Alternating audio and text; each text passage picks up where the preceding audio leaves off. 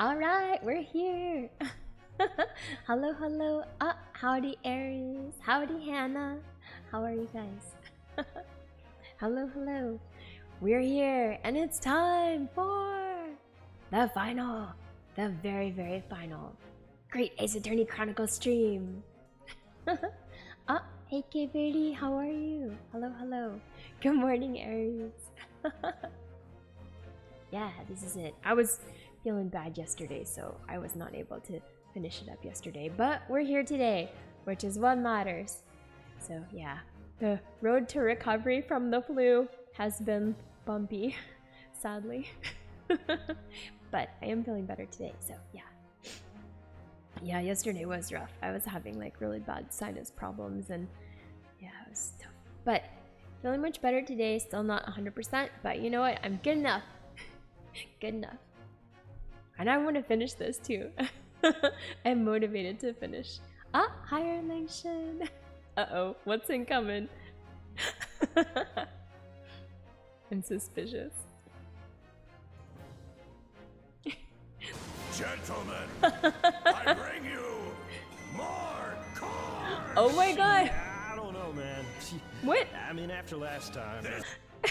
There's a more corn filler. That's amazing. Thank you so much, Erlinshin. Oh my god, more corn! Oh, you know what? I should get some of those like little bit things that you know when you can drop like the bits on people or throw the bits on people. I should get ones that are corn. That would be amazing.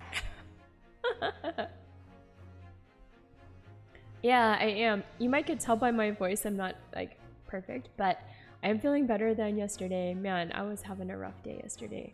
Yeah, the road to recovery from the flu has been bumpy. So, but yeah, feeling better, so that's good.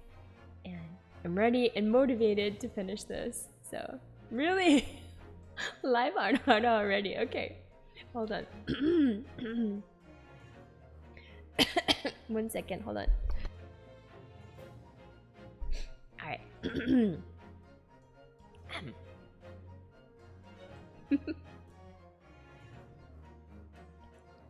Ara. Hope that was okay. Oh man. Alright, so where were we? Last time we were playing, so much has been happening. So we found out that Gregson's killer is actually Seishiro Jigoku, the judge from Japan. And then we thought the case was like done, but no, wait, there's more, because Kazuma-sama is like, no, I still have to like avenge my father's death and I need to prove that Barak van Zieks is the Reaper. And somehow this is actually like okay in the court, I don't know. But so I think then like the judge, or Strongheart, who is like playing as the judge for this case, is like, okay, I'll allow it. Or no, he's saying, no, I won't allow it. And then Sholmes came in and Sholmes was like, yeah, but you should totally do it because something about, is the autopsy report was actually like written by oh my god. So there's so many twists and turns. What was it? Oh yeah, it's Susato's dad, Mikotoba. Yeah, that's right.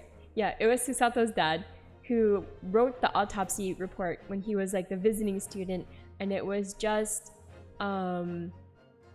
Wilson? No, the guy that got shot in the very first case in Japan. He just signed it, but it was like Mikotoba who actually wrote the report, and he's gonna testify now because he knows the details about Clint Van Ziek's death, and we're gonna uncover who's the Reaper once and for all. Maybe. I mean, I assume we are. It's the end of this game, right? So if we don't, then I don't know what's gonna happen. So I think it's ready to go. Okay, so let's go. We're in trial part 3. this must be the last part, so let's do it. Okay. I don't want to have my yuzu tea here, so I'm gonna drink a little bit of it. It's like a honey tea, like a honey citrus tea, so I'm finishing the whole jar of it since last week, which is pretty substantial. It really does help though with speaking, because it's like citrusy and also like sweet, so it's like soothing. It's kind of like a lemon honey tea, but Asian style. Alright. Alright, let's go. So, witness, please state your name and occupation for the court. Here he is! Eugene Mikotoba, lecturer in forensic medicine at the Imperial Yume University in Tokyo, Japan. Oh, we've got Gory here next to him. Okay. And Professor Mikotoba, the young lady beside you is? Ah, this is Dr. Maria Gory, Scotland Yard's practicing coroner. The daughter of Dr. Scythe, I understand. Yes, Dr. Scythe. I'm afraid I can't tell you why she's here. She just appeared.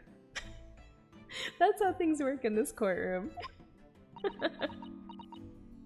Yeah.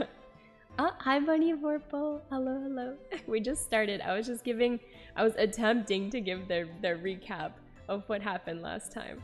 And we're getting Professor Mikotoba's testimony now about what happened with the autopsy of Clint Van Zieks and who's the Reaper, etc, etc. And then she's just here. I don't know why. She's just here. You summon this strange Japanese man as a witness to that autopsy. But you don't summon Mama. That makes no sense. She was there too. Oh my god, the knives. That's about the size of it. She's still doing the knives off on the side? My god, okay. I've had her eyes boring into the side of my cheek constantly, whilst I was in the antechamber too. Poor man. The idea of it's making me shudder. The revelations about Dr. Scythe that came to light some days ago defiled the reputation of the entire judiciary. She was therefore deemed unfit to appear as a witness in today's proceedings. Yeah, they're way too lenient. It's crazy. We've seen what, like guns, like explosives, firecrackers, multiple swords, knives.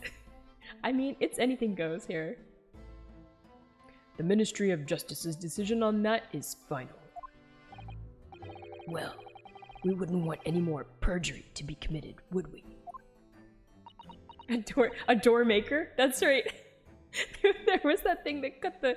It was like a crazy, like, table saw situation. Yeah, and an entire omnibus, which then caught on fire. So, yeah.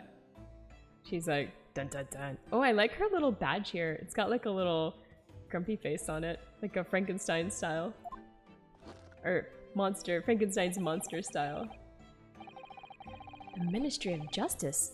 Some questionable strings are being pulled, I think. Ooh, okay. I remember you, Dr. Mikotoba. But I certainly never expected to be meeting you under these circumstances. Yes, it's been a long while, Lord Strongheart. The prosecution understands that you were a visiting student of forensic science in London until 10 years ago. That's right. I studied under Dr. Wilson at St. Sinners. So you were present at the autopsy of my brother, Lord Clint Van Zieks.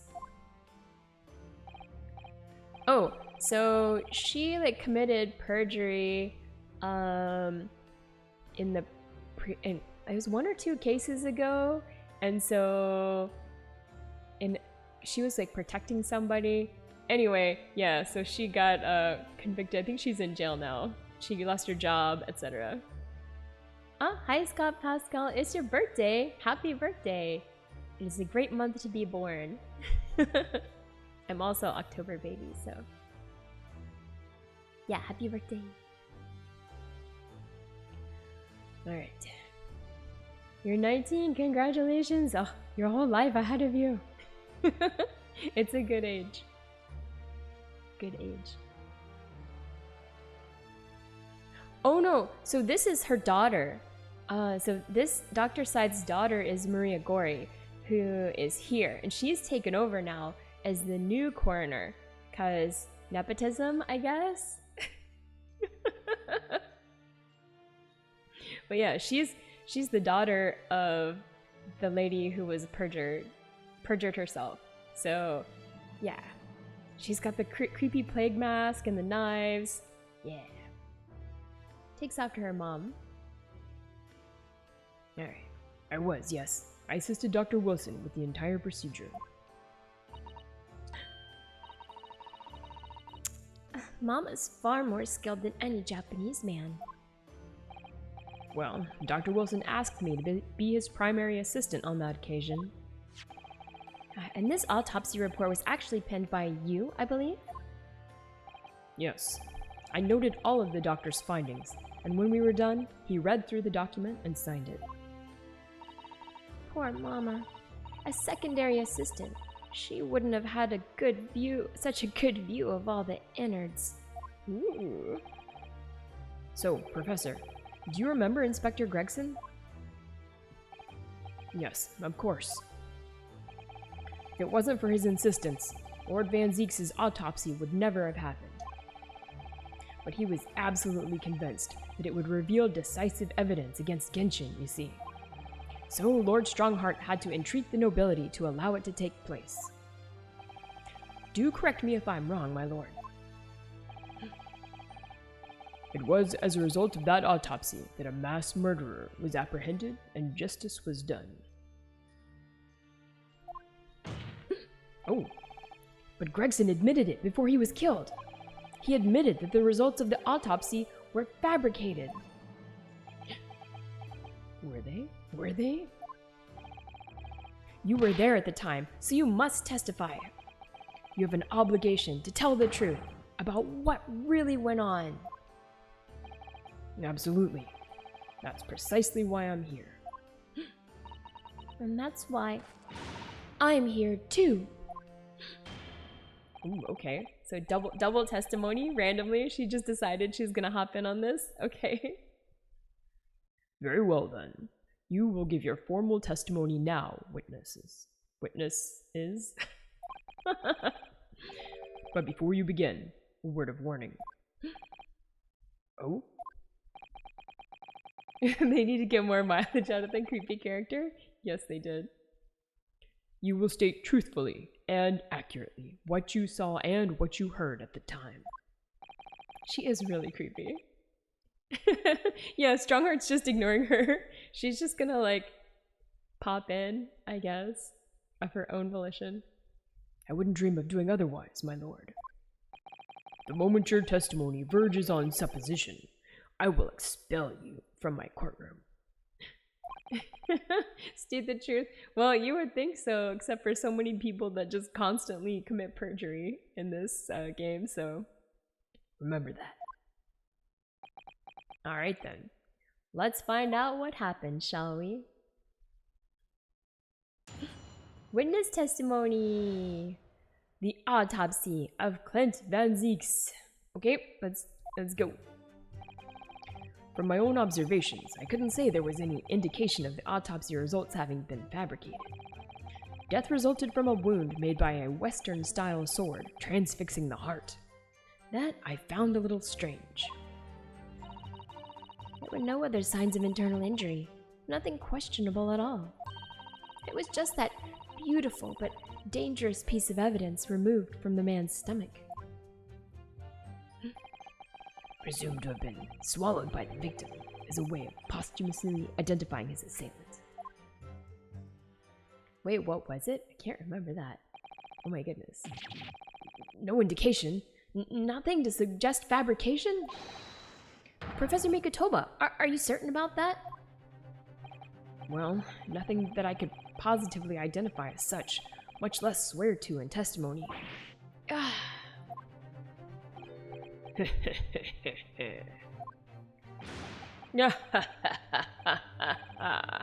Well, that clears things up nicely.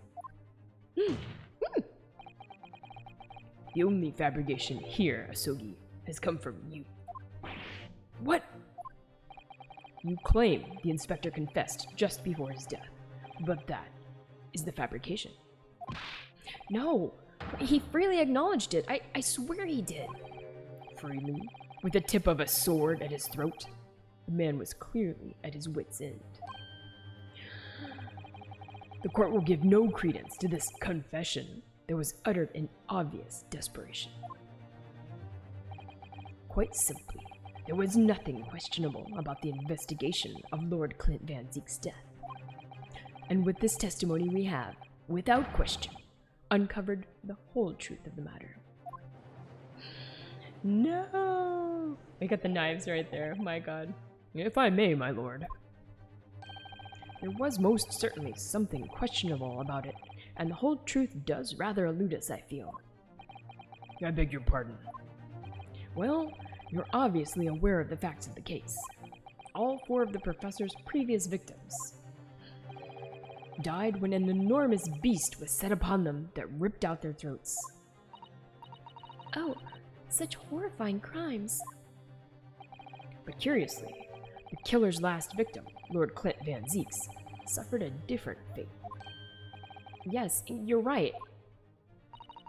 He was stabbed through the heart with a sword. That's enough. Wait, why are you trying to stop it? Huh? I believe I warned you about this, witness. I promised to curtail your testimony as soon as it entered the realms of supposition or speculation. Huh. Very well, my lord. In that case, the defense will pursue a conclusion to this during the cross-examination. What? I have the right to cross-examine every witness after testimony. And I fully intend to exercise that right. Yeah, let's go. Ryunosuke.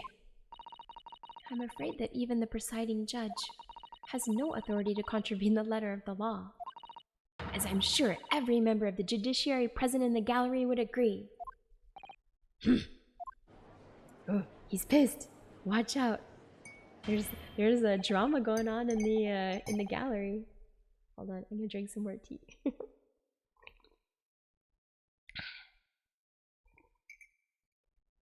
Tasty. Okay. Very well. You may begin, counsel. However, the moment your argument strays from the established facts, I will not hesitate to bring the cross-examination to an end. Proceed with caution. Yes, my lord. Alright, let's go. Cross-examination. The autopsy of Clint Van Zeeks. Alright. My own observations, I couldn't say there was any indication of the autopsy results having been fabricated. Hold it! Alright, hold it. You couldn't say? No, sadly not. But then you couldn't say there wasn't any indication either, could you? No, true, I couldn't. I was at Dr. Wilson's side as he performed the procedure, recording what he did. But at times, of course, he instructed me to fetch implements and such like. Whilst I was away from the operating table, obviously I could have missed something. And at those times, what was the secondary assistant doing? Ooh, your mom. Following this Japanese man's orders to adjust the lighting or pass in implements. But that doesn't mean Mama wasn't a vital part of the team. Quite, yes. So, would you kindly refrain from staring at my cheek like that? Professor Mikotoba, think. Was there nothing at all that seemed out of place to you? Well, yes, there was, as a matter of fact. There was? But what was it?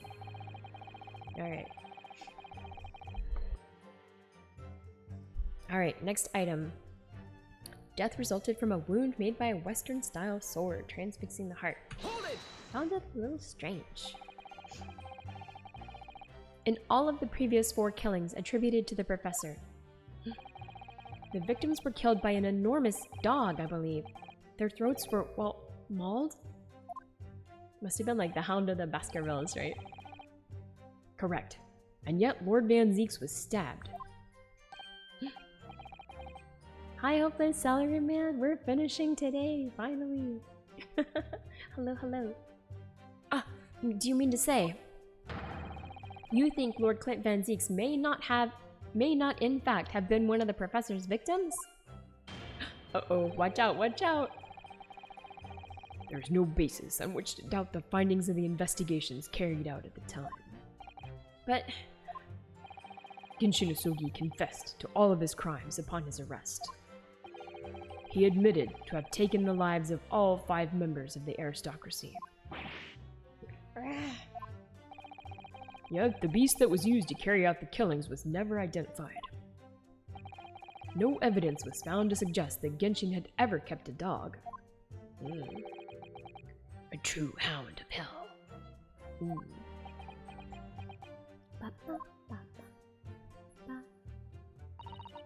Alright. There were no other signs of internal injury. Nothing questionable at all. Hold it! Are you sure? Are you sure? But, you weren't actually present at the autopsy yourself, were you, Dr. Gory? Does that matter? Well, I just wonder how useful your testimony can be in that case, really. I mean, it would be different if your mother, Dr. Scythe, were in the stand, but I've read all the paperwork about the case, and Mom has told me the story countless times. The statement I just made is exactly what's written in the autopsy report. I did confirm that myself at the time, it's true. Besides the stab wound, there were no other signs of internal trauma. I see. Anything else to say? Alright. Mama told me all about it. Oh? There's bedtime stories for this girl, I swear. She said there was nothing of note internally. But they did find an amazing piece of evidence. Something unbelievable. Unbelievable? What do you mean? Come on, Dr. Gory, what was it? Yes, yes. Come on. What? What? Alright. It was just that beautiful but dangerous piece of evidence. Alright. What is it? Let's talk about it. What exactly was it, though? What does beautiful but dangerous mean? Well, it was sparkly and round, with a hole, as if it might slip over a finger, perhaps. It was a ring, belonging to Genshin Asugi. My father's ring was inside the victim's stomach? At the time, Genshin wore a large ring on the digitus quartus of his left hand, the 4th or ring finger. I had understood it was some sort of keepsake. When my father left Japan for London 16 years ago, I was 8 years old. But I remember that ring. You do? My father's possessions were sent to our family home in Japan after his death, but the ring wasn't among them. Obviously not. It was a key piece of evidence. It remains under lock and key in the stores at Scotland Yard to this day. Yeah, sus. Very. After the autopsy, Genshin was summoned by the police to check for the presence of his ring. It wasn't on his hand, of course. Moreover, there were deep abrasions on his finger, where it had been pulled off. What? That means like someone must have pulled it off him though, right? Right? They arrested the man there and then, right before my eyes. How could they? Yes. I brought the ring along with me today. Wait, she did? What? Here it is. A bit dusty from years in the stores. Good gracious, yes, that's it. I haven't seen that in 10 long years. Wow, looks kind of crazy, to be honest. And that was found inside the victim's stomach? Yes, I'm afraid so. You hesitated there, Professor Mikotoba. Yeah, it does, right? Oh, it hurt on the way down. Should we read something into that? Yeah, well, just that thinking back now, I didn't actually witness the moment it was extracted from the victim's body. Oh my, really? Yeah, at that precise moment, Dr. Wilson had asked me to fetch him a new scalpel, you see. Ooh, that's super sus. Dr. Gory, the removal of historic evidence from the stores requires my consent, does it not? Uh-oh, she's in trouble. The mask is on. However it came to be here, the court cannot deny that this is crucial evidence for today's proceedings. Very well, you may submit it. Alright. Yeah, exactly, right. It looks dangerous. You wouldn't want to swallow that. That would, I mean, I guess if you're gonna instantly die already anyway, it's fine. But like, wow. Alright. Let's see. A ring belonging to Genshin Asogi found in Lord Clint Van Zieks' stomach during the autopsy. The claws clasping the gem look sharp enough to cause a very nasty scratch. It is in the court record. I want to take a look at it. Let's take a look at it. Hold on. Let's see. It's not the sort of ring normally seen in Japan. They almost look like claws protecting that jewel. Indeed they do. Let's take a look, shall we? I know, right? Looks really painful. Let's see. These fat claws are doing a good job of protecting the equally fat gemstone in the middle of this ring. Yes, if you were clumsy, you could give yourself a rather nasty cut on them, I should think. Ow! Now my finger's bleeding. Now the claws are really sharp. Oh my! That was very quick clumsiness, Mr. Naruhodo, even for you. Who would make such a dangerous ring? You couldn't swallow it without doing yourself some fairly serious damage, surely. Oh, yeah. So, like, there would be other things on the autopsy, right? Exactly. A sticky mochi bun of about that size would go down much better, with some red bean paste in the middle. Someone as clumsy as me would probably manage to choke on it somehow. Anything else here? Is there any, like, marks on it? I don't think so. Nothing out of place. Alright. I guess maybe that was the only thing. I don't see anything interesting here, so... Alright, I think that's gonna be it for that. Alright, let's go back. I can drink a little more of my tea as well.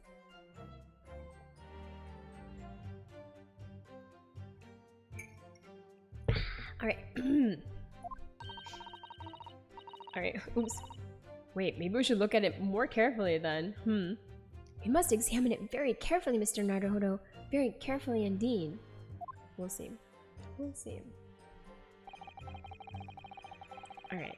Presumed to have been swallowed by the victim as a way of posthumously identifying his assailant. Alright. Oh, nice. the sunglasses. That's cute. And that was the decisive piece of evidence that led to Genshin Asogi's arrest? Correct. After further investigations by Scotland Yard, the man admitted to his crimes. That's a lie! My father was no killer. Eric Van Zieks, it was you! You twisted the truth to suit your purposes. Your hatred of me doesn't change the facts that were established 10 years ago. My brother Clint had closed in the professor. In the end, he exposed the man and put a stop to his lethal rampage. In the way only a man of my brother's caliber could. Oof. Who done it? Who done it? That's everything, is it? Oh, poor father. He looks so troubled. Perhaps because 10 years ago, something happened that's been weighing on his mind. Oh. I couldn't say, were his words. That phrasing was very deliberate, I'm sure. I wonder if he's had his suspicions all these years. If that's the case, we need to use this cross-examination to prove what really happened, and remove any trace of doubt. If we could establish that Kazuma-sama's claim of fabricated evidence was true... And we can't shy away from this now. Even if what we might uncover could lead to total calamity. Total calamity? What? Don't worry, Mr. Naruhodo. I'll be right beside you, whatever may happen. Alright, so now we have the ring. So I think we have to present the ring. We've already done all of like the pressing. So let's see. I think they gave us a hint. It's when he was like, I couldn't say it, right? So let's see. I found a little strange. I think that's fine. And then okay, this is questionable because right, if you swallowed that, there would definitely be internal injury. It would mess you up. It would mess you up. So I think we should present the ring on this statement. Nothing questionable at all. Objection. How about this though? How about it? Hi Soyu, how are you? Happy Tuesday. The court has heard that the ring was extracted from the victim's stomach. But you didn't actually see it being removed, did you, Professor Mikotoba?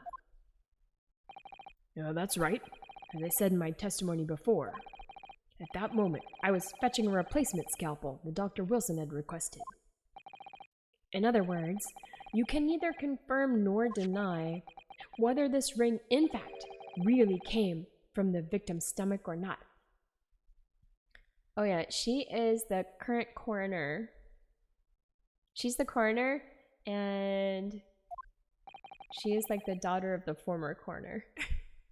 She's testifying in her mom's place. The coroner? I wish. Oh my god. What are you suggesting, counsel? That the ring was never in the victim's stomach to begin with. It's entirely feasible that Dr. Wilson fabricated that detail about the autopsy. What are you saying? That Dr. Wilson was in possession of the ring in advance, after it was somehow stolen from Mr. Asogi. And he produced it during the procedure, pretending to have found it there and then in the victim's stomach. Objection! Ooh. My goodness. Supposition at best. What possible evidence do you have to support such a rash claim? This evidence, right here. That's the autopsy report. It's explicit in that report, counsel. Other than the ring, nothing unusual was noted internally, so I'm not sure how you intend to prove your point. You've already done it for me, my lord. The lack of internal injury says it all. What? To swallow a ring of this size would require considerable effort and determination. And in addition to its size, there are these sharp claws around the gemstone to contend with. My brother was a determined man, and on the brink of death, even more so, I'm sure. He would have stopped at nothing to ensure that evil killer was brought to justice. But if he really had swallowed that enormous ring, it's inconceivable that no traces of its passage down his throat would have remained as internal trauma. No. Inconceivable. Inconceivable. And there you've arrived at the sticking point. Whoa. That's precisely why I had my doubts about the finding myself 10 years ago. Then why didn't you say something at the time? I did. I still remember the conversation I had with Dr. Wilson in the laboratory that day. It's all coming back now. All coming back is coming back to me now. Look at this. Now, this is a very curious thing to find in a man's stomach, wouldn't you say? But isn't that rather peculiar, Dr. Wilson? What's that now, Mikotoba? Well, if he swallowed a ring of that size with those sharp metal claws that it has, surely you'd expect to see damage to the throat and esophagus, torn mucous membranes at the very least. Dr. Mikotoba, may I remind you that I have vastly more experience than you. I'm terribly sorry. I can think of plenty of ways to explain why no injuries would be seen. Now, let's say this. The victim would appear to have ingested the item as evidence to identify his assailant. Go ahead, write it down. Ooh, snap. It's all lies. It's all lies. So I was right. Dr. Wilson deliberately fabricated the results of the autopsy to implicate my father. Uh-oh. Uh-oh. Watch out, watch out. I'm disappointed, Counsel. That argument is nothing more than speculation. I can think of plenty of ways it could happen, but I won't tell you any of them. That's right. I mean, I can think of some ways, but... Oh yeah, this isn't a, the judge is actually the, he's the guy in charge of, like, all the judicial stuff in Great Britain currently. Yeah, yeah.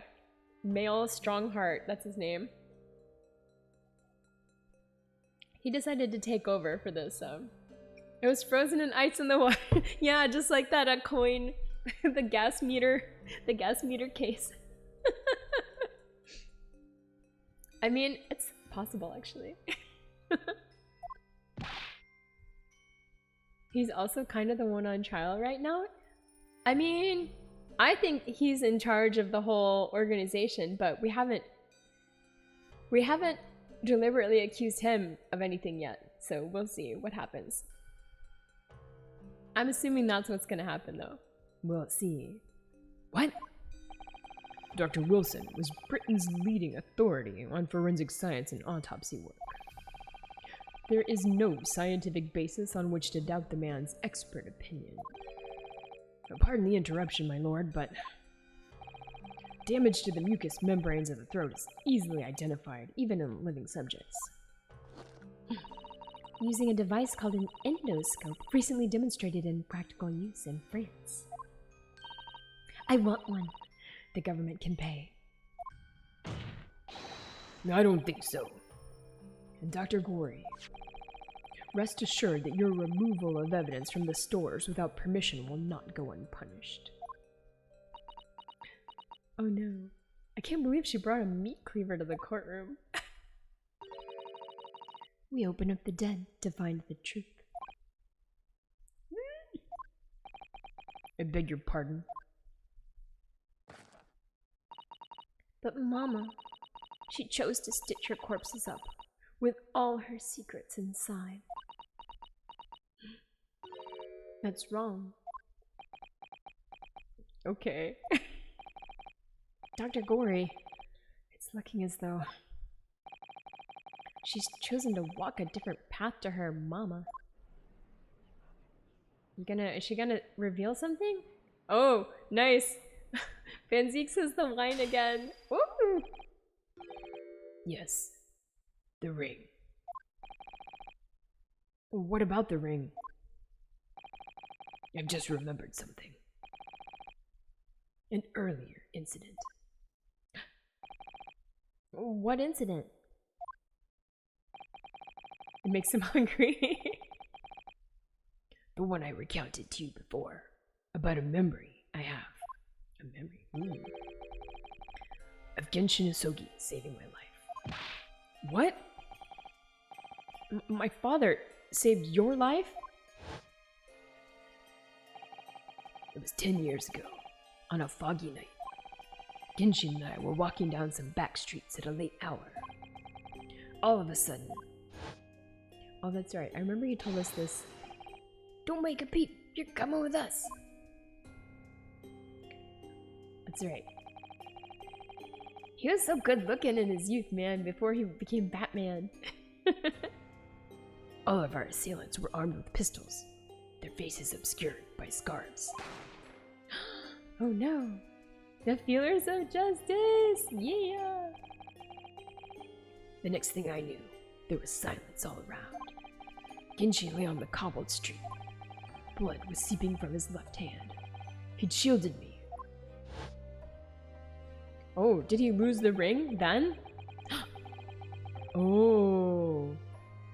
It was on the ring finger of his left hand, that he used to wear that ring. Oh, so do those people steal it? Are you saying? I've always believed those thugs were after me, but now I'm starting to question if perhaps I wasn't the intended target after all. Wait, but... So dramatic. Genshin was arrested 2 days after that attack. And in that short interval, the decisive evidence needed to indict him was miraculously found. You mean the ring was stolen from him? You think that's what those thugs were after that night? Oh my god. Objection! Wait, from who? Oh, from you. Kazuma. But what does it all mean? What does it all mean? You pathetic coward. You expect me to believe that you weren't involved? What do you mean by that? It was you, wasn't it? You're the one who took it. You stole my father's ring. No. You set the whole thing up so you could paint him as a mass murderer. Oh my god. Kazuma. Open your eyes. Ryunosuke? You must know deep down. The truth can be completely obscured even when your judgment is only slightly clouded. But at the moment, you seem to be floundering through a dense fog. Yeah, tell him! Tell him! Is that why you were so insistent I should be present in this trial? To see you like this? I know. You're having a rough time there, buddy. Well, this is an amusing spectacle. What a grandiose expression on your face, as if you were Lady Justice herself. It seems you thoroughly convinced yourself of this alleged fabrication of the autopsy results. So much so that you're apparently blind to the blatant contradiction that would be born out of it. What? Though it's extremely hard to believe, let us imagine that there was some misconduct during the autopsy. If that were the case, why would Asogi not have disputed the findings in his trial? Oh. Yeah, why did he confess? In the closed court hearing 10 years ago, the defendant never once denied the claims against him. Isn't that right, Lord Van Zieks? Yes, that is indeed correct. Upon hearing the verdict of guilty, he merely closed his eyes, quietly accepting the judgment. That is sus. Why did he say something?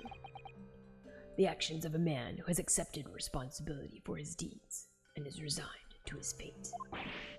But then...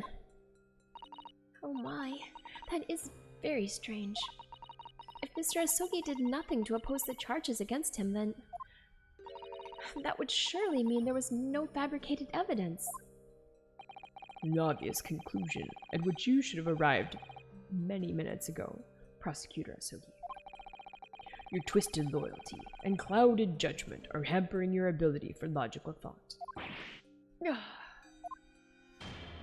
Damn, the unicorn has come down. Genshin Asogi's silence at his hearing can mean only one thing. There was no fabrication of evidence during the autopsy of his final victim 10 years ago. What? Say it ain't so. What? But if that autopsy was all above board, I don't know. There'll be nothing to stop Lord Strongheart bringing this trial to an immediate conclusion. Objection! Oh, okay. What? Drama. Okay, hold on. Thank you, Ryunosuke. If it wasn't for your frank words just now. I'm finishing my tea. Hold on. 1 second.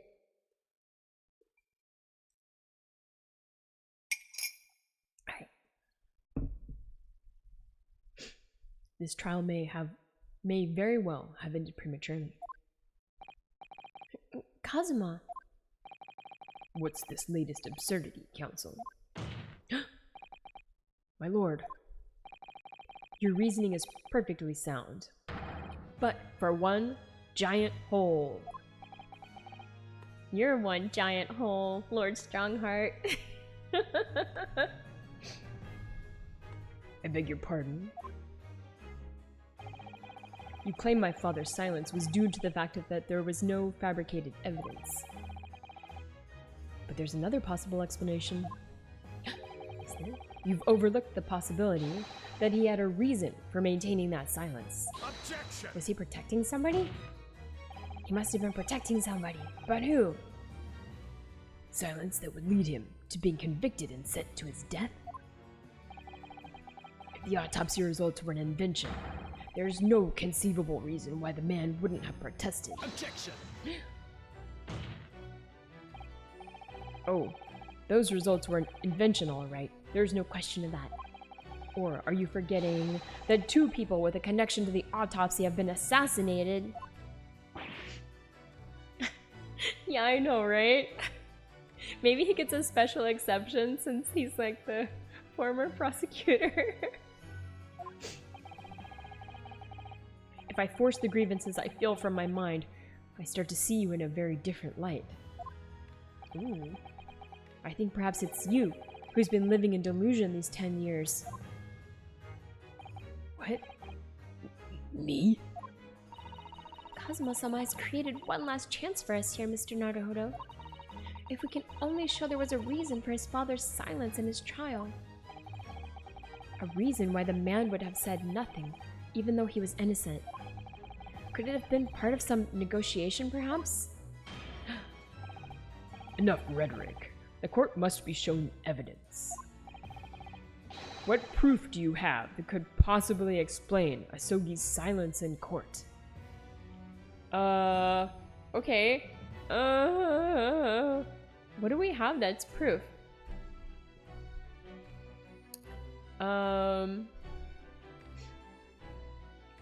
We've got not this. This guy. We still don't know why this guy got dismissed, right? If we don't know why this guy got dismissed, it might be it. Not this, not this, not this. No, no, no, no. We already used the autopsy report, I think. I think it's gonna be... I think it has to go back to the dude. And we still have this, though. We still have these, like, Asogi papers, but they don't have, like, anything useful on them. I feel like it's gotta be the... We have to... Maybe we can talk to the dude again? This guy? Maybe. Should we... I think... Okay. That's right. He was... Oh! Okay. Ah! Naruhodo. So I think we should present this because... So I think that he accepted it because he thought he was gonna escape. Right? So this guy was gonna help him escape. The jailbreak was happening, so he was just like, okay, whatever. That's why he didn't argue. And then he was just gonna like escape and run away or something. That's what I think. What was in the Asogi papers? It was just papers saying that it was his, let's see, we can look at it. Yeah, it just said that give everything to his son. And I accept my fate and I regret nothing. That's it. Yeah. It doesn't... I feel like this is gonna have to come back because we haven't used this at all yet. But it doesn't seem useful yet. I think this we're gonna have to present because I think he was silent because he thought he was just gonna get away.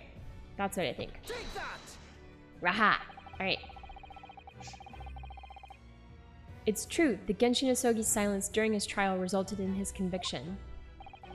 But that didn't actually lead to his execution. On the contrary, It led to his escape, right? Yeah. He's gonna get away. An escape that was only possible because he'd been sentenced to death. Although I find it hard to believe my father would have negotiated in that way, the defense is correct. A fake execution, falsification of a death certificate, and a jailbreak inside a coffin. Clearly, such an elaborate plan couldn't have been carried out by my father alone. This doesn't make any sense. I mean, yeah. You must have had the help of a collaborator from the judiciary. Ah, yeah. That's right. The chief warder. The guy who was, I don't know, there's too much story. There's too much backstory in this one. I have here the dismissal notice of the chief warder who was working in the prison at the time. The notes read, there are indications that the jailbreak was in planning prior to the inmate's incarceration. Yeah, why would you plead guilty? Just to maybe escape from jail and avoid execution? Yeah, exactly. Well, he must be protecting someone, right? He must be protecting the real criminal, the real Reaper. Oh, no, sorry, not the real professor, the guy who was actually murdering people. Because otherwise he would want the real professor to get caught, right? So that means Genshin Asogi is trying to protect the real professor. But who is it? I don't know. In other words, there were suggestions of some sort of negotiation between Mr. Asogi and the British government. So he's saying that it was like the people in charge even? Oh, wow, okay. In exchange for silence in court, he was given an assurance that he would be broken out of prison. Yes, with that sort of clandestine agreement in place, I can imagine he would have kept very quiet. Oh, so like maybe the government wanted to cover it up? And so they said, hey, why don't you just say you did it, and then don't worry, we'll like get you out of here, but you need to help us out? But why? Why would he agree to that? It's all sus. I would go further than that. In fact, I would say that the elaborate jailbreak of Mr. Asogi can be explained in no other way. Oh my god, but what? Okay. Order! First fabricated evidence and now a jailbreak conspiracy? Of course, because it's all intimately linked. The prosecution wishes to summon new witnesses to the stand. Witnesses? People who can testify about the jailbreak that took place 10 years ago. Governor Caden and the poor chief warder of the prison. I won't allow this trial to turn into a farce. To summon the governor of the prison after all these years. Conspiracy? A jailbreak did happen. Yeah, we know for real the jailbreak actually happened. So, like, regardless of all these stories, like, we know he was, like, alive when he came out of the coffin, even though he got shot afterwards. Oh, it wouldn't be any trouble, my lord. What? Father. My dear friend may appear a little rattle-pated at times, but I can assure you he's extremely thorough. He wired both Barclay and the local prison earlier. Asking Governor Caden and Mr. Vigil to attend the Old Bailey is a matter of extreme urgency. Man, Sholmes is just on it, that guy. This whole time he's been playing the fool, but he's no man's fool. Mr. Sholmes did that? Why are you telling me that? Well, both men are, unless I'm much mistaken. Waiting just outside the courtroom at this very moment. Drama! Alright, bring him in. My lord, you must permit this trial to proceed as you declared at its outset. You promised that we would stop at nothing to uncover the whole truth behind these disturbing findings. Yeah, we got you now, buddy. I don't know how, but I feel like we do. Very well. Bring in the witnesses. You can't say no, because we got all the people here in the gallery. You say it's a closed trial, but it's not that closed. Make no mistake, I too would like nothing more than to lay this business to rest once and for all. Yeah, I bet you would. I bet you would. Whew. Lordy. Alright, who do we got? Here they are, here they are. Yes. It's closed except for the 15 witnesses and everyone in the gallery. It's the only thing it's not closed to is a jury. Or the only thing it is closed to is a jury. It's open to everyone else as far as I can tell. And it's also open to weapons. Bring, choose your own.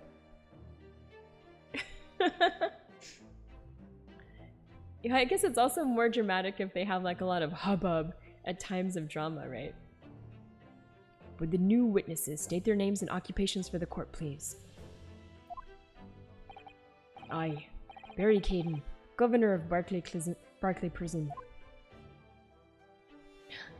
Oh, everyone calls me Gossip. I sell jaunty little oh. He's Gossip now? Your other persona, if you don't mind. That's right, he was playing like the street guy, right? That was like selling gossip to random passersby for tidbits. Oh, I do beg your pardon, of course.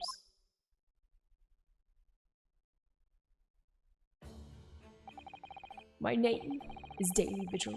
I used to be the chief warder at Barclay Prison. The reason you've been summoned here to court today. Yeah. He loves banging that unicorn gavel. It's intense. Is to testify about the jailbreak of the so-called professor 10 years ago. Yeah, you gotta have the audience murmuring 100%. Whoosh, the professor!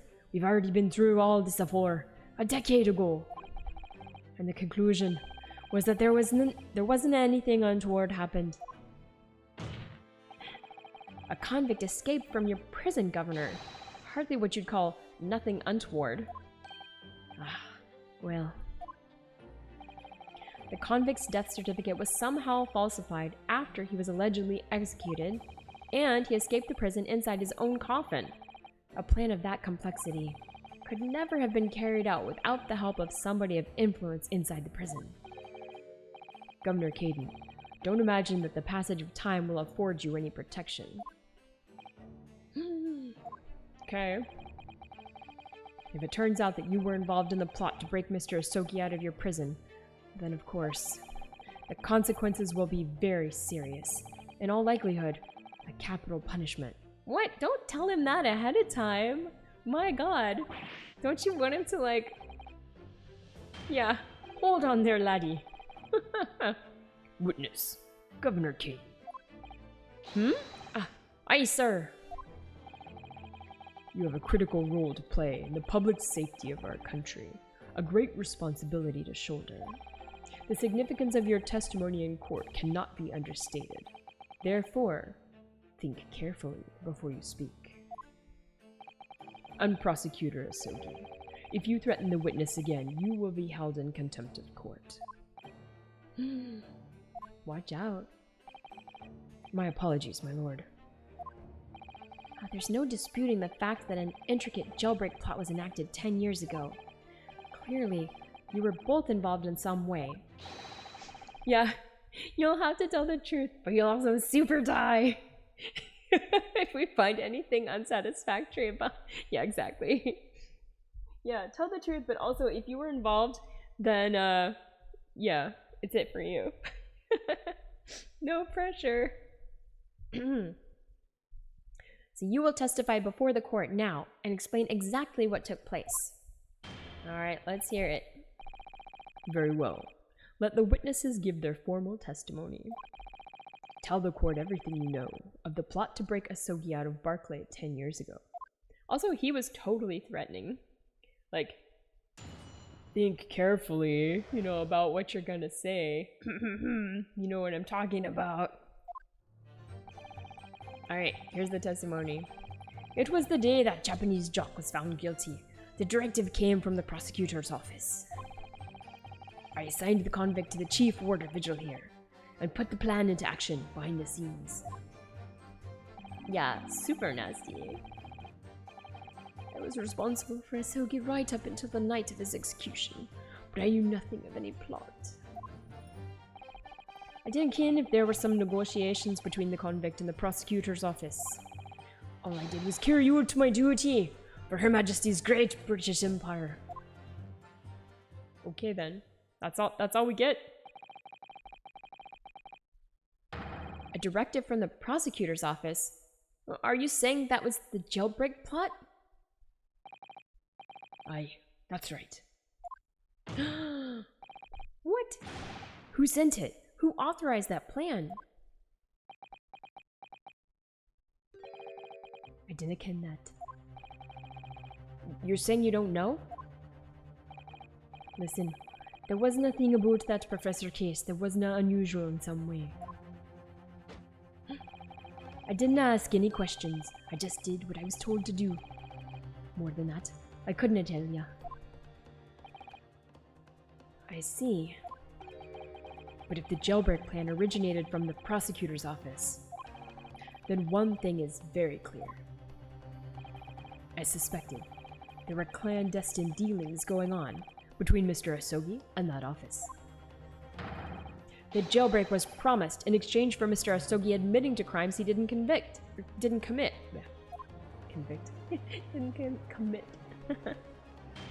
Ooh, unicorn come down. That, counsel, is nothing more than speculation on your part. So, let me ask the defense. Oh, yes, my lord? I fail to see how these witnesses have any more pertinent information here. Do you intend to assert your right to a cross-examination? You're afraid it's gonna snap? It seems solid. I feel like it's solid. We'll see. Absolutely. I have no intention of squandering a single opportunity, my lord. Alright. Seems all you Japanese are fiercely tenacious. Boom. He's hitting it with like the nose. So, very well. Proceed, counsel. Alright, let's see. Cross-examination time. The jailbreak plot. Let's talk about it. Alright, it was the day he was found guilty, the directive came from the prosecutor's office. Hold it! Hold it! And you say you don't know who actually issued the directive. He's really on the nose. I see what you did there. Aye, that's right. All I can be sure of is that it was official. But if it was from the prosecutor's office, that narrows down who could have issued it straight away. And it wasn't me. I can't even say with certainty that it did originate from the prosecutor's office. What? There's no telling where it started. There's a fair chance it came from higher up the ladder. Basically. I cannot give you any indication of who was behind it. You can't be serious. All we can say for sure is that the order must have come from somebody in authority, I suppose. The likes of us on the ground, as it were. Didn't bother with idle speculation. We just get the job done. Okay then. Alright, next statement. I signed the convict to the chief word of vigil and put the plan into action behind the scenes. Hold it! Hold it! So, Mr. Vigil, you didn't know anything about it at all?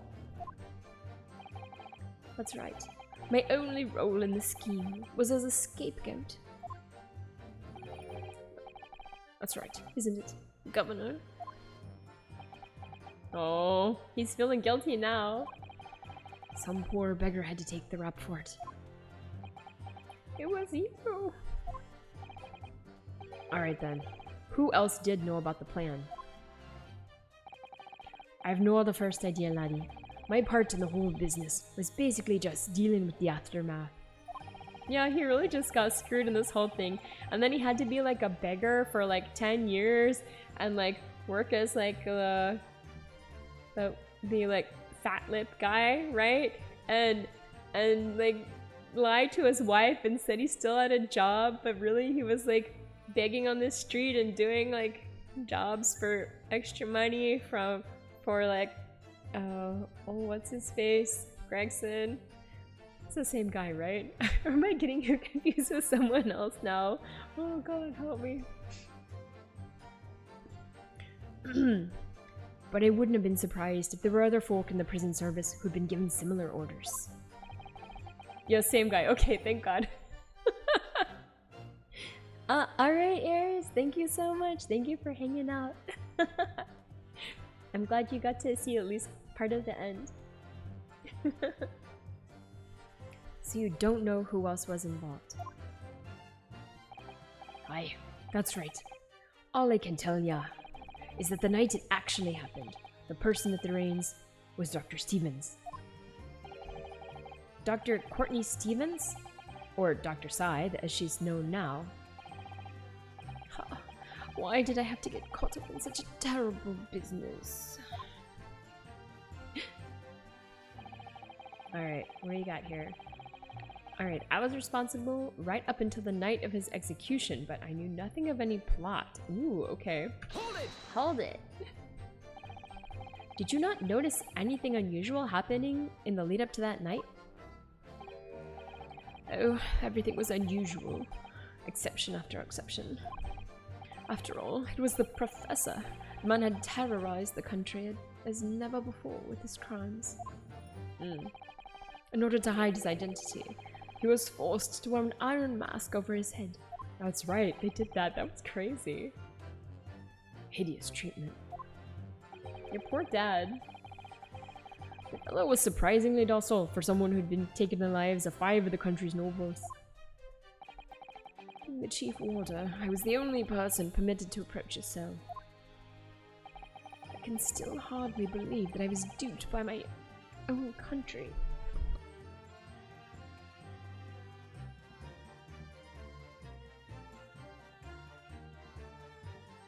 Sorry about that. Coughing a little bit. I believe you jumped from the window of the governor's office when the jailbreak was blamed on you, didn't you? That's right. Gosh, Vigil, I cannot apologize enough. No, Governor, I don't believe you can. It won't change what's happened. Yeah, harsh, but fair. And what else can you tell us about the situation, Governor Caden? Nothing? Nothing? That's it? Alright, he didn't know if there's negotiations between the convict and the prosecutor's office. Hold it! Are you sure? But you've already acknowledged that orders came from the prosecutor's office to arrange for the man's escape. There must have been some sort of negotiation. It's the only explanation. Aye, well, be that as it may, I didn't ken nothing about it. The witness stands no place for telling what you don't know for sure. I ken that much, I do. And then I presume you also know this. Not telling what you do know is a criminal offense. Is that true? I'm not even sure if that's true anymore. What a mystery. Okay. I mean, maybe in this courtroom. So you were just following orders, is that it? I'm afraid that won't absolve you of guilt here. A man was still killed illegally, even if he was a condemned criminal. That's where he got shot outside, right? You may very well be found complicit in murder, Governor. So that's what it's to be, is it? Even with the threat of conviction, you won't break your silence. Oh, he's not talking. Alright.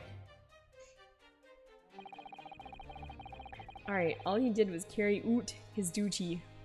Alright. Hold it! Hold it! We're getting a lot of information here that's useful. Did you carry out the plan in its entirety? So far I haven't found anything useful so far, but we'll see. I did everything I could at the time. As you know, Genshin Usogi was shot dead in Lowgate Cemetery after the escape. Tell me, was that part of the plan too? My instructions were to do with getting the joke out of jail and nothing more. I cannot tell ya anything about what happened after that. Personally, I believe his death was the last part of the plan. What? What? Hello, hello. What's going on here, buddy? Excuse me. Excuse me. Mr. Vigil, is something wrong? He was like going crazy. He's like, "Woo." Yes, sir. What can I do for you, sir? Oh no, is he having like another flashback or memory thing? Oh, he's saluting now? What is it? Some sort of Barclay convention? What Governor Caden was just saying seemed to upset you. Did it bring something to mind, perhaps? Did it?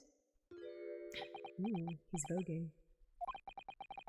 For the last 10 years, I've completely blotted out the memories of that time from my mind.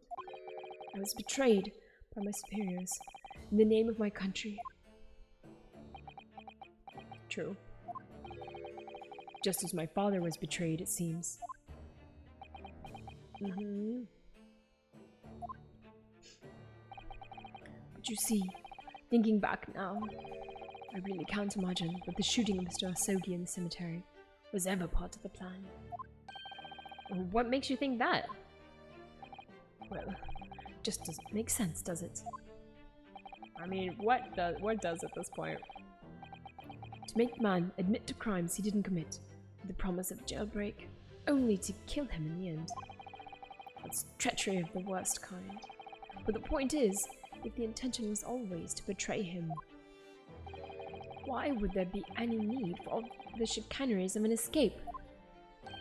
Good point. Yes, that's quite true. If whoever negotiated with Asogi never intended to keep his or her end of the bargain, it would have been far simpler just to let the man be executed in prison, as dictated by his sentence. This is very true. Better Call Saul reference, really? I haven't seen Better Call Saul. I still haven't finished watching the original show. Oh my god. I can't remember the name of it right now. My mind is blank. I got only like through the first season and then I was like, it was too stressful for me to watch. It all happened in that vast chamber of secrets that is Barclay, behind the high prison walls. I suppose nobody knows what really went on in the execution room now. Yes, it's an unsettling mystery, certainly. I'm getting more information. Finally? Something coming to light? Yeah, Breaking Bad. I liked it, but it was just stressing me out. I have a hard time watching shows if they like stress me out. It was really well acted and the story was really good. But, oh man, yeah, it was a little stressful to watch it. I gotta keep it light, like Ace Attorney, I guess. Truth be told, there is a wee matter that's never quite made sense to me. Oh, okay, something's coming up.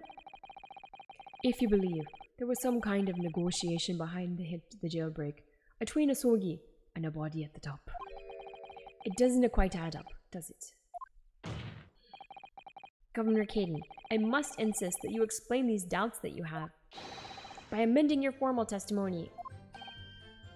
Gods, aye, go on then. Okay.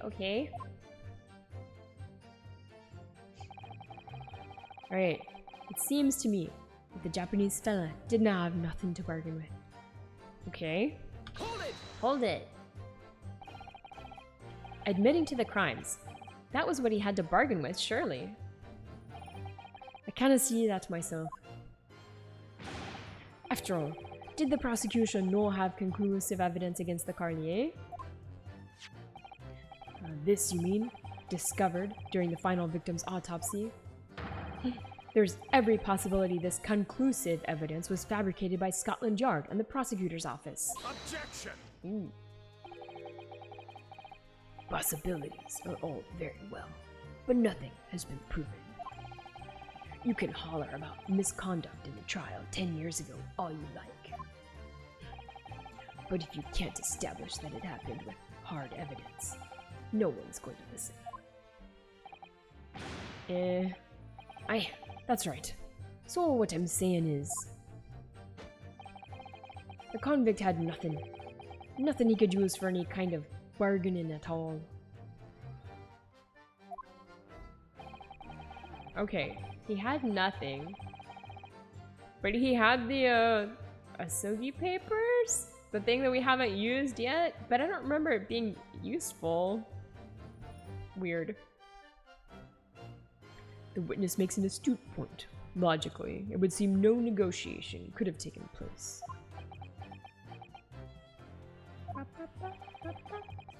And yet the plan to break the man out of prison was definitely put into practice. So he must have been armed with something that gave him an angle to negotiate. Maybe there's like secret ink on the papers or something? I don't know. There's gotta be more to them because we haven't used them at all. That's the only thing left, so something? So Asogi-san agreed to confess to the crimes because he was assured he'd be broken out of prison later. Yeah, he wasn't even supposed to have paper. And then he had them and he gave them to the prison warden, right? And the warden gave them to us? And was like, don't tell anyone I gave these to you. And then we immediately took them to Van Zeek's, right? Oh, that was crazy. I really don't think that Kazuma-sama's father would have engaged in such negotiations. Then perhaps something compelled him to agree. What a terrible thing. Using law to legitimize such underhand dealings with a desperate man. Only to double-cross him in the end. It's quite the opposite of justice.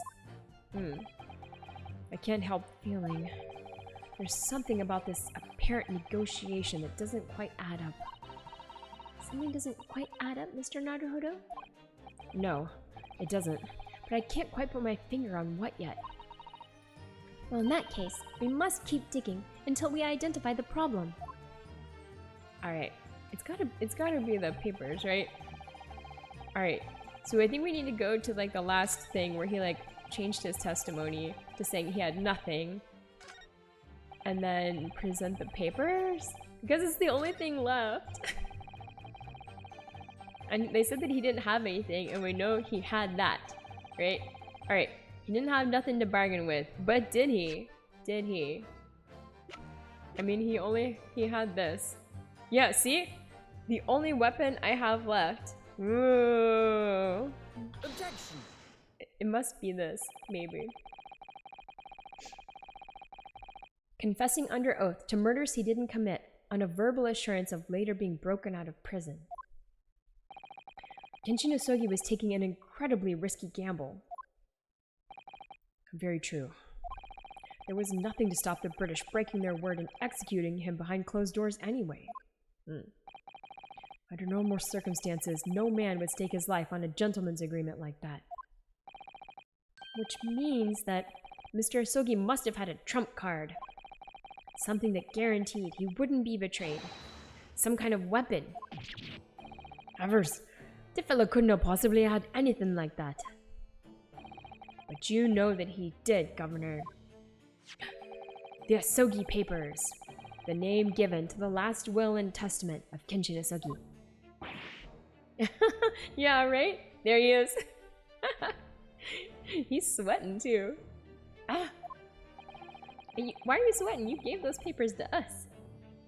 Oh, good night, Soyu. Thank you for hanging out. No worries, no worries. Thank you for hanging. It turns out that Mr. Asogi was hiding his will in his cell at Barclay. Chief Warder Vigil caught him with it one day. You squealed, did ya, you wee rat? Did I not tell you to keep that a secret? You can't touch me now. I mean, he's touching him. Yeah! When Mr. Vigil caught sight of that will through the bars of the convict's cell, Mr. Asogi pleaded with the warder. Alright then, but what's on that paper? The last will and testament. This will is the only weapon I have left now. But how? But how? A weapon? and after the convict had been killed following the elaborate pretense of the jailbreak. That document mysteriously disappeared, didn't it? Well, yes.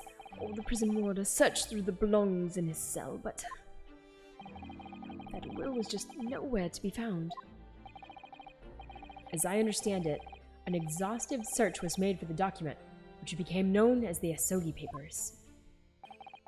Governor Caden, I believe you ordered your prison staff to find it at all costs, didn't you? Would I be right in saying you knew? You knew that the so-called Asogi Papers had the potential to make great waves somehow. What the blazes are you blethering about? The will was found right and proper. In the fella's cell, right where I said it would be. How can that be? Where in his cell? We all searched the place from top to bottom. Well, you didn't do a proper job, eh? You peely-wolly galoot. You can't criticize me now. I showed it to you all for. Did I know? You're on lawyer. Yes, you did. I have the document here. It's written in Japanese and reads, The Last Will and Testament of Genshin Asogi. Which means everything is as it should be. Not quite, my lord. You see, there's an undeniable inconsistency here. Wait, there is? What inconsistency? Mr. Asogi described this document as the only weapon he had left. And yet, this will contains nothing of significance at all. Nothing that would have given the convict any leverage. Wait, they also let him keep his sword in his cell with him, didn't they? Remember they said that, right? So he actually had a literal weapon left. But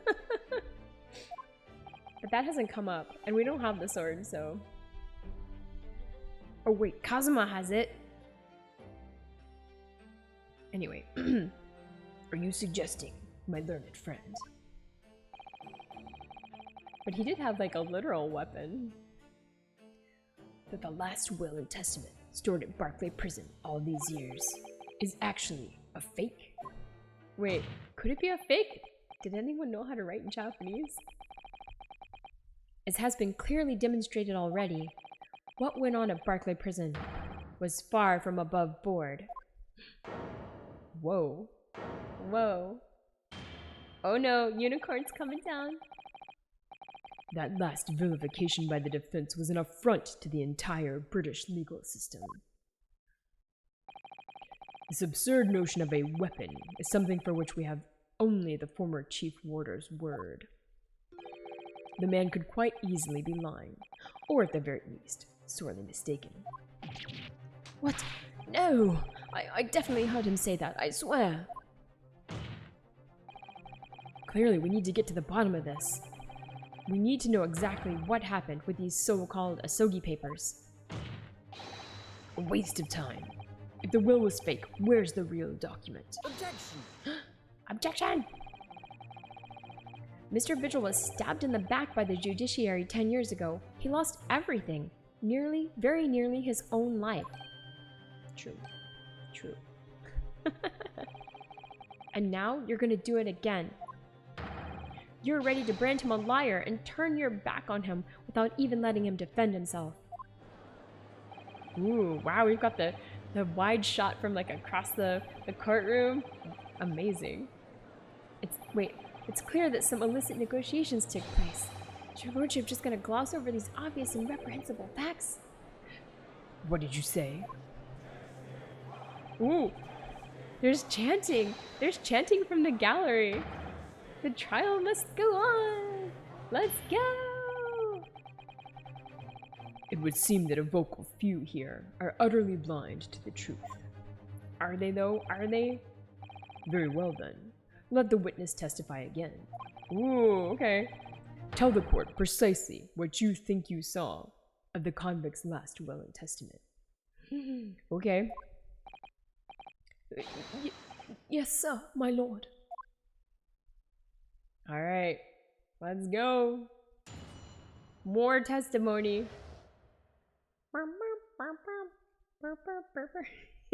The Asogi papers! As the warder responsible for condemned convicts, I attended to Mr. Asogi and kept watch over his cell. The night after he was found guilty in court, he was doing something with that will in his cell. But what? We turned the cell inside out, looking for it after the execution, but to no avail. I only found out about the Asogi papers when a directive came telling me to impound them. The document was in the folds of the fellow's robe that was left in his cell. A kimono, I think it's called. Alright, let's see. His kimono? That's a lie. We searched every inch of the man's cell. We looked through all his clothes. It can't be true. Were you no satisfied with calling me a lawyer the once, eh, you wee waffinger? There's nothing you can do about it now. You don't have any hold over me anymore. Other than the hold you like to take on my cravat. Of course. Is that what you're going to do? Is it? Are you going to give me a good shake again? Or are you too scared? What is... They just did the animation like without the guy, and then they're doing it with him again. Oh my god. Little and large, what a double act. We complied with Asogi's will as far as was possible. All of his personal effects were delivered to his family home in Japan. As a courtesy to the homeland of the most notorious killer our country has ever seen. Man. And we were much obliged. I can confirm that all of my father's belongings arrived safely. Aye, and you cannot deny the handwriting is that of your old man, eh? Yes, there's no mistaking that it's my father's brushwork. Really? And this last will and testament was the man's last weapon, was it? I think we can safely assume that the convict was merely prattling, knowing that his end was nigh. Dun dun dun! Oh! So, counsel for the defense, your cross-examination, please.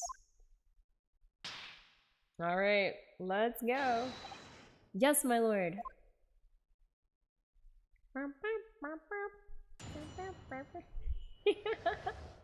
The Asogi papers. Cross-examination time. Alright. I attended to Mr. Asogi and kept watch over his cell. Hold it! So, would that mean that you conversed with Mr. Asogi? Yes, certainly. But there was precious little time before his execution was due. He was remarkably calm, considering his days were very much numbered. In all honesty, he really didn't strike one as a man capable of mass murder. Yet he confessed in full to the crimes. I know. That's why I felt compelled to ask him one day. I can still recall his reply. I'm guilty of the unforgivable crime of ending another human's life. Yes. So he said he killed somebody. But who? He was so tranquil and intelligent to put me in mind of an Eastern holy man. And what about the will you saw him with? What can you tell us about that? Nothing. Voguing was the beginning of all the drama. I remember it very well, yes. What's that slap about? Alright, he was doing something with that will in his cell. Hold it! But what? And he pleaded with you not to report him, didn't he? Yes, that's right. I like the Bampot jar. You didn't tell me. A blatant breach of trust that was. I could see that that man had a noble spirit. I found myself wanting to treat him accordingly. But according to what you told us 2 days ago, the convict had been strictly forbidden from having any writing materials whatsoever. Yes, you're quite right. So when exactly was the will penned? That was before the man was remanded in Barclay, obviously.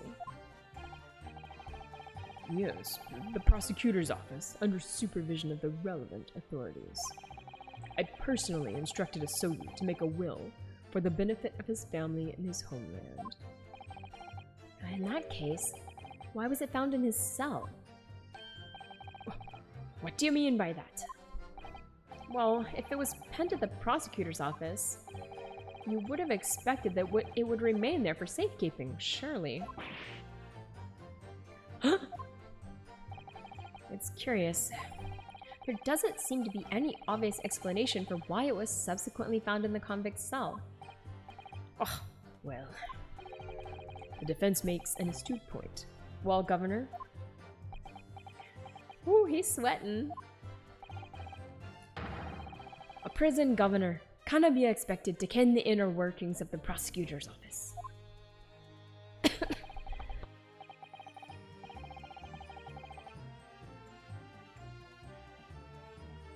Sorry.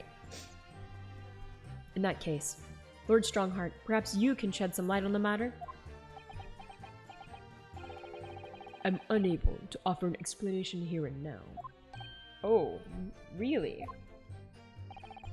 I would have to consult with the notary responsible for the will at the time. Ooh, okay. The fact that my father's will was discovered in his cell is clearly inconsistent with what was expected. I want to know why. Another inexplicable mystery, then. Yes. Well, thing is about that will. What do we got? What do we got? We turned the cell inside out looking for it after the execution, but to no avail. It was the governor who ordered the search for the will, as I understand it. Is that right? Yes. And when I reported back that we couldn't find it, he grabbed me by the cravat and yelled, "It cannot have disappeared completely," in my face. Well, it's due to the governor to keep everybody working as hard as they should. I think the governor needs a wee taste of his own medicine, Mr. Naruhodo. The point is, it was clearly considered a very important document, wasn't it? But it proved impossible to find. That's right. And before I knew it, it was in the morning paper, that blood-curdling article. The executed mass murderer who'd risen from the dead. Oh, you mean... The article based on Mr. Drebber's experience in Lowgate Cemetery.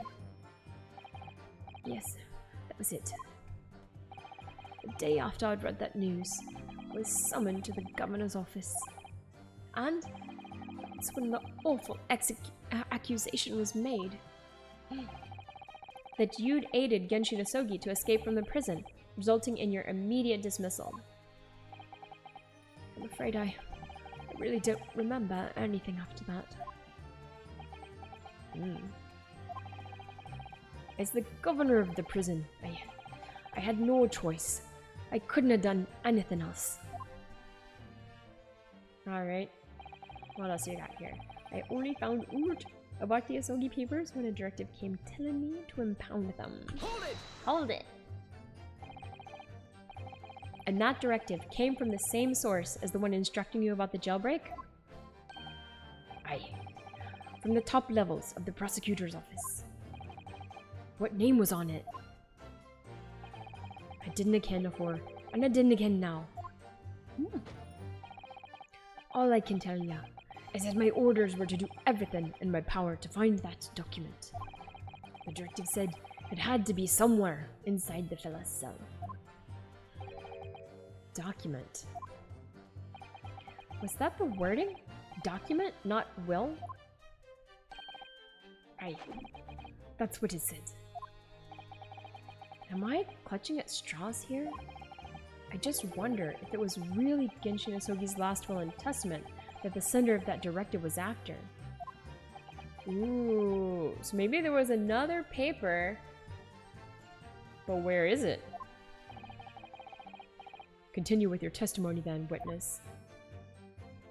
If there's another paper, could it have been like with his things that got sent?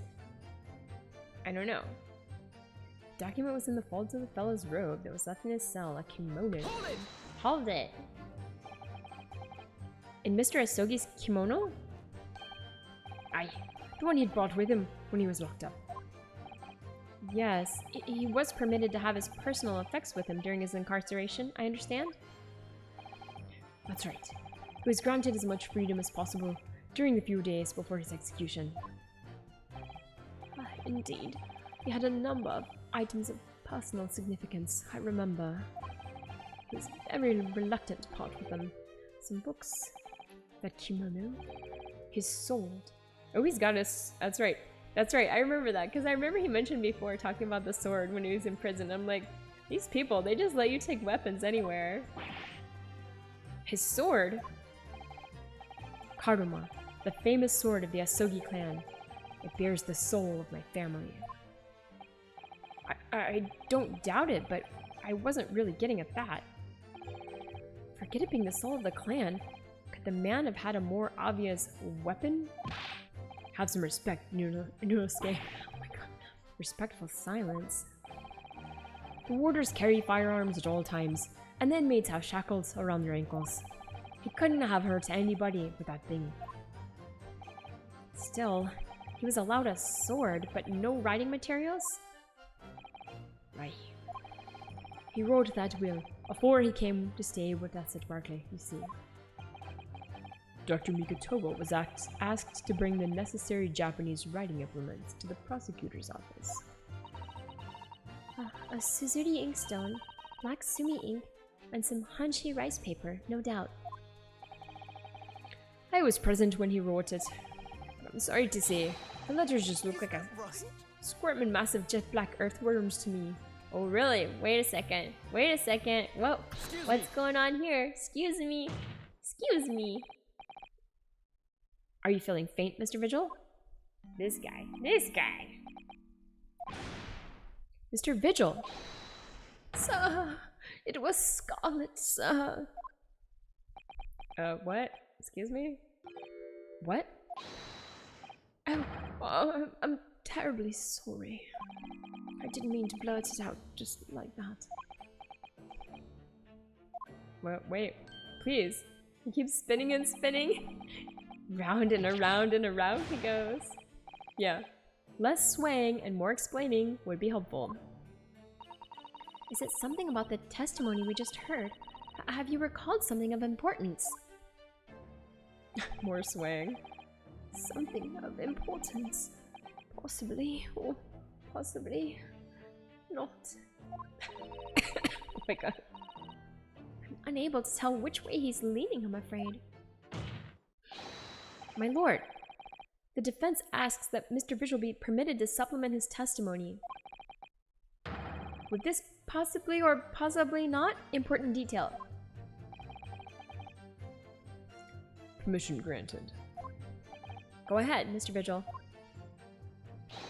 Yes, it was Scarlet.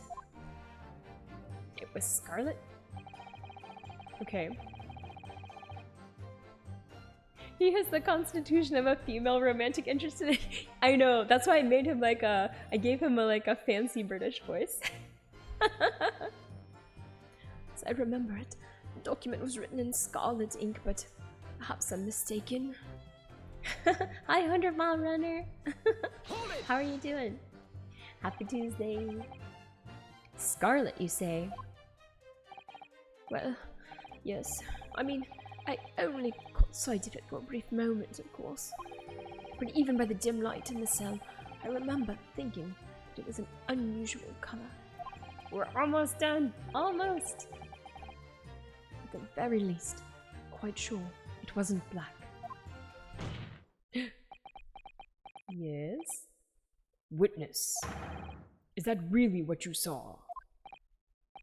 Glad you're doing well. What, sir?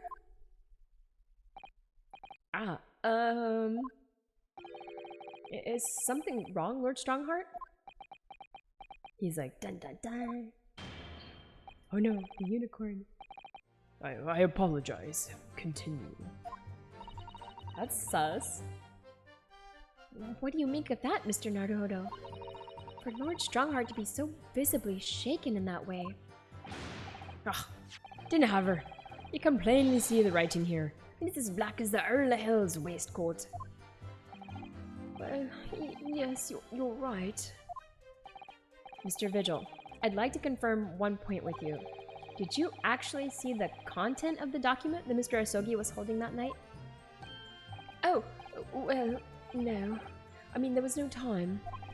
As soon as he noticed me there, he hid it behind his back. It was blood that they— oh no! No! But it was definitely a will, was it? Yes, it was. That's what Mr. Asogi told me. The court need waste no further time on this matter. We have the will in question in our possession. There is nothing more to add. But is there? This is sus.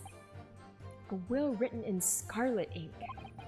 What did Mr. Vigil really see Kazuma's father holding, I wonder? If you have an inkling, Mr. Naruhodo, you must present it to the court at once. Alright. That testimony doesn't give much away. So this will really was penned by Kazuma-sama's father. I wonder what he could possibly have meant when he described it as a weapon. It's starting to sound very much like Mr. Asogi actually had nothing. But the plan to break him out of jail went ahead, which means he must have had some bargaining power. He must have been hiding something. It's the only explanation that makes sense.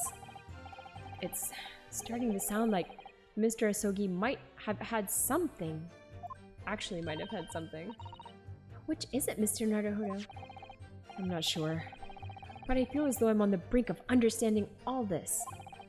Let's listen to all the information again and see what more we can learn. We can't overlook even the smallest detail. Absolutely. Alright, so there's some clue here about the red ink. So I think we have to present something about the red ink on the last thing, on his like updated statement, right? Because he gave the updated statement at the end. So I think we have to... I'm gonna go there and then I'm gonna look in the evidence for anything that has to do with red ink. There must be something. I don't know what though. Okay, hold on. I'm gonna look at all the evidence and see is it from the redheaded league somehow? Hold on, I'm gonna change my seat. Changing my seating position for comfort. Okay. Let me see. I don't think it's this. No. Letter of introduction, no. Dismissal notice, no. Framed photograph, no. Revolver from the murder of Gregson, no. Oh, this one? Oh, no, sorry. I don't think it's that. I mean, maybe we can look at everything. I don't think it's this. I don't think... We've got this picture of them together. They're friends. We've got the autopsy report from Gregson, which says he was shot.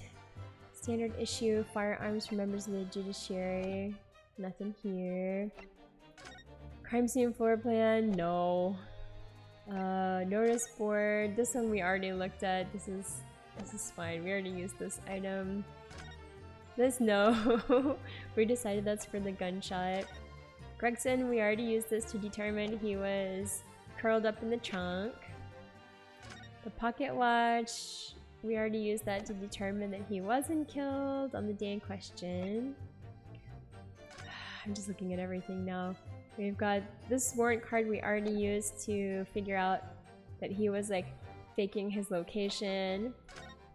The photograph, we know that Gregson's body was inside the trunk at the time. The Yasugi papers, the only weapon I have left, but it says nothing interesting in it. Okay. And this is in black ink. Gregson's trunk that we already looked at. Right. Is there anything in here interesting? I don't think so.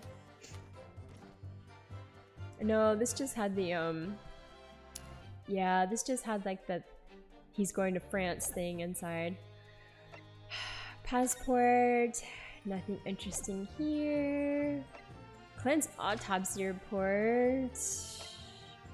Oh! Haha! Haha! Okay. This is it. This is it. Okay. Recent scarlet ink stains visible on the little and ring fingers of the right hand, but no document and corresponding ink was found. Hello. Hello. This has got to be it, right? Okay. Present this. It's got to be related. Objection! Ha! Okay. Yeah, yeah, yeah. Scarlet colored writing is what you said you thought you saw, Mr. Vigil. And I believe that's exactly what you did see. Yeah, yeah. Sorry, I had to, like, it just had to go through each item. So I'm like, there's gotta be something. They wouldn't bring it up otherwise. And there was. What? Havers again. You have no evidence to say that. Have a look at this report. That's my brother's autopsy report. Yes. And there's something in here that bothered me since I first read it. A valid tactic by the standards of lawyers. Just look at everything one by one until I find what I'm looking for. I mean, you know, maybe not the most efficient, but it still gets the job done as long as there's not that much evidence. A lot of evidence was building up in this case.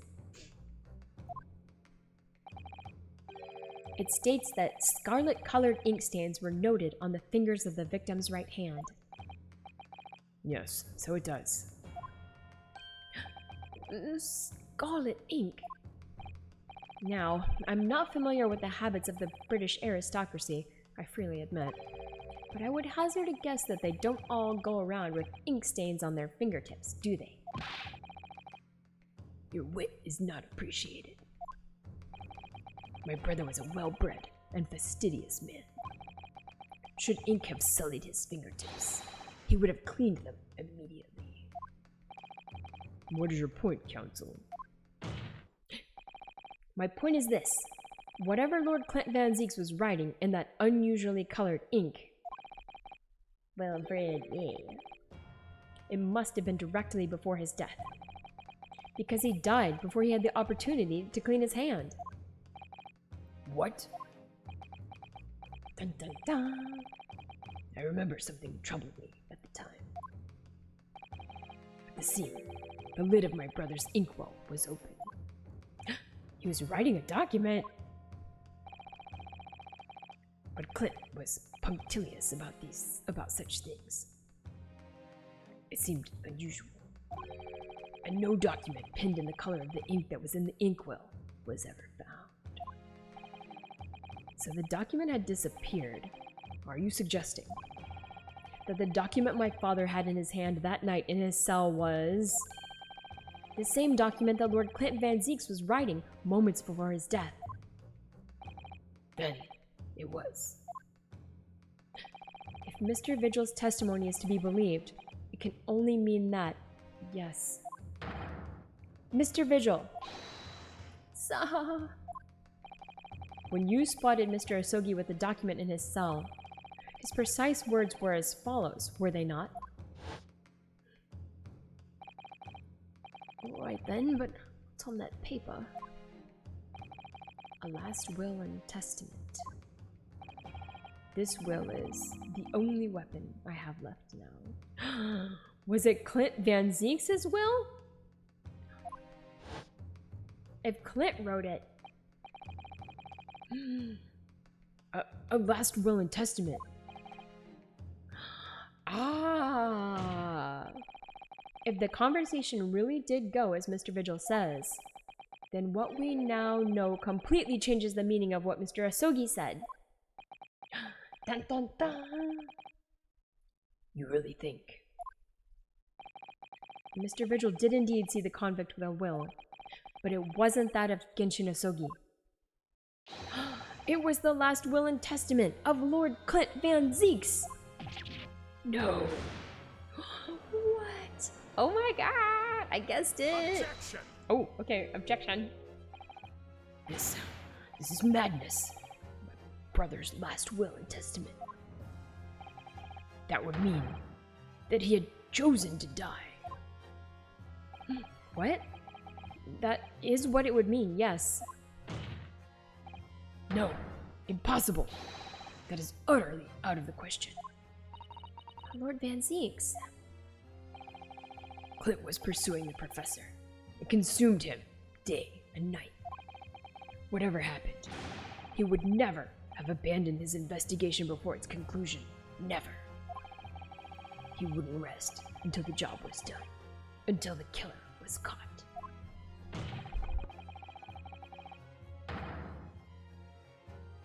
The idea that he would willingly accept his own death, it's obscene. Objection!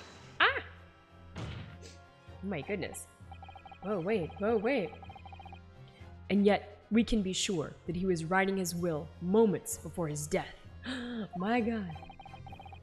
And the Genshin Asogi came to be in possession of that document.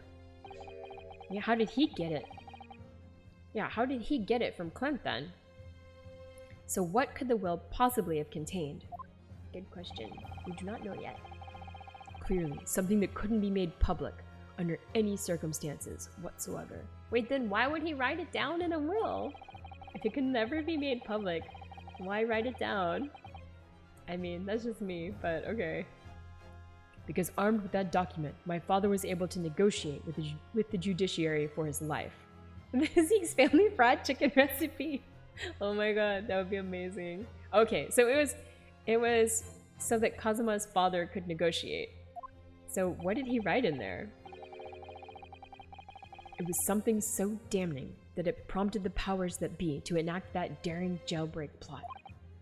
Yes, there could be no question that the will contained information of the utmost secrecy. It's wine frying. That's the secret ingredient. A fine Cabernet. Information of the utmost secrecy. No, it could be. What? I've heard more than enough. Pursuing this notion of a phantom will nobody can attest to having seen serves absolutely no purpose. Objection! Woo! No, my lord, that's unacceptable. What did you say, counsel? The last will and testament that Genshin Asogi had in his possession was that of Lord Clint Van Zeeks. All the testimony and evidence presented to the court has logically led us to that as a possibility. We have a duty to pursue the line of reasoning to its conclusion. But with no possible means of knowing the contents of the document, there is no line of reasoning to pursue. Oh no, man, Van Zeeks is like stressing. A reason why Lord Clint Van Zeeks, a man of high noble standing, would have chosen death.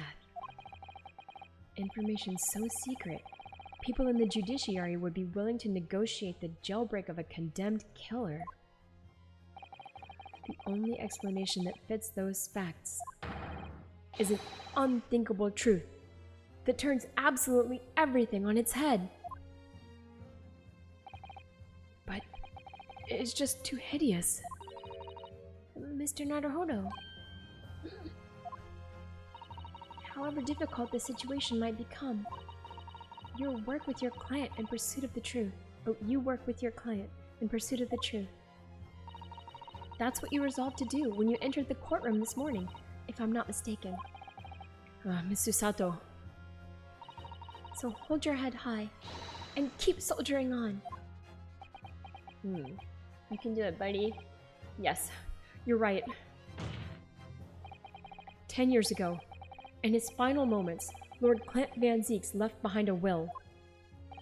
A will that Genshin Asogi was able to use as a weapon to negotiate his escape from prison. In all probability, the details in the will were related to the professor case. The defense's last statement is mere conjecture. What are you getting at, man? Ryunosuke? As soon as these words come out of my mouth, There's no going back. Ooh, okay. I'm excited. I believe that the last will and testament of Lord Clint Van Zieks was in fact...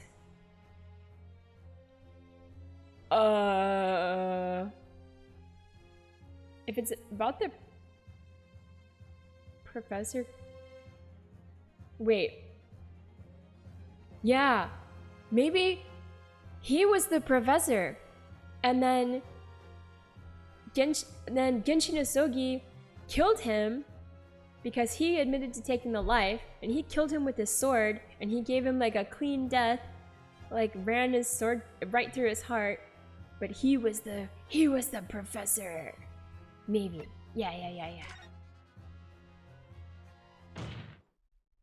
Yeah. All of the above though.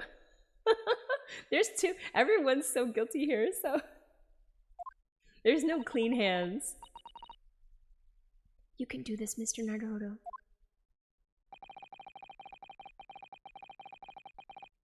He killed the obsession with guilt and his investigation was concluded. I believe that what Lord Clint Van Zieks actually penned that day was a confession. A confession? Regarding the mass murderer known as the Professor and his true identity. Objection! Uh-oh. Oh no. No, he's not gonna take it well. Enough. Council. What are you saying? Do you even realize? It's your brother who you've held in such high esteem.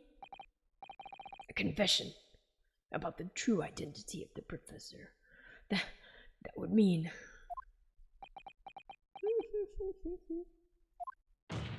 Sorry, buddy. Lord Van Zieks, I appreciate this must be hard to take in. But it's the only explanation that fits. The killer that terrorized London a decade ago and became known as the Professor. The man believed to have murdered 5 members of the aristocracy. Wasn't Genshin Asogi at all. I mean, no, you can't be suggesting. I mean, don't you want it to not be your dad, buddy? It was in fact the man believed to have been the 5th victim. Ooh, a 180 spin. Lord Clint Van Zieks himself. Yeah, it was your brother. No.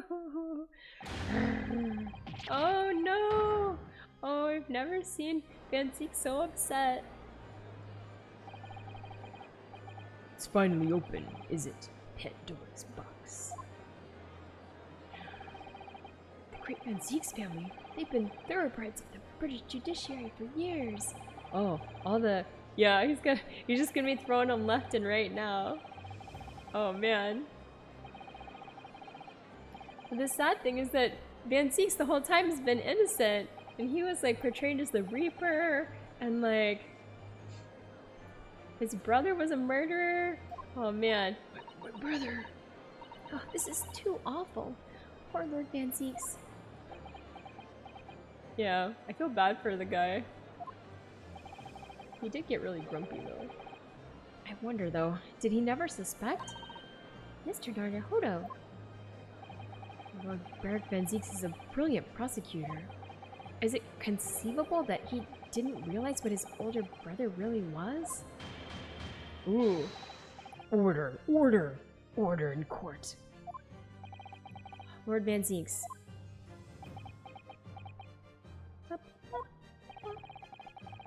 The professor made use of an enormous hound as his murder weapon.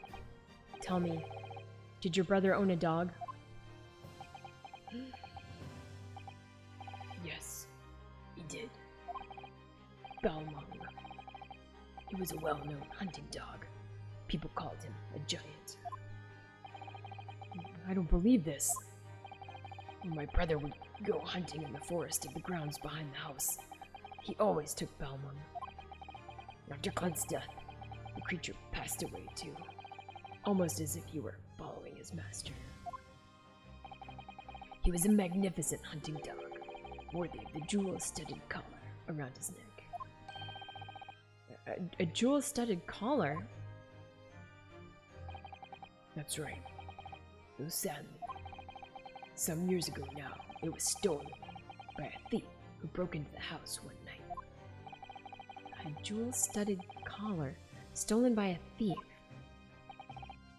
It so happens that myself and my colleagues have come across such a collar during our time in London. How could you? Uh-oh, Susato's got the book out. There was an old emblem attached to the collar too, made of pure gold. It was topped with a small crown and bore an ornate capital letter B. What? An emblem bearing the initial B. Oh my, you know it?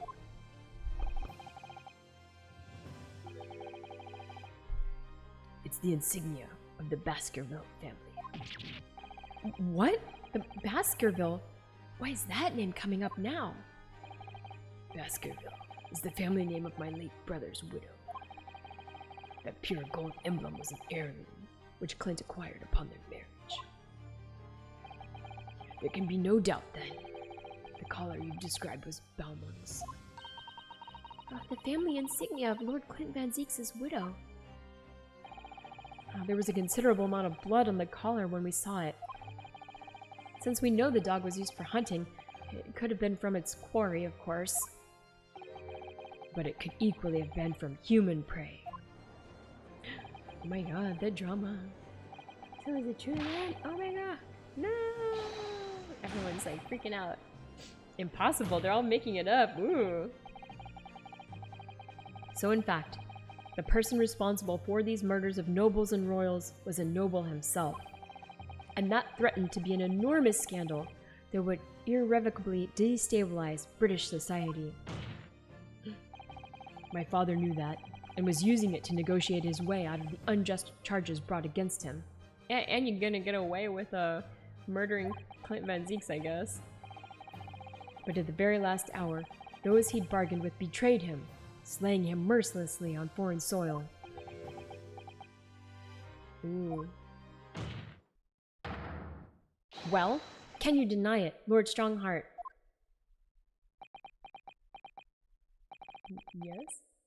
10 years have passed.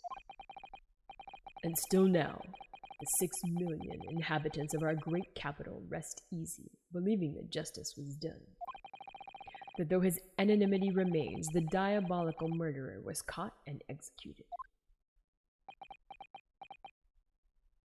But... very well then. You may have the truth. Okay. Yes. Tell me then. Tell me what Clint really was. Yes.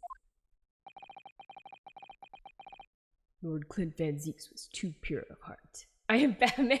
No.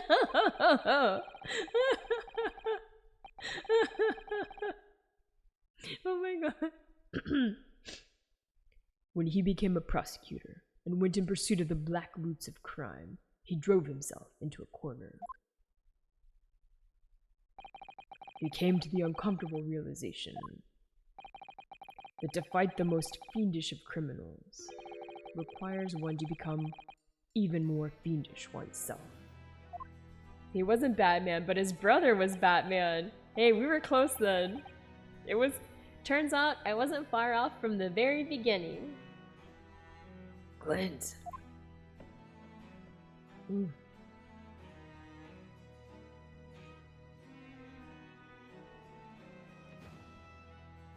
Ooh, we got some drama here. 19th century was a truly miraculous 100 years for Great Britain, and indeed, the whole world. Not Batman. Badman? Oh, yeah. New industry, new technology, and with the birth of the Metropolitan Police Service, new law and order. These dazzling new developments made even deeper shadows were cast on society. Water sullied by factories, air thick with noxious fumes and crime, growing daily to fill the darkness. Who will go where darkness is? It's Batman. Lord Clint Van Zieks made it his mission to combat that darkness. But as time went on, it slowly ate at his soul, until eventually he was consumed. Okay, so eventually he was, or at the beginning he was like Batman, but then he became Batman later.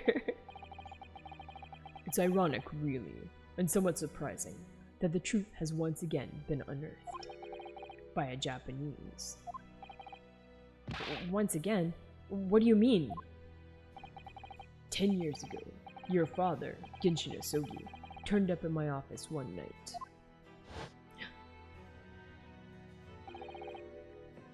The professor? Yes, beyond all shadow of a doubt. You must issue a warrant to search his home at once. Don't be absurd. The man comes from one of our country's most illustrious families. He's a paragon of justice here in the capital.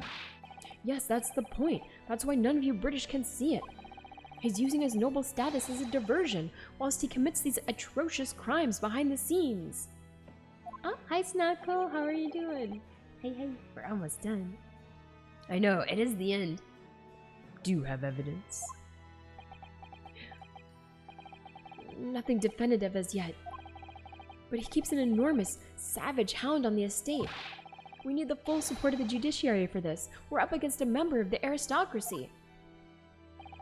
So a large family estate has a fierce guard dog. You should know that it's commonplace here in Britain.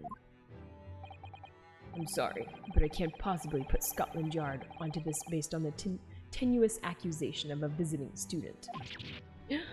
No. Yeah, we're wrapping it up. So, I turned down Asogi's plea, and as a result, he took it upon himself to visit the Van Zieks mansion on his own. But then what happened? We can only imagine now what happened between the two men. Though we know the outcome, of course. Lord Clint Van Zieks perished. I don't believe this. So, in actual fact, Kazuma-sama's father did. He made the late Lord Van Zieks meet the same fate. He put a permanent end to the professor killings by taking the drastic measure of ending the perpetrator's life. Dramatic.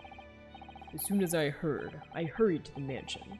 When I arrived, it was easy to grasp what had happened. And what about the will?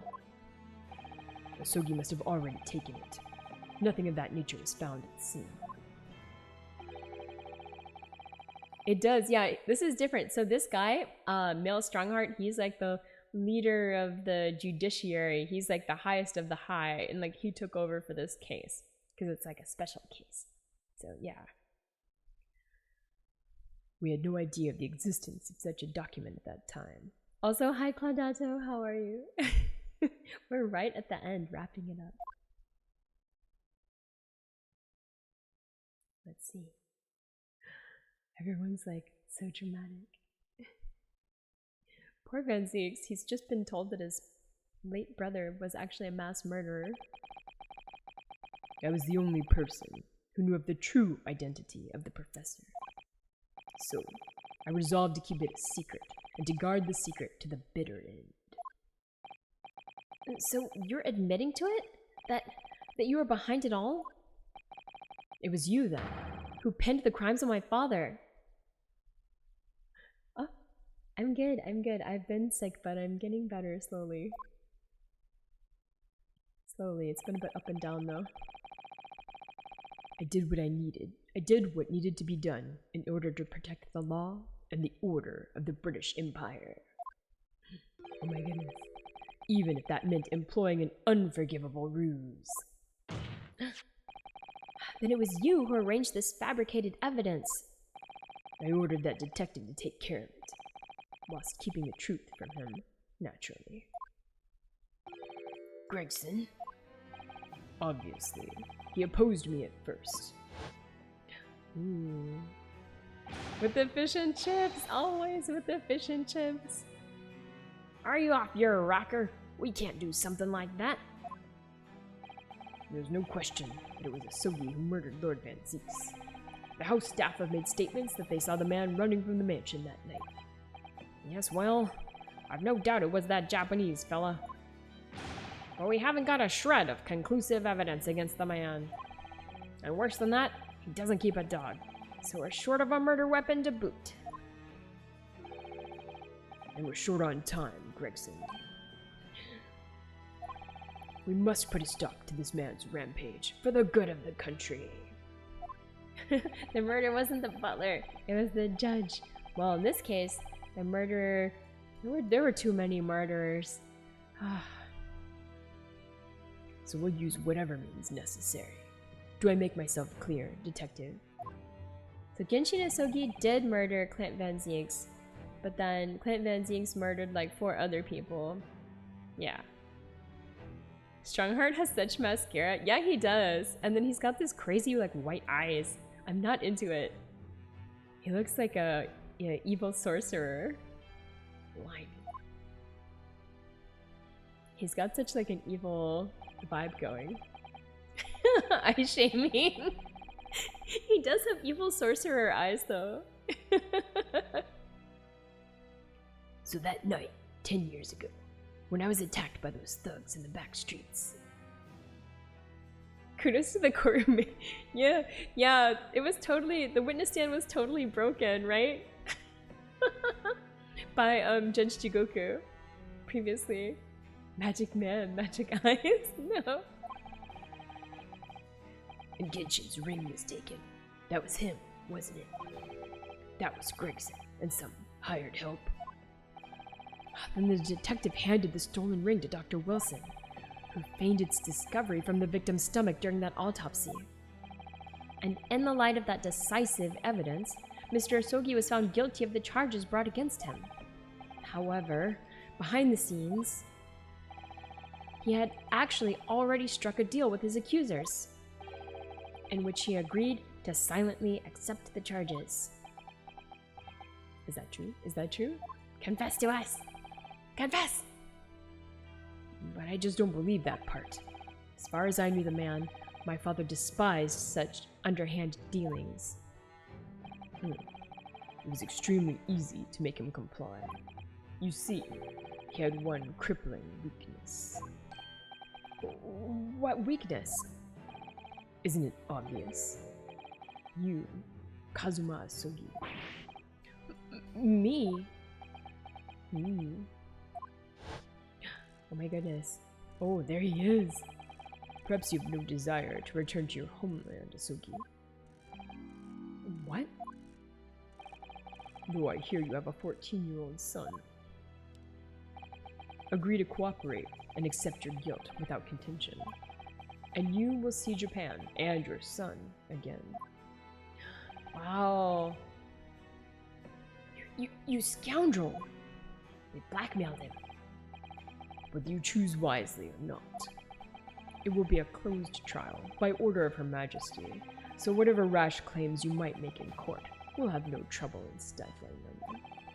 There's only one outcome for you, Asogi, the gallows. Don't forget that I still have a weapon at my disposal. A document revealing a truth that I know you're desperate to keep hidden.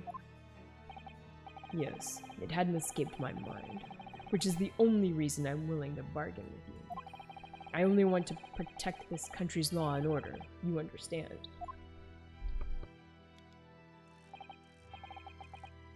So, what's it to be, Asogi? Blackmailed. Kazuma.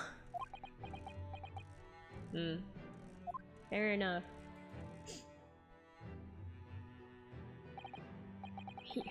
He did it for me.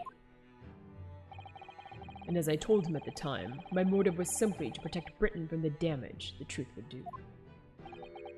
To protect this country's law and order at any cost.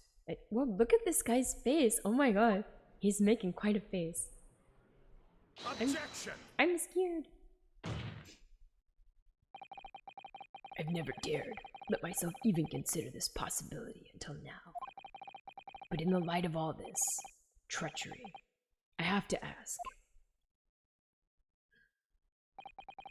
The mastermind behind the Reaper of the Bailey. Was it you, Lord Male Strongheart? Oh.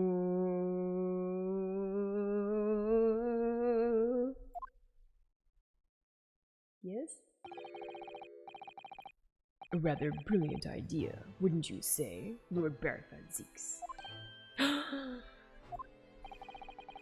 That the spirit of your late brother, that paragon of justice, should return to reap justice for his sibling. Could there be a more appetizing tale for London's masses, I ask you? What brazen? I knew that you'd play the part to perfection, but your role really wasn't that of some embodiment of death. No, you were London's guardian angel. An angel with bloody hands? I think not. Those who had cooperated with me already were only too happy to participate in my plan. Inspector Gregson, Dr. Wilson. My minions worked tirelessly to ensure that the finger of guilt could never come to rest on you. It's all thanks to them that you were exalted as the demigod the Reaper became. He's admitting it, oh my god. But Dr. Wilson left Britain 4 years ago when he was invited to work in Japan. That's right. So I had to employ the services of his young protege after that. Dr. Courtney Side. Dr. Side? So what with the execution of the professor and the subsequent reign of the Reaper of the Bailey, I've successfully safeguarded law and order in our mighty capital for the last decade. Woo! That is everything. But wait a second. What is going on?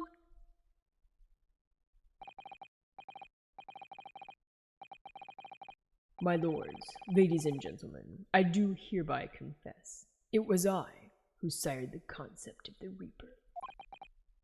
No, group hug. No! Oh my god. However, let me say in my defense,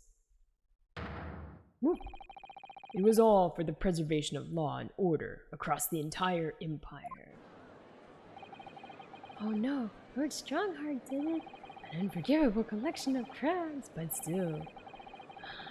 All those who died at the Reaper's hand were rotten to the core anyway. Oh no, you can't be like, oh, it's okay. It's okay to go outside the law. There's no one left now who can reveal the precise truth of what happened 10 years ago. Therefore, this trial can go no further. Now, I would like to entreat all those present beyond those 4 walls. Nobody need know the truth. Even Her Majesty must be protected from this. I trust you all appreciate the importance of my request. It is, of course, for the good of the country. Oh, so he thinks he's just gonna get away with it because it's like, okay, this is a close trial, so like, no, I'm gonna say anything and then we're just all gonna leave and it's gonna be great. No, no, no, I don't accept. And then a bunch of Japanese people died. No. Can he do this? Can the trial really end now? Hold it! Yeah, no way, no way. Come on. I have one last question. For the accused, Lord Van Zieks. What? Of course, I know that you're a highly accomplished prosecutor, so I find it hard to believe that you didn't have any doubts at all. That you never suspected your older brother. Ooh, uh-oh, he's looking to the side like, Yes, the same thought occurred to me. ...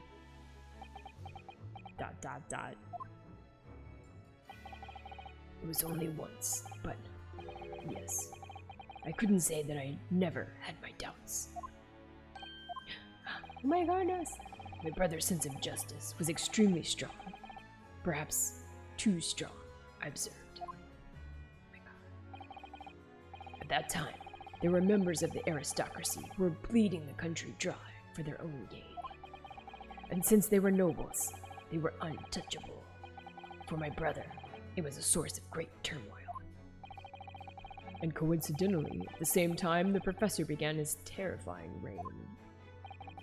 During the time of the professor killings, my brother did not appear to be himself.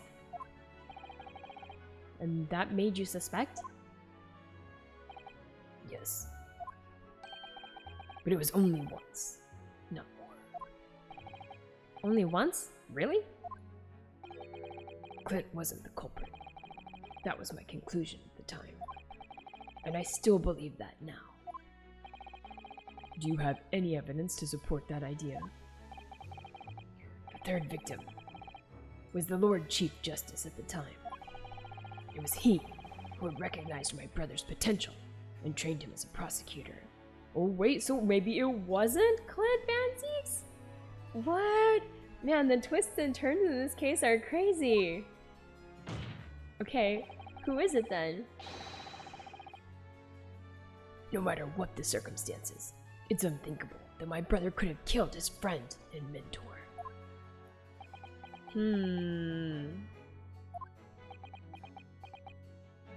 Okay. Oh, maybe it's him. It's okay.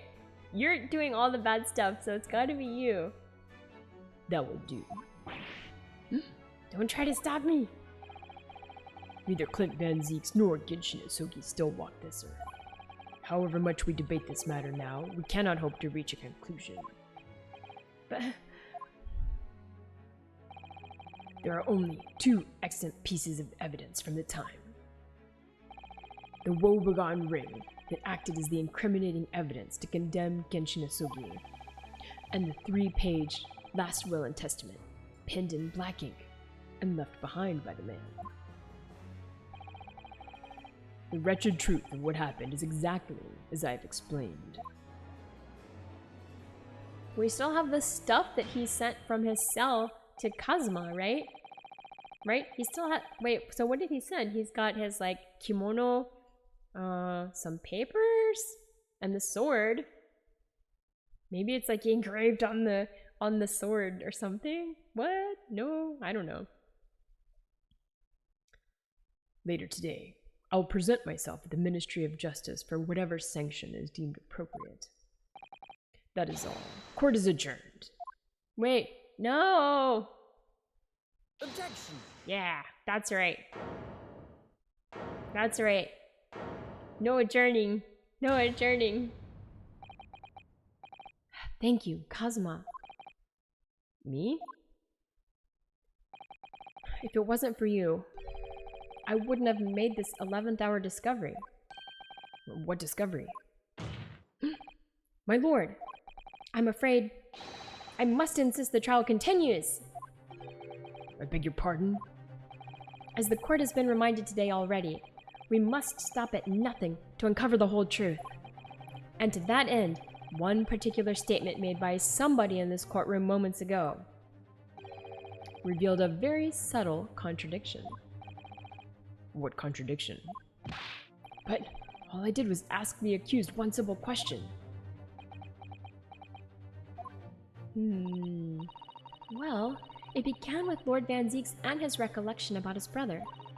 But Lord Strongheart didn't permit the defendant to speak at length. I merely pointed out that we can draw no further useful conclusions here. So where on earth is the contradiction? Yes? One of them definitely just said something contradictory. It's time to identify who. I think it's Lord Strongheart, because I think he said there's nothing left. But there's the stuff that Genshin Isogi sent back to Kazuma. So it's gotta be him. It was Lord Strongheart, I'm sure of it. Something he said was slightly off. Come on, Ryunosuke. Think back over his words. Find the problem. That's right. Neither Clint Van Zieks nor Genshin Isogi still walk this earth. However much we debate this matter now, we cannot hope to reach a conclusion. Oh, is there? It seems okay for me.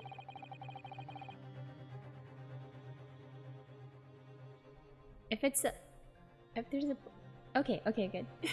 I was like, oh no, what?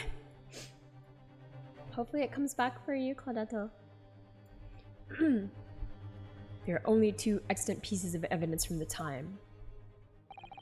The Wobogon ring that acted as the incriminating evidence to condemn Genshin Asogi, Okay, good, good, good.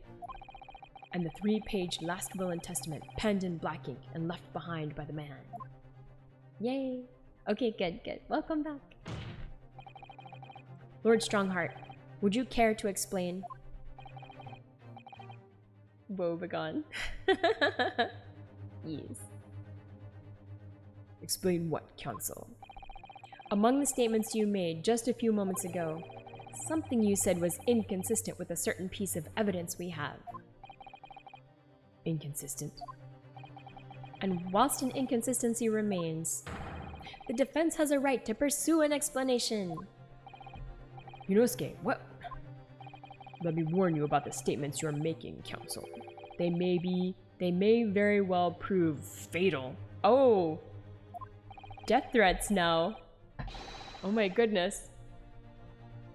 You claim my words contained a contradiction. With which piece of evidence, I ask you? Alright.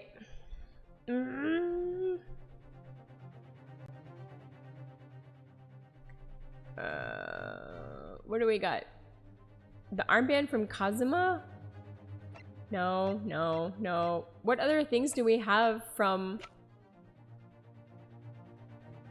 I mean, okay, so the things we have from Kazuma include... Oh, we've got the sword! Dude, we've got the sword. I think we looked at it already, right? Should we look at it more again? Let me see. Karuma, the great blade. It's such a thing of beauty. I want to gaze on it for hours. Anything else? We looked at the tip, right? We already looked at that. Is there anything? I wish we could zoom in. Anything over here? Can't find anything out of place. What about down here?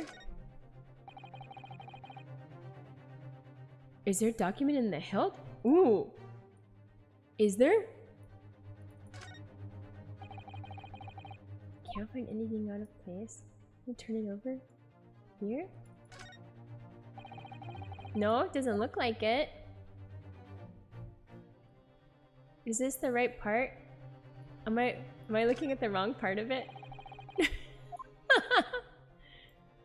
I thought it would be something like this, but I don't see anything. Okay, maybe I need to look at it before I open it? Up here? No. Yeah, I didn't see anything weird, so...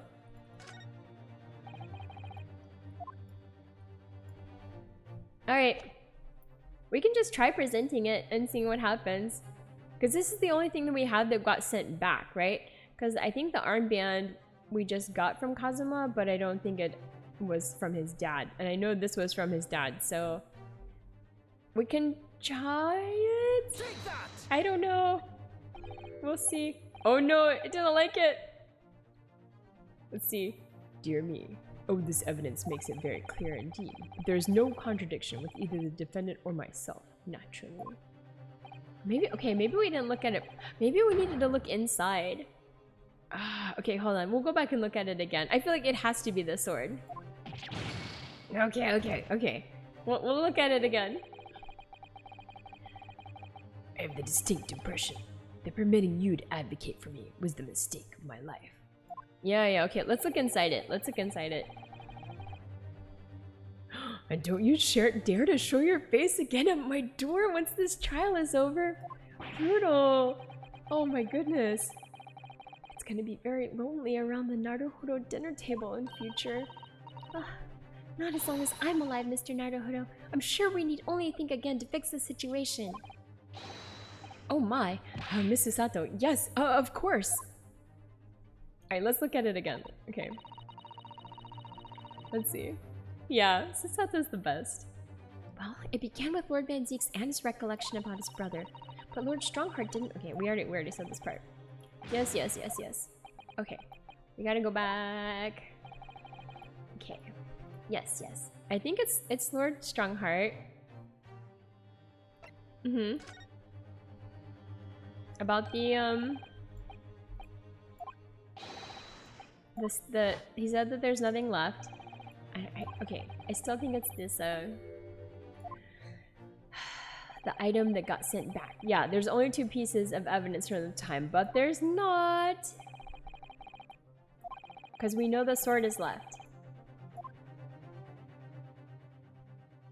Alright, come on, come on, come on. Give me a chance. Give me a chance to look at it one more time. Something you said was inconsistent. Yes, yes. Okay. Come on, come on. I can't believe it made me play through all this stuff again. Alright. Which piece of evidence? Alright, let's look at it again. Okay. Mm-hmm. Maybe we need to look in here? Come on.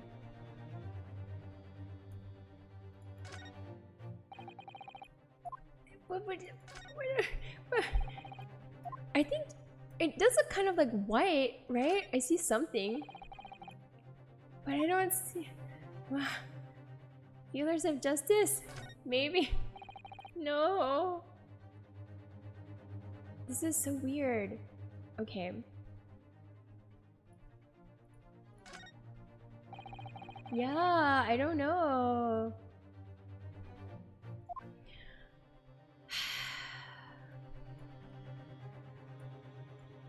I don't know what to do then. Because I don't see anything. And we can't zoom in, right? So... I don't know what to do. I'm trying to look at it. And I... Oops. I don't know, it's weird. Can we remove the feelers of justice? Let me examine it again. Yeah. It's weird, right?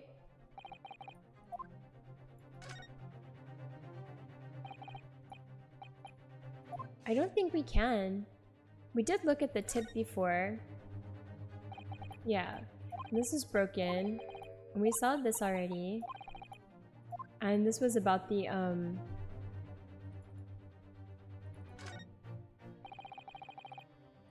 yeah, and the tip was like, that led us to reveal that he met with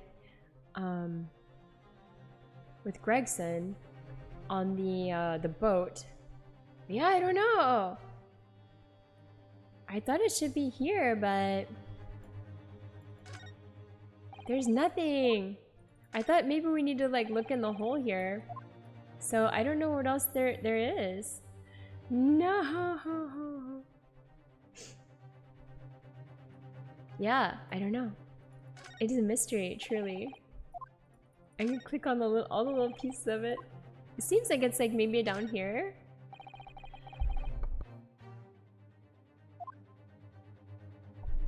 And I can't zoom in at all either.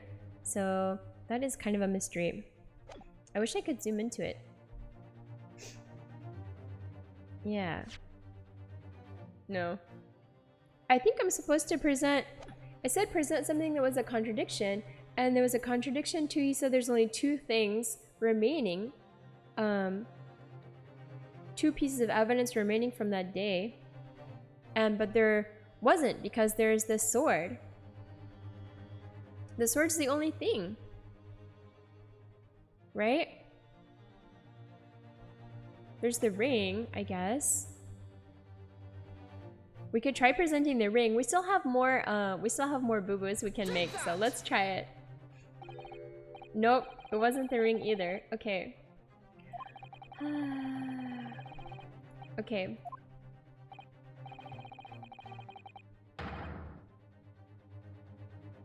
Okay. Alright, you know what? Hold on, I'll look at it. I'll look at it one more time. Maybe I'm missing something? Come on. Come on. Mysterious sword thing. No, come on. It must be the sword. Yeah, like at the very top, maybe. Right? No, it's not working though. When I do this, it like opens it up, which is fine. But then, yeah, maybe it would be like wrapped in here. Or I thought maybe it could be in there or not. Click on the scabbard in various places? Maybe. Okay, true. Okay. Let me turn it around. Maybe like down here? No. Here? No. It's gotta be the sword though. But this doesn't seem promising. Come on, sword. Come on, sword. No. Okay. It's like, it's not this somehow. Can it? I think you're right though, because when I look at it, it kind of looks like there's some like white there, right? It does look like it. But I'm not able to, because the will doesn't have anything on it. I think the will, I mean, maybe. I guess the will was left. We can try the will. Should we try the will? Maybe. I think the contradiction was that he said there's only 2 pieces of evidence left from that day. And wait, what did he say? Wait, what did he say were the 2 pieces of evidence that were left? No! I forgot now. I guess we'll find out. Hold on, let's see what it says again. Alright, come on. Yes. Alright. Where on earth is the contradiction? Yes. Okay. It has to be Lord Strongheart. Yes. Alright. Yes. We cannot hope to reach a conclusion. Let's see. There are only 2 extant pieces of evidence from the time. Yeah. He says there's only 2 pieces of evidence. The ring and the will. So it can't be the ring or the will. So it has to be something else that was there. So the only thing left is the sword. Yeah, the 3-paged... You did? Okay. The Asogi papers, but I think they're only... Oh, you're right. Oh, it only has 2. Interesting. Okay. So... Ah, okay. Oh, you're right. Okay. Aha. You're right. It's only 2. Aha. Okay. So we can present it. Oh, you guys are so smart. So smart. I still think that the will must be hiding in the sword. But maybe it's one of those things where we have to do it in the right order. Okay, let's go. Alright. Here he is threatening us again for the 3rd time. Alright, here we go. Yeah, y'all are right. Here we go, the Asogi papers. We know there's only 2 pages. Take that! Haha! Oh, this looks promising. Oh my god, thank god. That would be so sad if we like ran out of our lives at the end. Alright. This here is the will left behind by Mr. Hosogi. The 2-paged will. Yeah, that's right. What? Yet moments ago, your precise words were the 3-paged last will and testament. Yeah, we're going forwards. Yes! Could it be that originally there was a 3rd page? Maybe that's what's hidden in the sword. For a moment, I thought perhaps you'd identified something worthwhile, but it's a mere trifle, I see. A trifle? Governor Caden. What can I do for you, sir? You were present when the Japanese man penned his last will and testament. I was there, for sure. I remember the black Verum-leg scrolls to this day. And? I'm quite certain, my lord, that there was a 3rd page at the time. What? Only the first 2 pages were the actual will, though. If I mind correctly, the 3rd was a message to his lad back in Japan. For legal purposes, we required only his will. And we wouldn't have wanted any uncomfortable words about Britain to get back to Japan, eh? So it was decided that the 3rd page ought to have been sent. Objection! Ooh. How dare you make that decision? I had a right to know what it said, to hear my father's final words to me. The courtroom is no place for sentimentality, counsel. As it happens, I have the 3rd page of the document with me here now. Really? My father's message. It will be given to you at the end of these proceedings. It'll be too late once the trial is over. We need to know what it says now. Even the slightest thing may give us a vital clue. I know, this is really going like off the rails. My lord, the defense calls for Genshin Hosogi's last words to his son to be read out loud before the court now. Your request is denied. The inevitably maudlin words can be of no consequence now. Objection! Woo. The prosecution agrees. The court should know the content of that message. Every possible piece of evidence must be thoroughly examined. Very well then, Governor Caden. What, can he just like read Japanese now? You will read the 3rd page of the document for all present to hear. Yes, sir. Only, I should point out, my lord, that I cannot actually read worm language. This beautiful handwriting. Shame on you, Barry. What? Well, oh. Hey, if I could be of assistance here, I'd be happy to translate the words into English for the court. Father! Just randomly new witnesses showing up. Oh, he's still here. You're still here, are you, Dr. Mikotoba? Naturally, I consider myself a member of the judiciary, albeit a lowly one. But perhaps I should quietly withdraw after I've translated Genshin's message. I am your father! Indeed. Your cooperation is much appreciated. You're not wrong, though. Alright, alright.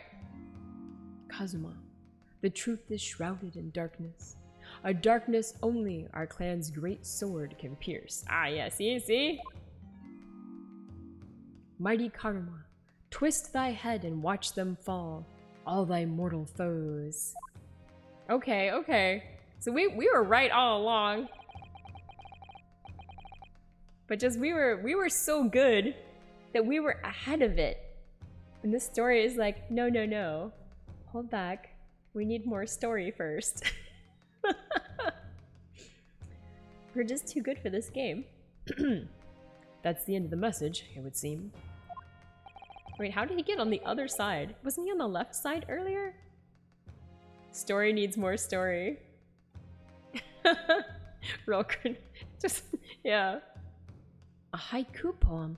Twist thy head. Yeah, it's gotta be. Father. What is Karuma? The name of the Asogi clan's famous sword. Which of course he brings to the courtroom. A razor-sharp blade known to all, passed down for generations. It embodies the Japanese spirit. It's not known to me. It's the katana sword that was submitted as evidence earlier in these proceedings. The one worn by the prosecution counsel when he confronted Inspector Gregson. Alright. So we got a updated third page now. All these procrastinations are beginning to try my patience. Adjournment of this court is long overdue. Wait, okay, let's look at it again now. Maybe now that we've done this, we can actually like... Can we look at it? Oh my god. Hold on, wait. Maybe we should look at the third page first. Alright, it's just mighty Cardamom twist thy head and watch them fall, all thy mortal foes. Alright. I think, let's look at it one more time. Yes, the great blade, such a thing of beauty. Yes. And then, can we... What? Come on. Nothing here? Oh my god. Come on. Alright. I think maybe we just need to proceed more in the story. We're just like ahead of ourselves too much, maybe. All these procrastinations are beginning to try my patience. Adjournment of this court is long overdue. The pommel? Maybe. As the presiding judge, I've been as accommodating as possible of the will of the courtroom. However, despite all that, no new information has come to light. Yeah, I think the pommel, wait, which part is the pommel? Oh, oops, I didn't mean to click, sorry. Anyway, something about Clint.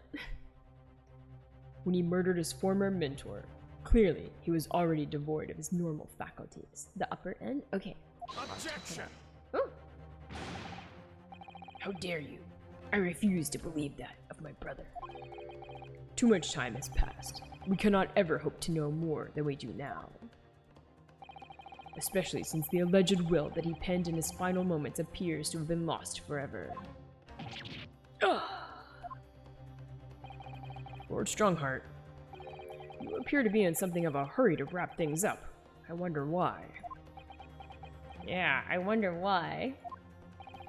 We've heard you state time and again during these proceedings that everything you did was in the interests of protecting British law and order. And I stand by that. Without the Reaper, we could never have achieved the reduction in crime the capital has seen. Objection! Oh. What about Inspector Gregson then? Yeah, exactly. And Dr. Wilson. They were no criminals. You used them to achieve your ends, and then you had them killed. However you dress it up, there was nothing fair or just about that. Yeah. It's got a good point. Lord Strongheart, what exactly is it that you're hiding? Dr. Mikotoba, were you not to quietly withdraw after the translation of your former associate's will? Yeah. He's like, In this courtroom, no argument carries weight unless it is supported by evidence. And it would seem that the defense has no more evidence to present. Yes, we do. We're gonna figure it out. It's gotta be the sword. I mean, they literally told us it was the sword. In which case, I hereby order all discourse from these proceedings to be struck from the record. No! Come on. This is my last chance. Mr. Naruhodo, I have to present some decisive evidence now, or it's all over. But can I? Yeah, of course we have to present evidence. Right. Yeah, I know, right? Wait, my lord. As it happens, the defense does have evidence to present. What? Don't be absurd. There's nothing of relevance remaining from the time. Objection! Ooh. Ooh, Van Zieg's pulling out like the hand wave also. It's high time that you realized something, my lord. Yes? This gentleman has an uncanny habit of producing evidence at the final hour that had escaped from everyone else's attention. Nonsense. What is it, Ryunosuke? What do you have? I dare say, I bet, you know what, I bet it's not gonna let us find the papers until this last minute, and then we look at it, and I bet it does that sometimes, this game. It really wants you to do things in a very particular order, which is fine. It's fine. We will do it in this order. The final, decisive piece of evidence that will reveal the whole truth about this rotten tale. How can you? Decisive? Well, it would appear there's no escaping it now, my lord. The unicorn's coming down. Let it be so then. Present whatever you think you have that can settle this decade-old enigma, if you're capable. What exactly is this evidence that the defense claims to be so decisive? Alright, please work this time. Please. Okay, what about up here? Okay. Oh, hey, it's working! Finally! Ah, mighty Karuma, twist thy head and watch them fall, all thy mortal foes. That's the proper way to use the sword, is it? Maybe I should try it. It hurts my neck, that's the trouble. Mr. Naruhodo? I might make a suggestion. I think perhaps it doesn't mean your head. Oh. I once studied the history and development of the katana some time ago. And as I'm sure you're probably aware, the sword's head is the part at the very end of the hilt. It's written as head in Japanese, but it's pronounced as kashira, I believe. Kashira. So Mr. Asogi's words really meant twist the butt of the hilt? You don't think? Yeah, this is totally working! It's totally working! Ah! Look what's inside it. Is that a tightly wound sheet of parchment? I knew it! Here we go. Scarlet ink! It's written in scarlet ink. I pinned this, my last will and testament, in the final moments before my inevitable unwilling death. This is it, isn't it? Mr. Naruhodo, look at the signature at the end. Writing twist thy butt. I mean, or would it be more awesome? I mean, just saying. Clint Van Zieks. And the date, 10 years ago, on that fateful night. So for 10 years, it's been silently concealed inside Karuma and nobody knew. The last will and testament of Lord Clint Van Zieks. Oh my god, hold on. Wait, oh my goodness. Twist thy butt and kick his nut. No! Oh my god, I'm dying. Look at this. This is unbelievable. Alright, we got it. Clint Van Zieks' will has been entered into the court record. A trump card left behind by Genshin Asogi, left inside the great sword Karuma for years. Alright. Oh my god, thank god. We had to like look at the dang sword so many times. Oh, okay, is there anything else to look at here? I don't think so. Alright, we just present it. Take that! There is a single piece of evidence that can clarify what really happened 10 years ago. The last will and testament of Lord Clint Van Zieks. Ha! A wonderfully astute observation, I'm sure. But in case it had escaped your notice, that document was lost long ago. That's right, it was. Only... I have it right here! Discovered just moments ago. Everyone's like doing their poses. We need the judge with his like wig falling to the side. I'll miss that. Impossible. It can't be. Everything that's happened comes back to this will. This document. Ooh, 180 spin. Or 360 spin. Is the key that will unlock the entire mystery. He didn't use the unicorn. I know. My brother's last will and testament. Where did you find that? It was rolled up inside this. Inside Karuma. That ultimate weapon Genshin Inosuke obtained has lain undisturbed in the hilt of this sword all these years. In the butt. What? In the butt. Just waiting for the right time to emerge and reveal the truth. The signature and seal certainly look official. My god, it's true. It's my brother's handwriting. There can be no mistake. The drama, oh my god. I forbid the contents of that document from being read out. Do you hear me? I strictly forbid it. Objection! Objection! You can't do that, my lord. This document could explain everything. That document could literally destroy the meaning of justice in this country. I demand that you hand it to me at once. No, he's gonna rip it up. Why? What are you trying to hide?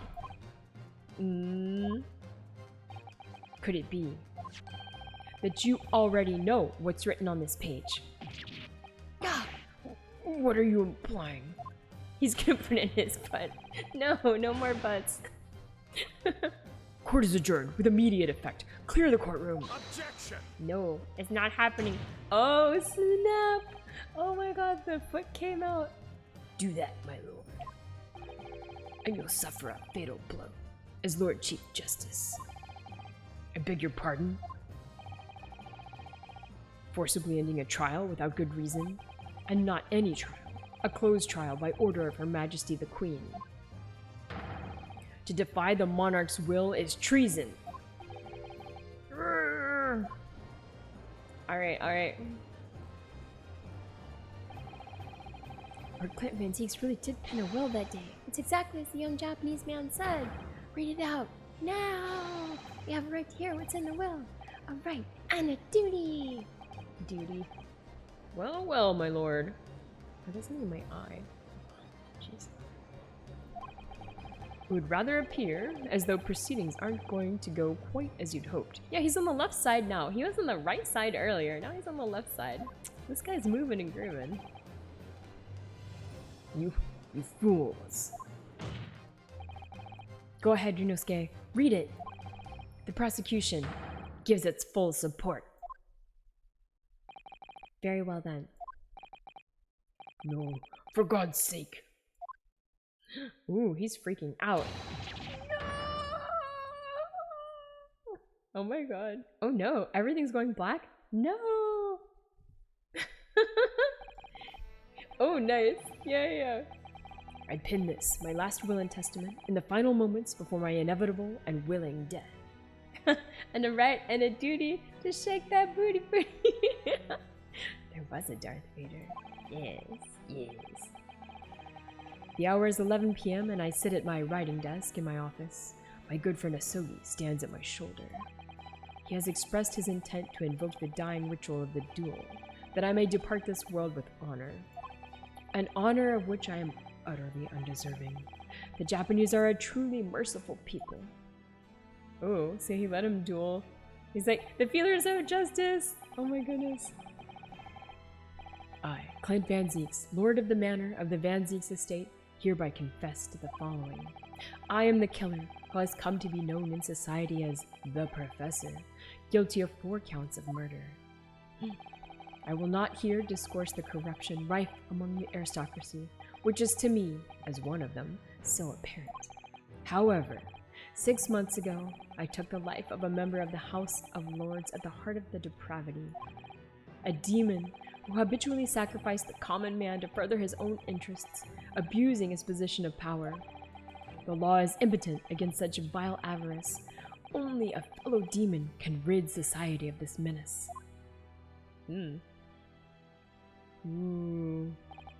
That demon was my quarry, upon whom I willingly set my great hound.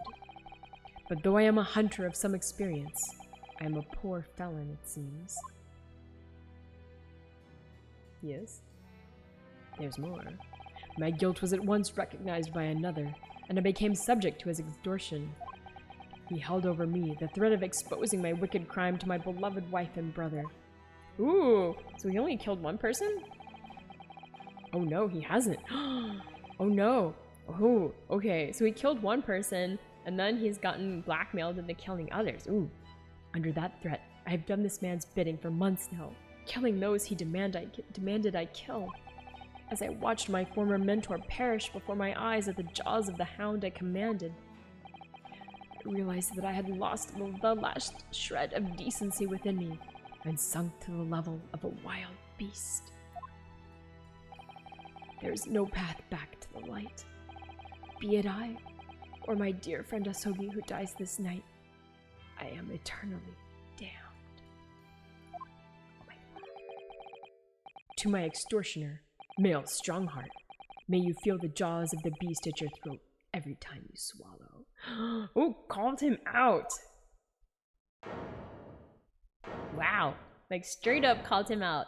Good job, good job. All right, now everyone knows. So now we know. Yes, Clint Van Zieks was a murderer, but somebody was directing him and naming his victims, except for the first one. His extortioner, Lord Mill Strongheart, it was you! Ooh, he's smiling now, though.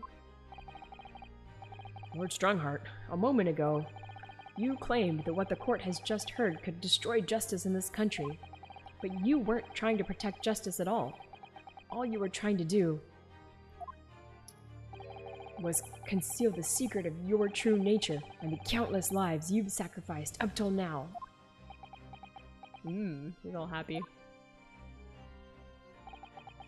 It just didn't make sense to me that the third victim, the former Lord Chief Justice, was my brother's benefactor and a man of lofty principles. Oh, is that how he got the job? As I said, Clint had no possible reason to kill the man. But you did, didn't you, Lord Strongheart? To eliminate the man who stood between you and the office you'd set your sights on. So you used your own hunting dog, Lord Clint Van Zieks, to take him down. He's still just like, dot, dot, dot. It had to be done. London's unsavory shadows are deep, and the arm of the law fails to reach their depths. Crime must be cut off at the roots, but the Lord Chief Justice at the time couldn't see that. He was weak. Lofty principles, you say? Tantamount to cowardice, if you ask me.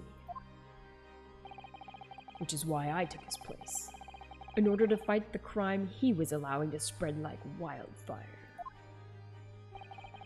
By murdering the man, the Reaper, the Professor, the name makes no difference. As I've explained countless times already, it was all done for the furtherance of law and order in London. Objection! Objection! Are you going to legitimize the murder of my father now, too? Ah, Genshin Asogi. Well, that was unfortunate. I'd fully intended to send him back to Japan as we'd agreed. I don't believe you! It was you, wasn't it? You killed him! No, it wasn't me who took your father's life. Who was it? Then who? On the night following his mock execution, I went to Logate Cemetery at 3 in the morning with Jigoku. Judge Jigoku? There had to be a collaborator on the Japanese side to manage Asogi's treatment after his repatriation. Jigoku had fierce ambition. It made him easy to manipulate. 10 years ago, after he'd stood trial for the destruction of the witness stand, I had words with him. When I told him the position of Minister of Foreign Affairs could be his, he couldn't agree fast enough. Ah, Seishiro, you fool. As you know, Asogi escaped the prison in a closed casket and was subsequently interred. We intended to dig him out of his grave before he ran out of air. But sadly, all did not go to plan. Yeah! That's right, this guy, Mr. Robot Dude, showed up. There was an unexpected visitor to the cemetery with his own ideas about digging up graves.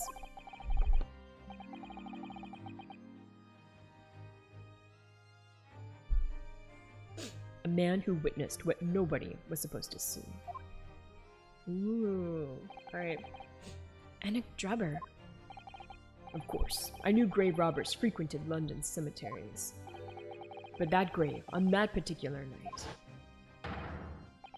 Blast! If people find out the convict wasn't really executed, the scandal will rock the very foundations of the Empire! Wait, is that supposed to be, Strongheart? I'm not sure. Oh, maybe not. Maybe this is Jigoku. Then what do we do? Shoot him, Mr. Jigoku. Shoot Asogi at once. He can't live now that this has happened. He has to go. That was the... Yeah, this is the robot guy. Yeah. What are you talking about? You had an agreement. You promised him he could return to Japan. Everything has changed now. If the truth got out because of this, both of us would be finished. This was the conversation between Jigoku and Strongheart. Forever. Come on, Jigoku. Do it. Pull the trigger. Shoot!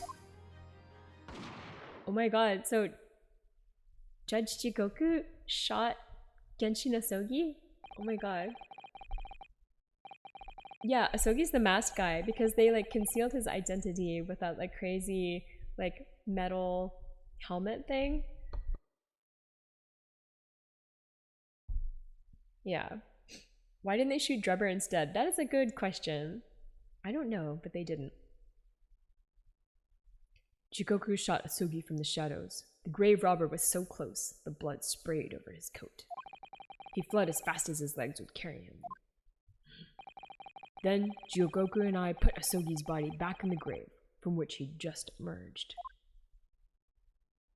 I mean, if they wanted to do it properly, they should have shot that. They should have shot Drebber, and then like none of this would have happened. Yeah, maybe. Yeah, he was supposed to die anyway, right? So maybe that was easier? We'll see. When I later learned of the waxwork modeler's presence at the scene as well, I made her swear to two things. No problem. Thank you so much for hanging out, Claudetto. It's good to see you. I am getting better slowly. Have a good rest of your day. Never to remove the professor's mask, and never to speak of the events of that night.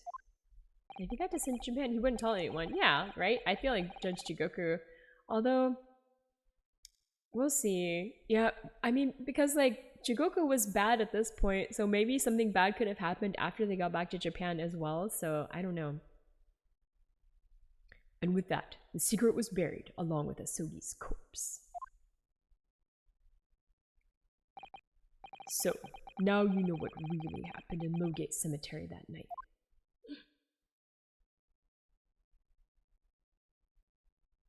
Yes. Everyone's just shocked now.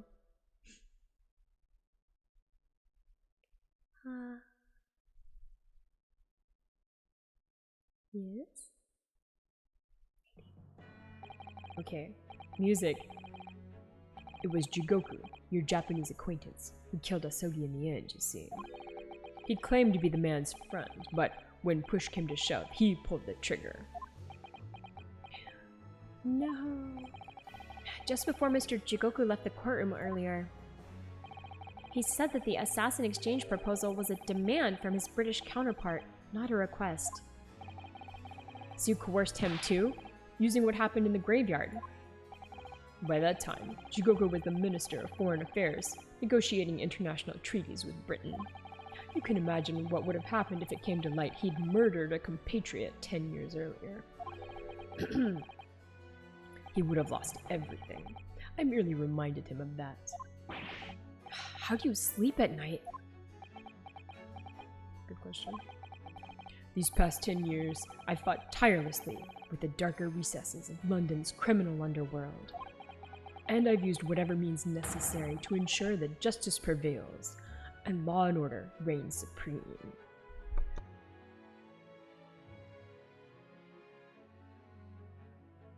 Yeah, maybe. Maybe that's why he has those eyes. Objection. From no sleep. That couldn't be further from the truth. The fact is, you haven't fought crime at all. How dare you? I saved Clint Van Zeeks from dishonor in his death. Objection. Oh my goodness. Whilst behind the scenes, you systematically buried anyone who stood in your way. And then, you made my father take the blame. It was unavoidable. It was the only way to protect our justice system and public order. Let's not forget the others you had killed as well. Setting the defendant up as the Reaper to cover up the truth behind the murders of countless more. That's enough. Do you have any idea of the conniving that led to the acquittals of those wretched criminals? We have to fight fire with fire. Our courts can't function without a Reaper. Can't you see all I've done for this country? This has been my struggle. Objection. Objections all around. You've done nothing. It's Lord Van Zeeks here who worked tirelessly and justly in court, whilst enduring the disgrace of the Reaper name. Oh, we're defending you, buddy. And Inspector Gregson, fraught with anguish for having sullied his hands through a desire to do the right thing. Yeah, not to mention Genshin Asogi, who risked his life going in pursuit of the truth you tried to hide. No, the darker recesses of London's underworld were largely filled by you. You little. When will you get it through your thick skulls? That it was all for Queen and country? I'm tiring of that excuse. You've consistently twisted the truth for bargaining power to make others do your bidding, nothing more. People who willingly twist the truth and coerce others have no right to call themselves part of the judiciary. I strongly suggest you don't ever talk of justice again.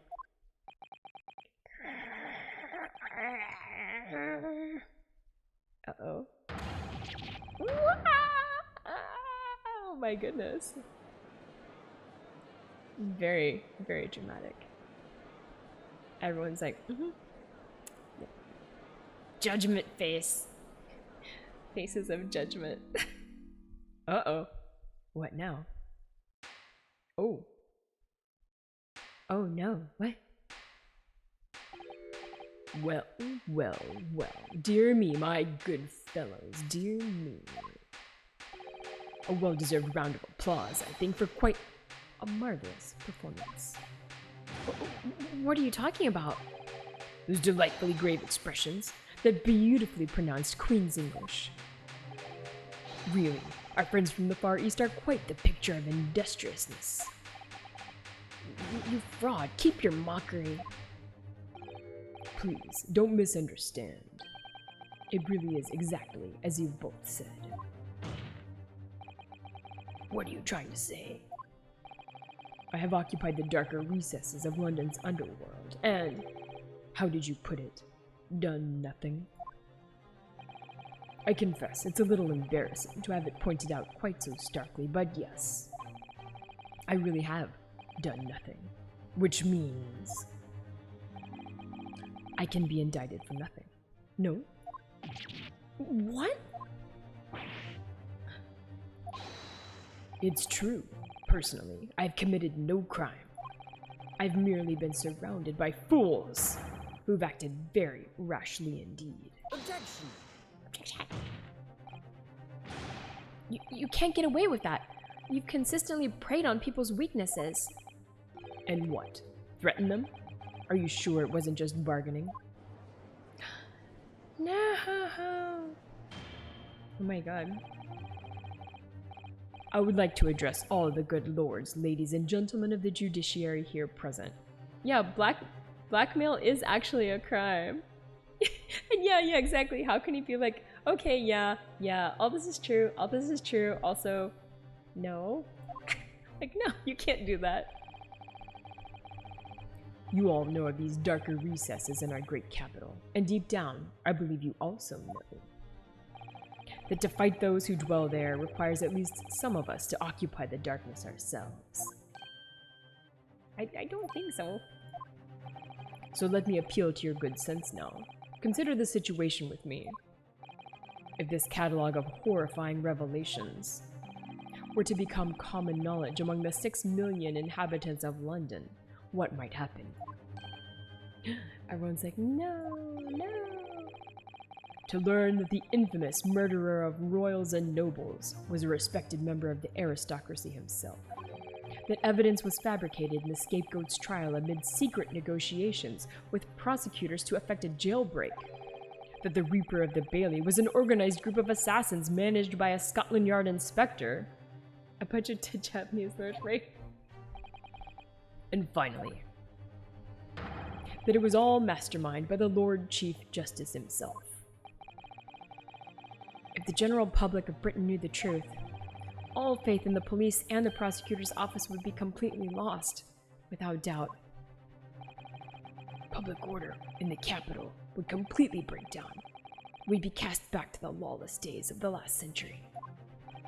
Precisely, as it was 100 years ago, when 1 in 10 of the population were criminals. Think what we've accomplished since then. A public policing force, a comprehensive set of laws. And if we want to continue to protect this new era of law and order, I say again, we must at times occupy the darkness ourselves. No, no, it's not okay. We have successfully identified and apprehended the man responsible for taking Inspector Grigson's life. That is all that was expected of this trial. All these other matters that have been discussed will be eliminated from the minutes of these proceedings, in the interests of preserving law and order, and to protect Her Majesty the Queen, of course. Well, my lords, ladies, and gentlemen, what say you? Oh my god. What to do? He has a point. No, he doesn't have a point. But, I mean, no. Isn't our duty to maintain law and order? Oh my god. The drama. No, it is not okay. By fair means or foul, it's all. No, it's nothing. No. Oh my god. Where? They're cheering him. No. This is not okay. Are you hearing this? This is the will of the British judiciary? Oh my god. He's just drinking. He's just like, I'm over it. He doesn't even say anything. He's just like, I'm drinking now. For your rousing response, friends, I express my heartfelt gratitude. Therefore, in accordance with the overwhelming wishes of the court, the records shall be erased. You have to respect the man's ability to turn a situation to his favor. Lord Strongheart really is a master of manipulation. You've conclusively proven his guilt, yet still he manages to evade justice. I just don't know what we can do. Ryunosuke. It looks like the trial really is going to come to an end now. I'm almost out of options, I think. There's really only one path left open to me. Okay. Well, let's see. We gotta do something. Obviously, wait and see is not... Oh, you know what maybe we can do? I remember earlier, like the very beginning of this case, not the very beginning, but like when Sholmes came and he was like, if you have any problems, you should call me. And we have the thing, right? We have the thing where we can call Sholmes. Should we call him? Can we call Sholmes? I need to phone a friend. Hello? I need to phone a friend. The records will be erased. Oh my god. Yeah, so much typing. Or should we raise an objection? Okay, we can...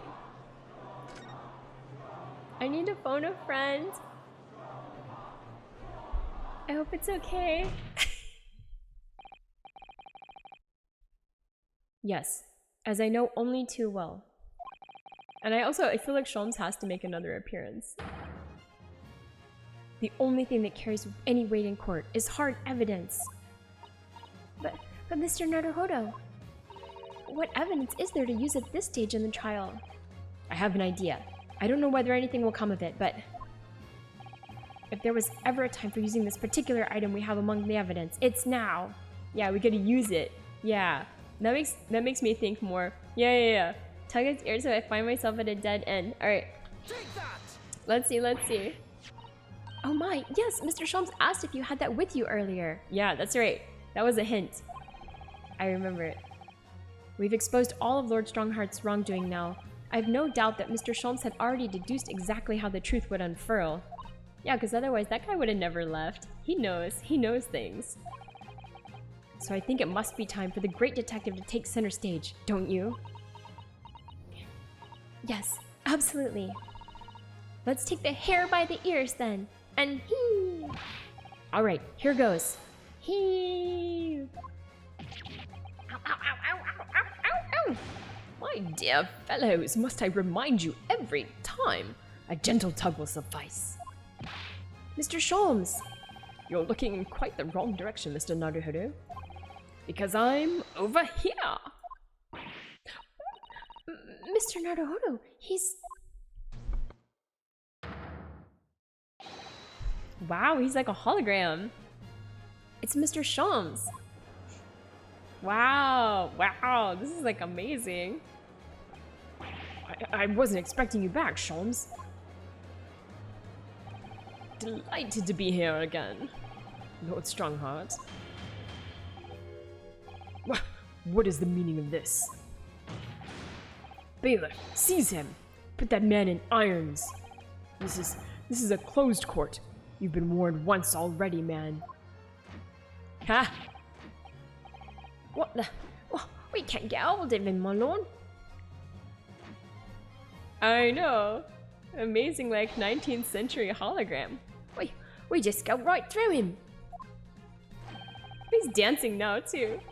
I'm afraid your efforts are wasted, you see. The great detective you see before you is composed entirely of light and shadow. An image, if you will. Oh, wow. He can teleport too. Mr. Naruhodo, I must congratulate you on your fine deductions. Mr. Sholmes, what on earth is... Are you familiar, I wonder, with the invention known as the telephone? Well, yes, I heard that some public telephones have been installed recently in Tokyo. The sound of the speaker's voice is converted to an electrical signal and transmitted instantly to another place. Quite. Sounds are transmitted. So could not images keep them company, I mused. Iris and I did some modest experimentation to develop such a device specifically for this very day. Modest experimentation, Mr. Sholmes. What a modest description. And, somewhat incidentally, I thought we might just as well transmit an entire scene. Somewhat incidentally, Mr. Sholmes? Now you're just being immodest. Do you mean to say you're not actually here, Sholmes? Ah, I knew my trusty partner would have no trouble grasping the concept. Except he's grasping the stand to steady himself after your shock arrival. Poor father. I would have hoped he might have been forewarned, being the great detective's great partner. Yeah, Van Zieks is just like, what the? Leave my courtroom at once. Get out, or I swear to you. Dear me, you, on the other hand, Lord Strongheart, appear to have a very poor grasp of the situation. Allow me to reiterate, I am not here, which would, I hope, lead naturally to one asking, where exactly are you? The very question I was awaiting.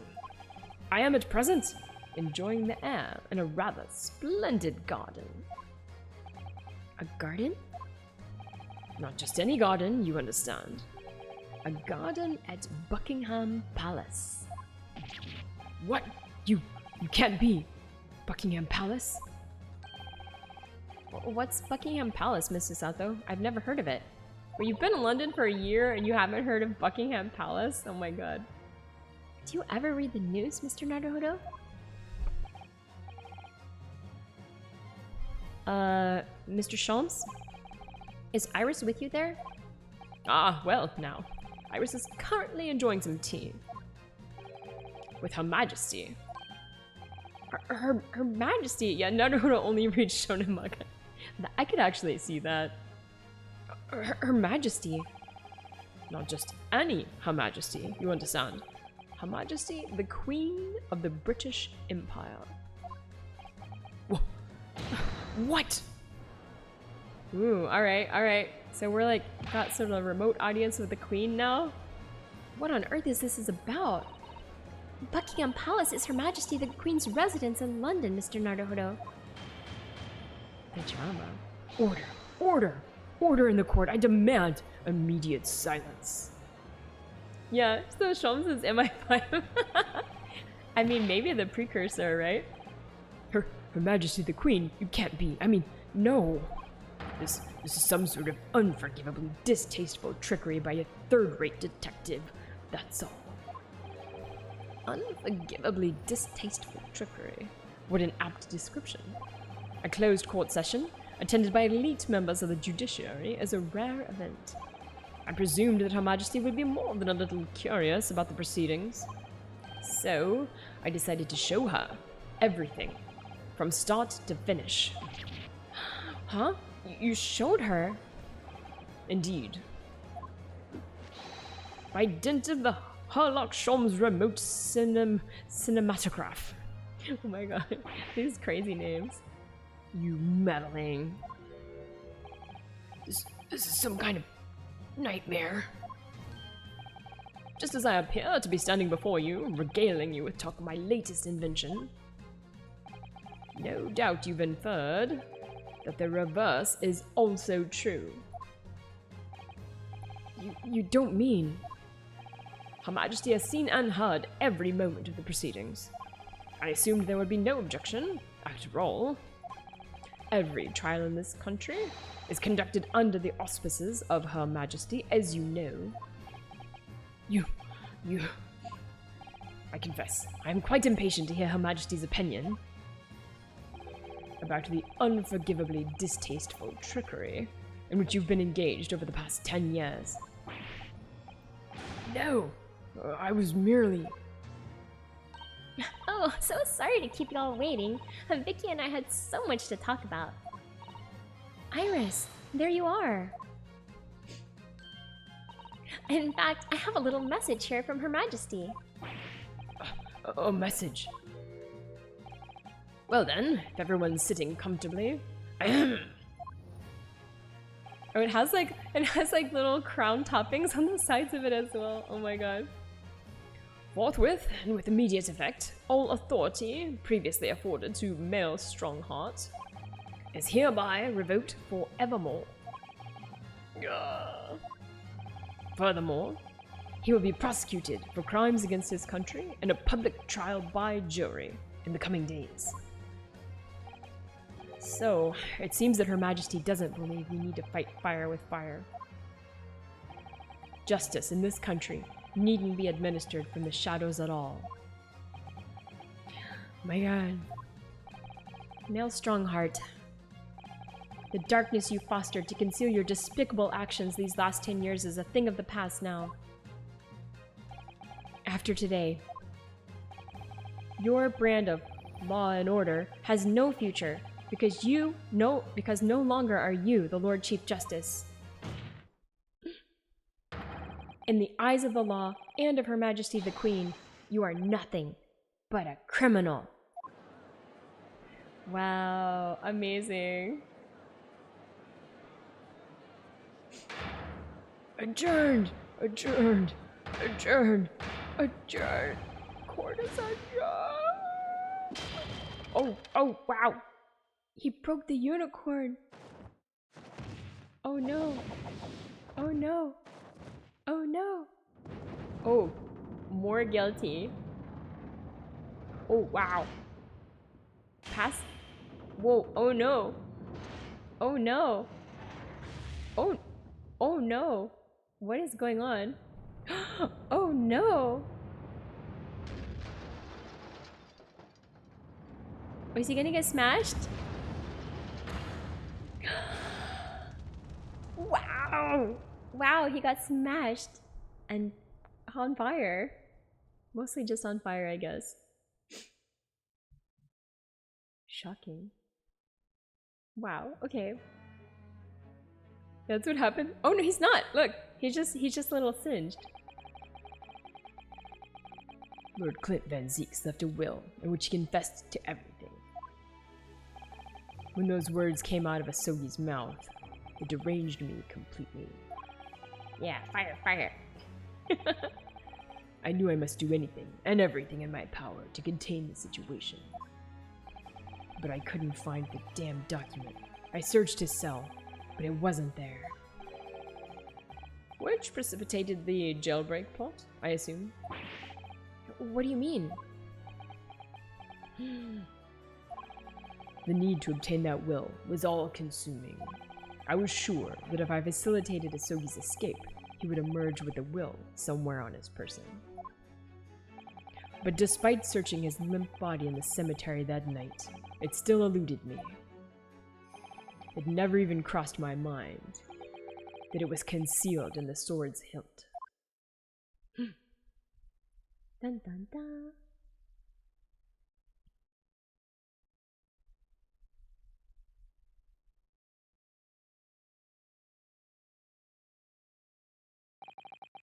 Yeah, sounds like it. Sounds like he was gonna kill him after all. He was just gonna, like, take the will and kill him. Terrible. What pains me now is that my brother left this world without a word to me. I'm sorry, Lord Van Zeeks. In point of fact, I think perhaps that isn't the case. Sorry? How can that be? There is more to his last will and testament. Oh, there is? Wait. What? Oh, what? Oh, we just didn't finish reading it? I thought we were... Okay, anyway. As I confront the prospect of my demise, I feel bitter regret for my younger brother. Oh, okay. Barrack, you've always looked up to me, and now you follow in my footsteps to become a prosecutor. It is my fervent wish that my unspeakable deeds should not hinder your advancement. Oh. I ask not for understanding, for none could understand my depravity. I ask only for forgiveness. Oh. Sorry, buddy. Asogi is a fine detective and a hunter worthy of respect. He has agreed to honor my final two wishes. The first is that this document survives. The second, I cannot commit to paper. I have confessed my sins to my wife. May she find resolution in my death. With my eternal gratitude to my Japanese friend, I rest my quill.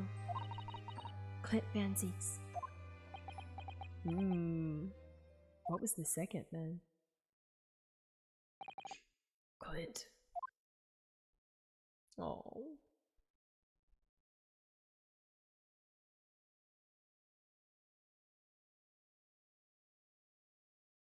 Is he gonna get taken away yet? Male Strongheart. You colluded with Seishiro Jigoku in a criminal plot so immense it spanned the oceans, and you cold-heartedly murdered all those who knew the truth about what happened 10 years ago. But why did you set about that now, a whole decade later? Yes. To ascend to the very peak. What? These last 10 years made me realize being the Lord Chief Justice wasn't enough. Short of becoming Her Majesty's Attorney General, If it wasn't for you meddling kids. I know, right? I could have no real power to effect the changes needed in this country. And for that promotion, I needed to ensure no remnants of the past remained. How could you? I like everything to run smoothly, in the exact manner that I prescribe, like a well-oiled machine. Like his little watch in his crazy clock house. and I was just a step away. If it weren't for your meddling kids. And for your ambition to succeed. Did you even bother to count the number of brilliant people you had killed?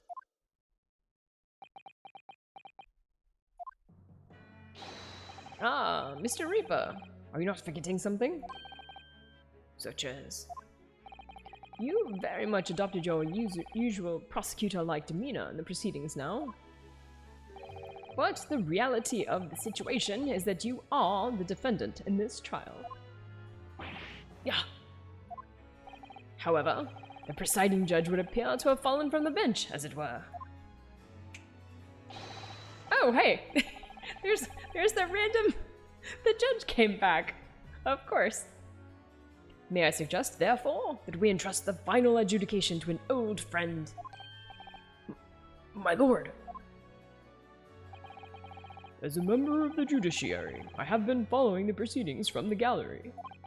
And I must say, I shan't ever forget the extraordinary battle between good and evil that I witnessed here today.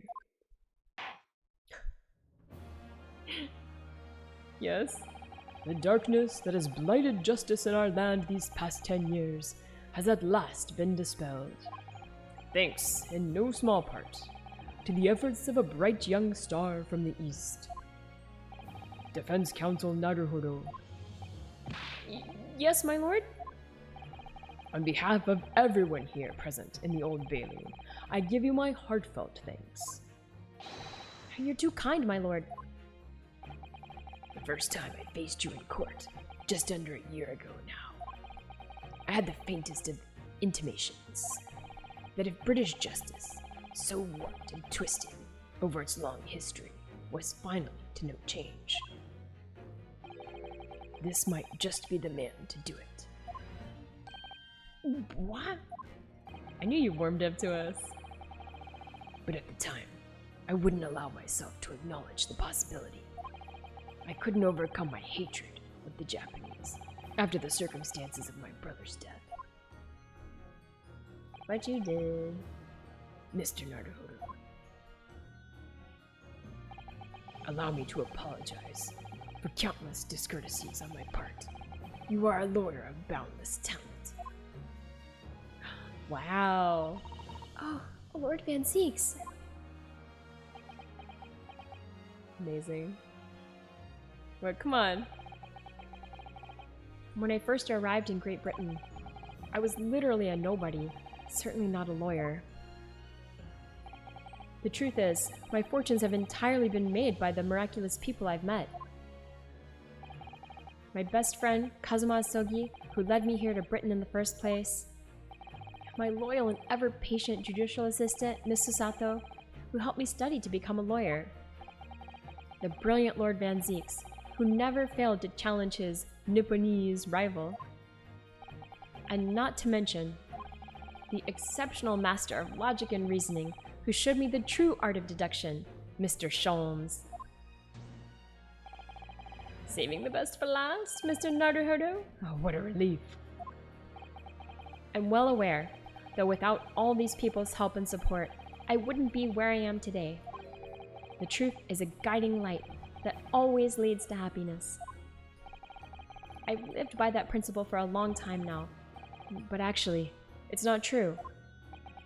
Huh? The truth can also cause great pain, sometimes even leave people on the brink of despair.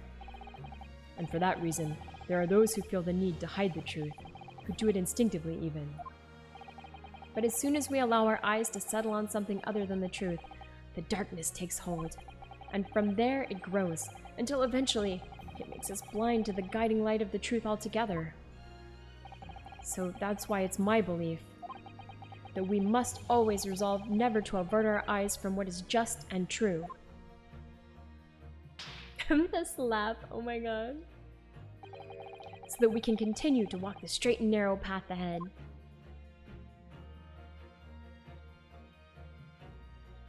Aw, Susato. Oh look, Kazuma's happy with us. Well, I must excuse myself now. But before I go, Mr. Naruhodo, let me compliment you on your grand opus. What? Without your beautifully composed case against Lord Strongheart, Her Majesty would have been unable to act. Yeah, is he allowed at the I hope so. Thanks to you and your fellows, the haunting undertones corrupting Britain's justice system have been silenced. Thank you very much. I still don't know. Wait, we still don't know who's Iris's dad. So, until our paths cross again somewhere. Like at your house, since I like live at your freaking house, buddy. Well then, it would appear that this long trial has finally come to an end.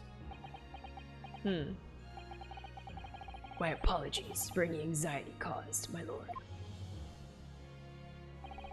I'm quite sure we shall meet again here in the courtroom before long, Prosecutor Barak von Zieks. In conclusion of these proceedings, I hereby declare the defendant, Barak von Zieks, Not guilty. Hell yeah. Hell yeah. Good job, us. Fireworks inside the courtroom even.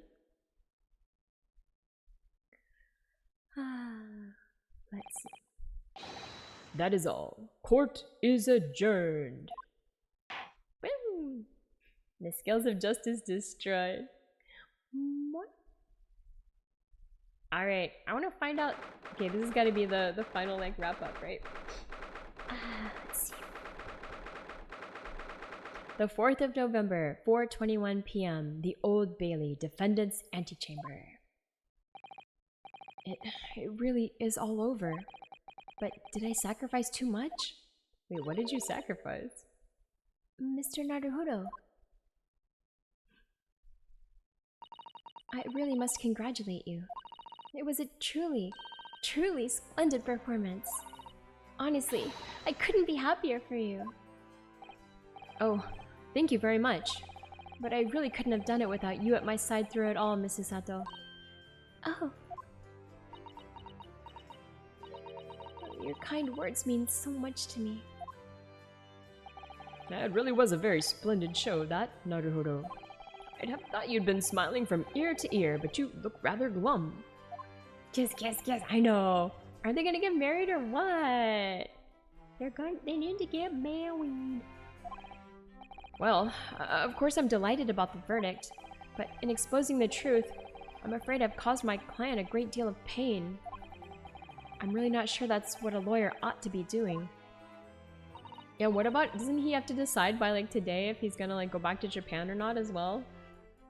Oh, well in that case, I'm quite sure that when you see Lord Van Zieks' smiling face, everything will seem much better. Not smiling. Mrs. Sato? Everything seems worse. He has a face like thunder. Oh dear. I really shouldn't have presumed. Mr. Naruhodo. Yes? Almost a year it's been now, since I first encountered you here in this very courthouse. Yes, Batman? For you to have risen to the level of excellence you just demonstrated today, well, it's quite remarkable. But I exposed the most unpalatable truth you could ever imagine in court today. I feel as though I've robbed you of something you held so dear. What was it he said? To fight those who dwell in the darkness requires at least some of us to occupy the darkness ourselves. But that was just the feeble excuse of a coward. Yeah. Only those with a steadfast eye for the truth have what it takes to fight the dark forces of crime. You made fine work of establishing that fact in court today. Oh. Well, thank you. What magnanimous words. I'm quite sure that Kazuma-sama would have a smile on his face at this very moment if he were here. Kazuma. Oh, he is also not smiling. Okay. Mrs. Sato? There's another face like thunder here. Oh my, and he really was here. Mm-hmm. Lord Van Zeeks. Allow me to congratulate you on your acquittal. Congratulate me or curse me. You failed to bring down the Reaper. Wait, no he didn't though. They brought down Mel Strongheart. I owe you an apology. No, it is I who should apologize. Your father, Genshin. If I had been stronger, then perhaps I made an unforgivable error of judgment. I can offer no excuse. And I can offer no forgiveness. No! Oh my god. That said, I suppose you fought for justice and the truth. For that at least, I can't withhold respect. Your words mean more to me than you could know. I will hold them dear. Ah, Kazuma-sama. I still think maybe she has a thing for Kazuma though. I must say, there's one thing that's still bothering me. What's that? The will that Lord Clint Van Zeeks wrote before his duel with my father. Hmm? Feelers of justice! Sogi is a fine detective and a hunter worthy of respect. He has agreed to honor my final 2 wishes. The first is that this document survives. The second, I cannot commit to paper. Yeah, what was the second one? I confess my sins to my wife. May she find resolution in my death. With my eternal gratitude to my Japanese friend, I rest my quill. No, oh my god, that can't be that can't be the resolution of everything. I mean, maybe it can though. Clint Van Zeeks. What can the second of his final wishes have been? That your father agreed to honor, you mean? I think perhaps. I might be able to shed some light on that. What? Father! There he is, the man! It was 10 years ago, as you know, the day before the execution was scheduled. I went to the prison to say my farewells to Genshin. What? Why aren't you putting up more of a fight, Genshin? If you'd only agreed to it, Seishiro and I would gladly petition the government. Now we've been through this already. You don't need to worry about me. Anyway, Eugene, I have a favor to ask of you. Something of great importance. Aw, this is what it was. Yes? You're one of my greatest friends, Genshin. Whatever it is, consider it done. I'm going to tell you an address. I need you to go there at once, in secret, and telling no one. You should find a lady of the gentry in hiding there. A lady of the gentry? She's not in a good way, and she's with child. The birth is imminent. Oh my god! Oh my god! Okay! Wait.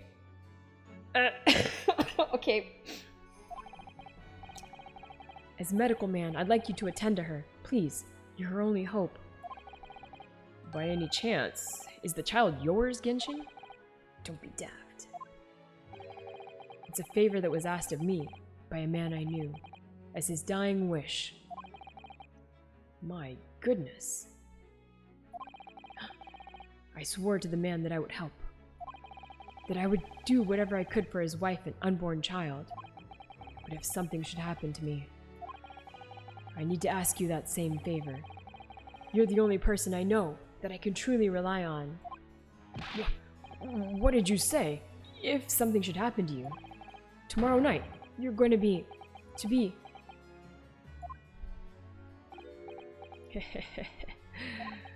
You never know though, do you? What life will bring.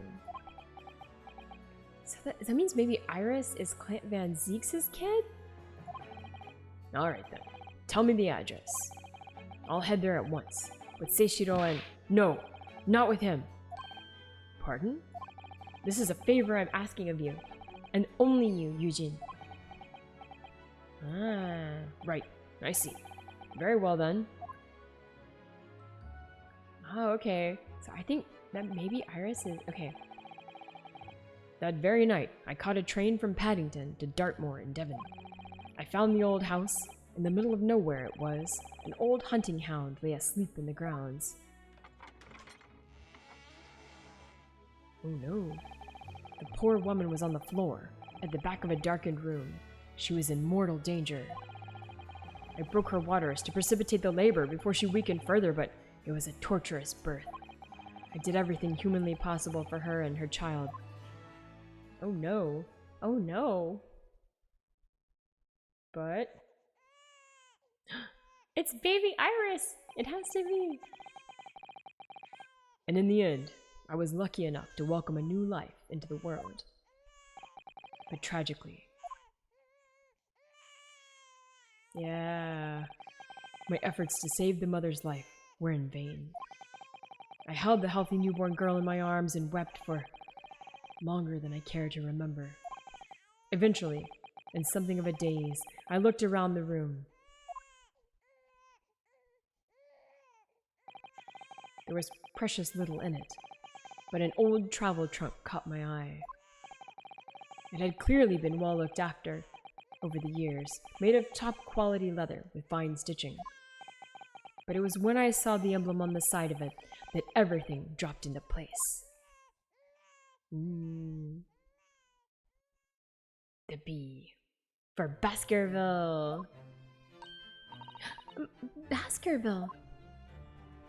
You mean? The woman was the wife of Lord Clint Van Zeeks? That's right. The newborn was his daughter. But that makes no sense. Why on earth wouldn't Clint have entrusted the child to my care in that case? I was completely unaware that he even had a daughter. I suppose he didn't really have any choice? What? Well, your brother said that he confessed everything to his wife. So she must have been beside herself with worry for her child. If the true identity of the professor were ever to be made public, the girl would be forever branded as the daughter of the infamous mass murderer. So the only solution was to distance the young girl from the Van Zeeks family as much as possible. I don't believe it. I imagine that in his final hour, Lord Clint Van Zeeks made the obvious choice. He would have thought to himself, this Japanese man here is someone I can trust. I honored my promise to Genshin, of course. However, only a month later, I was summoned back to Japan, and without disclosing the parentage of the child, I couldn't obtain permission to take her with me.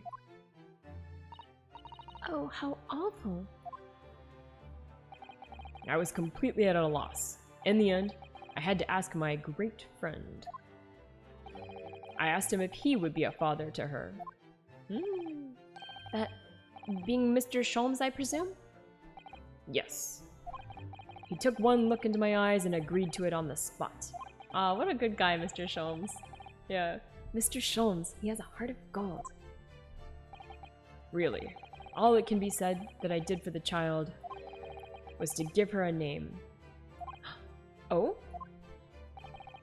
When I'd come to Britain, I was trying to escape from the grief of losing my darling wife. So it was her name that I gave the little girl. Your wife's name, Professor Mikotoba? In other words, hi Sarunoni, yes we are epiloguing now. The name of my mother? Ayame Mikotoba. Oh! That's right. Ayame, or in English, Iris.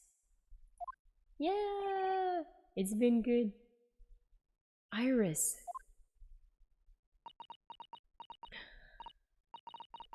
I had no idea. Uh-oh, ding dong.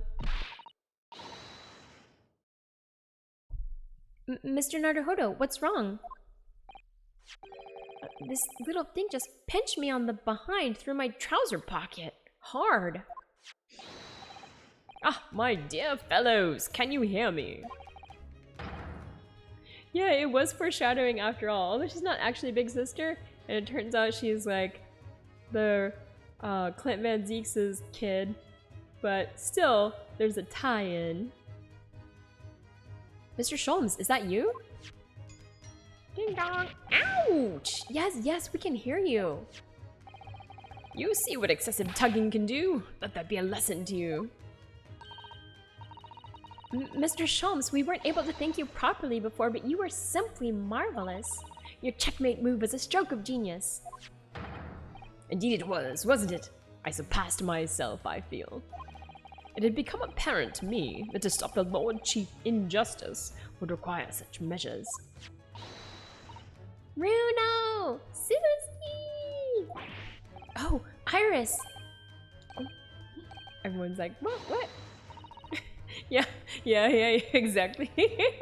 Find somebody that looks at you like Ryunosuke looks at Sholmes looking at an obvious plot device and missing it completely. Yes. Oh, Her Majesty Queen Vicky said she thought my special blend was delicious. Oh, I'm sure she did. After all, no one brews a more delicious tea than you do, Iris.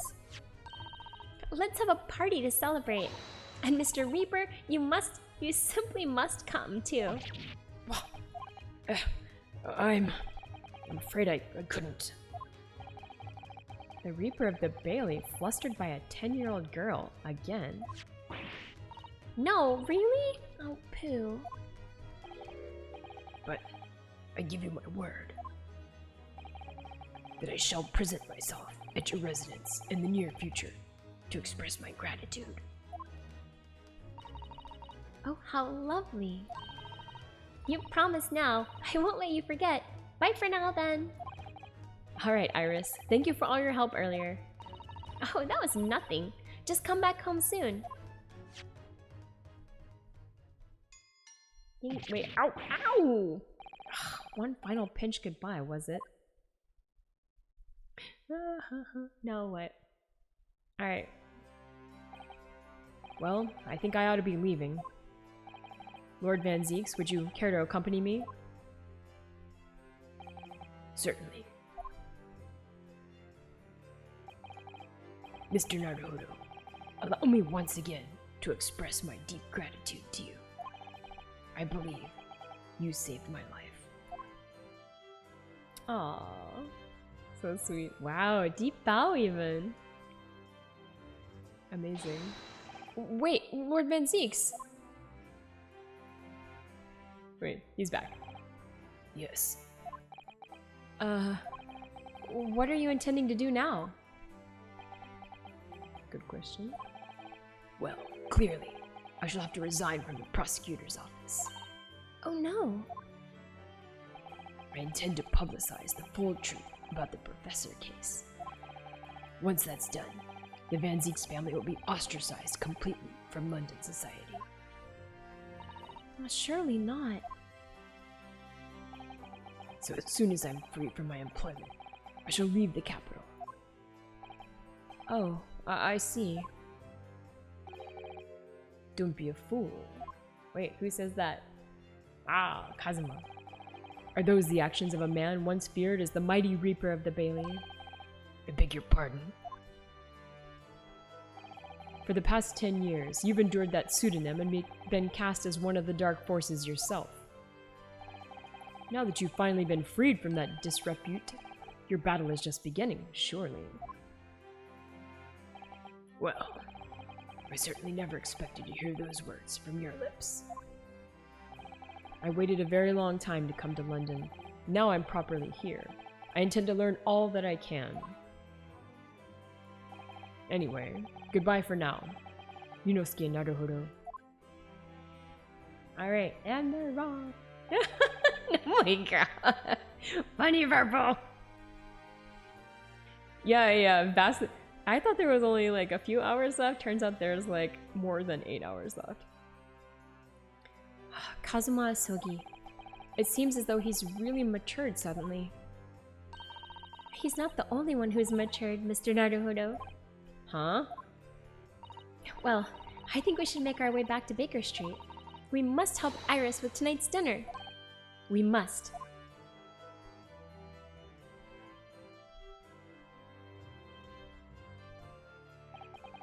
It was then that I came to an important decision about my future. Ooh, yes, yes. This must be the end. My god, it is never ending.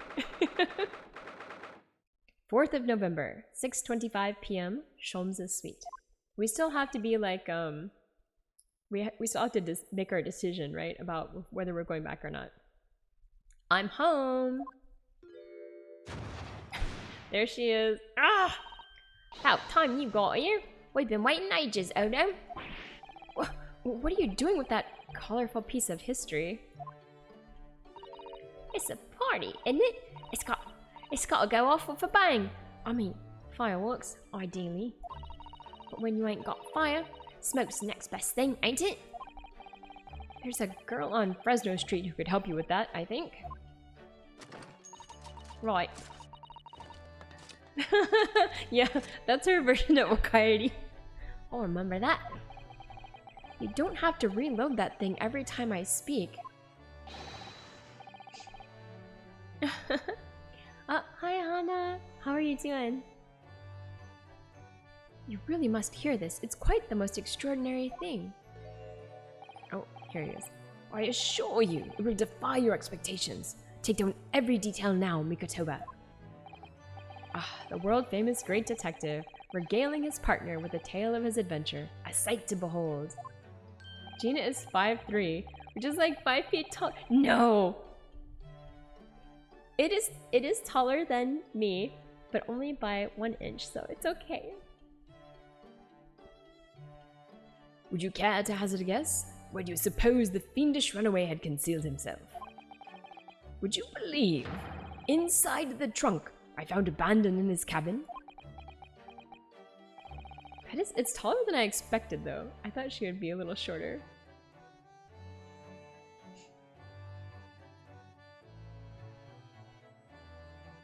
I would believe it, yes. I say, Mikotoba, I detect not a hint of surprise. Oh, well that's fair, that's fair. I wonder why that is, Maybe because I was there at the scene as well, Sholmes. What? You were? Then why the deuce didn't you say so before? Not quite the sight I was expecting to behold, but still. It's hard not to feel privileged to see it. Hello, Mr. Sholmes, Professor Mikotoba. I'm finally back from the Bailey. And not a moment too soon. A feast prepared by Iris and Miss Susato awaits. Crop? You mean corn? Corn? I must say, I haven't seen Susato looking so happy in a very long time. Oh, Runo! There you are. Dinner's on the table, everyone. Please, do come and take a seat. Time to fill my boots. Oh, Gina. Goodness, is that really true, Gina? Yup, I'm lazy meat copper's cobbler and going back to what I know best. It's a diver's life for me. You're really leaving the police force?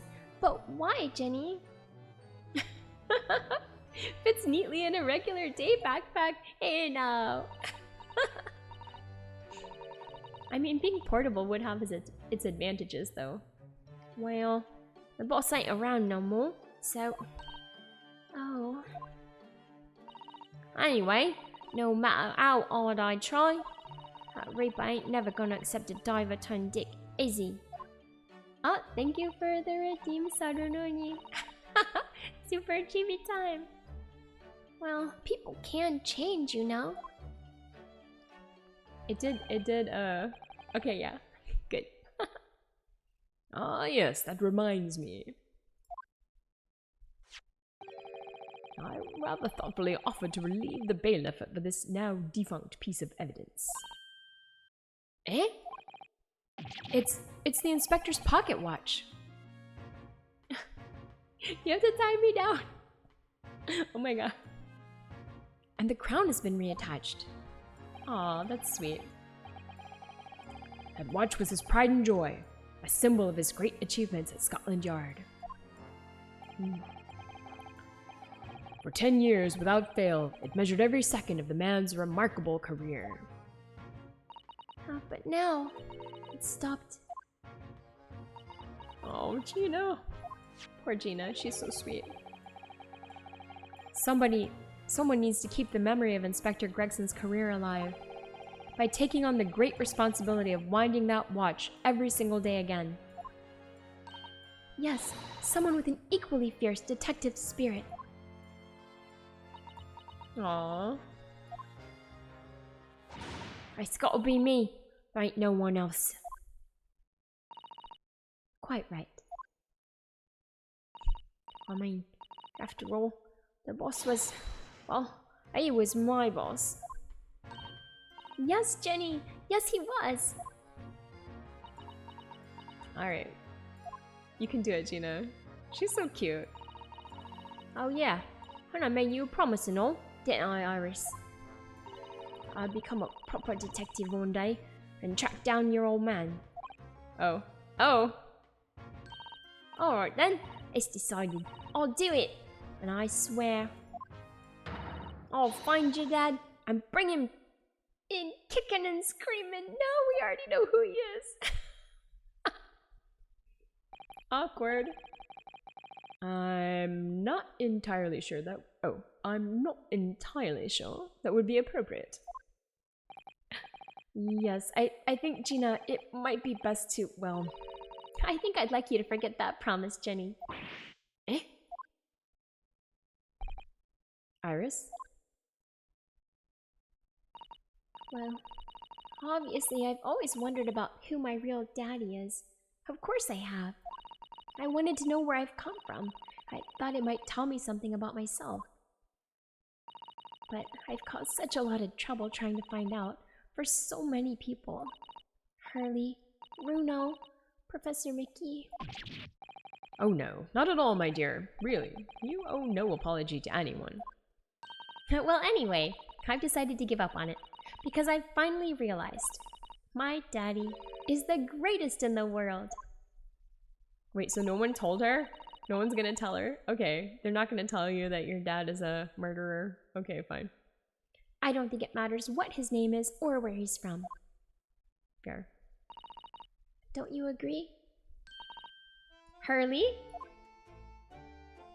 Yeah. Sherlock Holmes can be your dad. With every word, Iris. Thank you, Hurley. Thank you, Daddy. Oh my god.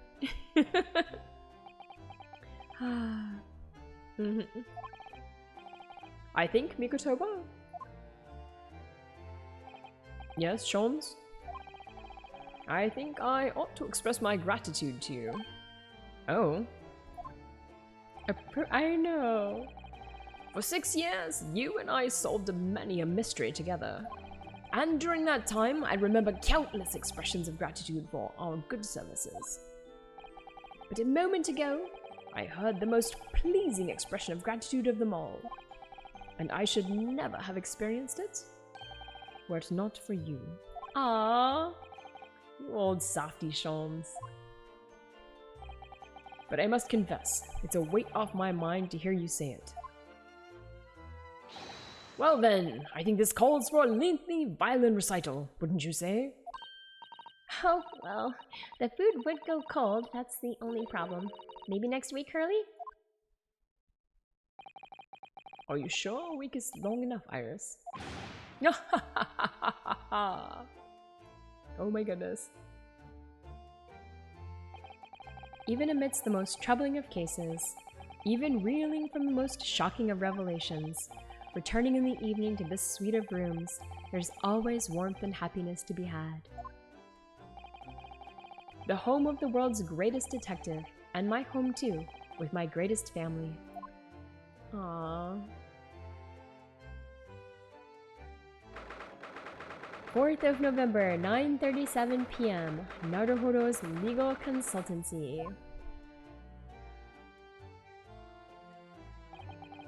This attic room has been my home and office for almost a year now. I've certainly had some unforgettable experiences whilst I've lived here. But I think now, the time has come. Time to bid this place farewell. Naruhodo. Yes? Ah, here he is. Oh, a professor! Are you alone? I didn't hear any sound from Susato's room. Yes, Susato-san went out after dinner. She took a carriage. Something about an important matter she needed to take care of? Ah, I see. Yes? I wanted to thank you for what you did earlier. Oh? With Iris, I mean. When the subject of her father came up. Ah, Lord Clint Van Zeeks. I made up my mind many years ago never to tell her who her real father was. It's what was agreed with Genshin after all. Lord Clint Van Zeeks' final wishes before he died, you mean? Yes. I've had to take some rather drastic steps at times to protect that secret, you know.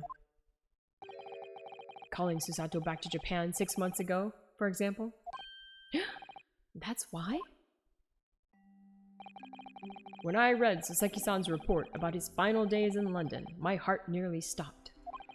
You'd stumbled across the crux of that terrible case. The dog's collar. The description of the Baskerville insignia left me in no doubt. Baskerville. If you decided to investigate that insignia, sooner or later you'd have made the connection to the Van Zeeks. And to make matters worse, Susato knew of the unpublished story as well. The story that Iris had written, based on my notes from the time. Oh, that's why that story was hidden. I see. Ah yes, the Hound of the Baskervilles. Exactly. It was a work of fiction, but based on the grim reality of a huge beast of a dog being used as a murder weapon. A dog with the Baskerville family emblem around its neck. Armed with those two clues, I feared you and Susato might arrive at the truth. So I invented that story about having collapsed to justify her leaving London and returning to Japan at once. All in aid of halting any investigations you and she might have been contemplating. I see. Something I've never understood is why Susato-san came across that manuscript in Japan, though. You know, Iris' The Hound of the Baskerville story, I mean. I feel like this game actually never ends. I'm starting to think so too, Jesus. I'm ready. I started a little later too because I was like, oh, I don't think we have much left. Lies. Sholm sent it to me. That was before Susato left Japan. He was very troubled about what should be done about it, you see. Exactly. I'd read it and carelessly left it on my desk, which is where Susato came across it, of course. Chekhov's arsenal. Yes. Ah. It was the only case Sholmes and I ever pursued that I didn't record in meticulous detail. I was stunned when I discovered that young Iris had pieced together so much of it from my paltry notes. Yeah. Sholmes and I discussed the matter and decided that we couldn't allow the story's publication. At that point, I returned the manuscript by post to Sholmes for safekeeping. Yeah, there are a lot of loose ends. So you did all that to stop Iris from finding out the truth about her father? That's right. Because Sholmes had told me how astute she'd become. She has a smart little 8-year-old. 10-year-old? She's a 10-year-old. 10. She must be 10 because of the things happened 10 years ago. However, having witnessed events in court today, I must say my opinion has somewhat shifted. Oh? I think at some point in the future, the time will come for Iris to know the truth. And when it does, well, I believe it will be for the best. Alright. I think so too. Yeah, you shouldn't withhold information. Actually, Professor, I wanted to talk to you about something too. Yes? Yes? Judging from that expression, I'd say you've come to a decision, have you? Yes, I have. I will be returning with you to Japan. Are you quite sure? I'm really only here as a substitute for Kazuma. But he's here in Britain now, as originally intended. Locum student Naruhodo doesn't really have a right to stay, I think. I see. Looking back now, when I first arrived here in February...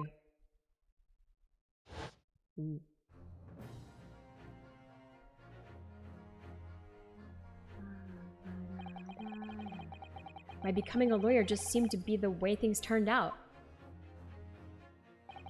With Kazuma, Susato-san, and Mr. Sholmes all gently pushing me in that direction. Aww. Such good memories.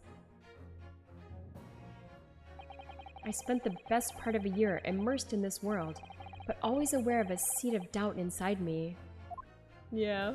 Flashbacks. Until today. There's no doubt today. Ooh. Standing in that courtroom earlier, all doubts vanished from my mind.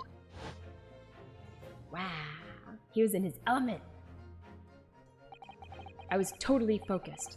I was sure of my belief in my client, and I was sure I could see the trial through.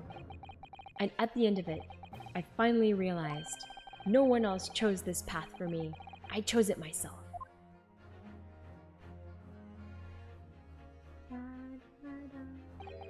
The path of a defense lawyer, eh? Yes, that's what I am now. That's what I'll be going back with you to Japan as. And that's the path I'll be following for the rest of my life. Well, it sounds like you've made quite a resolution there. I have. Very well then. I must say, it's extremely welcome news. I shall make arrangements for your return first thing tomorrow, but I don't imagine we'll depart for a few days. Not with the symposium having been cancelled now. Such a shame. Never mind. I'm sure there'll be other opportunities in the future. Don't let anyone ruin your day. Ruin it yourself. Be a man. Oh my god. Yeah. Oh my god. Well then, I'll bid you good night. Alright, Susato, are you coming back? Is this the final bit? The final bit? I choose this for myself. Yes. Susato-san. Yeah, you coming back to Japan with me? Come on. Let's get married. I just wanted to let you know I'm back. Come closer. Yes. Did you, hear what your father and I were discussing? I'm sorry, I did, yes. I couldn't help but... Oh, how much did you hear? Well... From the part about Iris's real father, I think? In other words, from the beginning.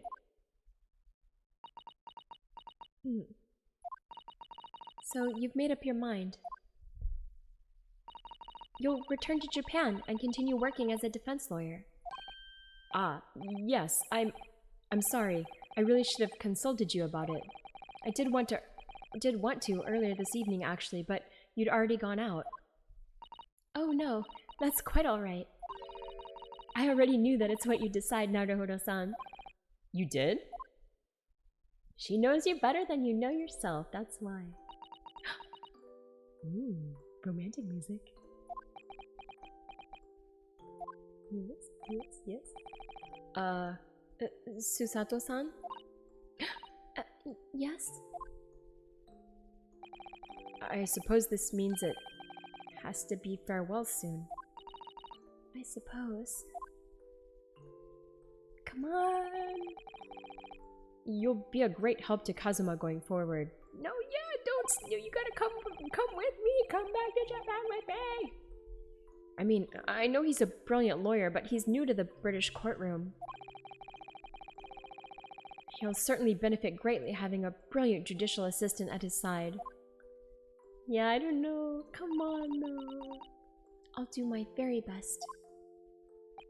Yeah, I do love that magic book. It's so tiny, yet so full of everything. I wish I could say it, but I just can't. Oh no! I can't ask her to come with me. After all, she was always supposed to be coming to Britain as Kazuma's assistant. It's growing late. We should both try to get some sleep. I'm sure you must be exhausted after today. Oh, yes, you're right. Before I retire, let me just say one more time. You really were quite splendid in court today. So, if you ask me, anyone who thinks of you as a substitute or a locum should be ashamed of themselves. Ah, Susato-san. Thank you. Oh no! Come with me! Brutal.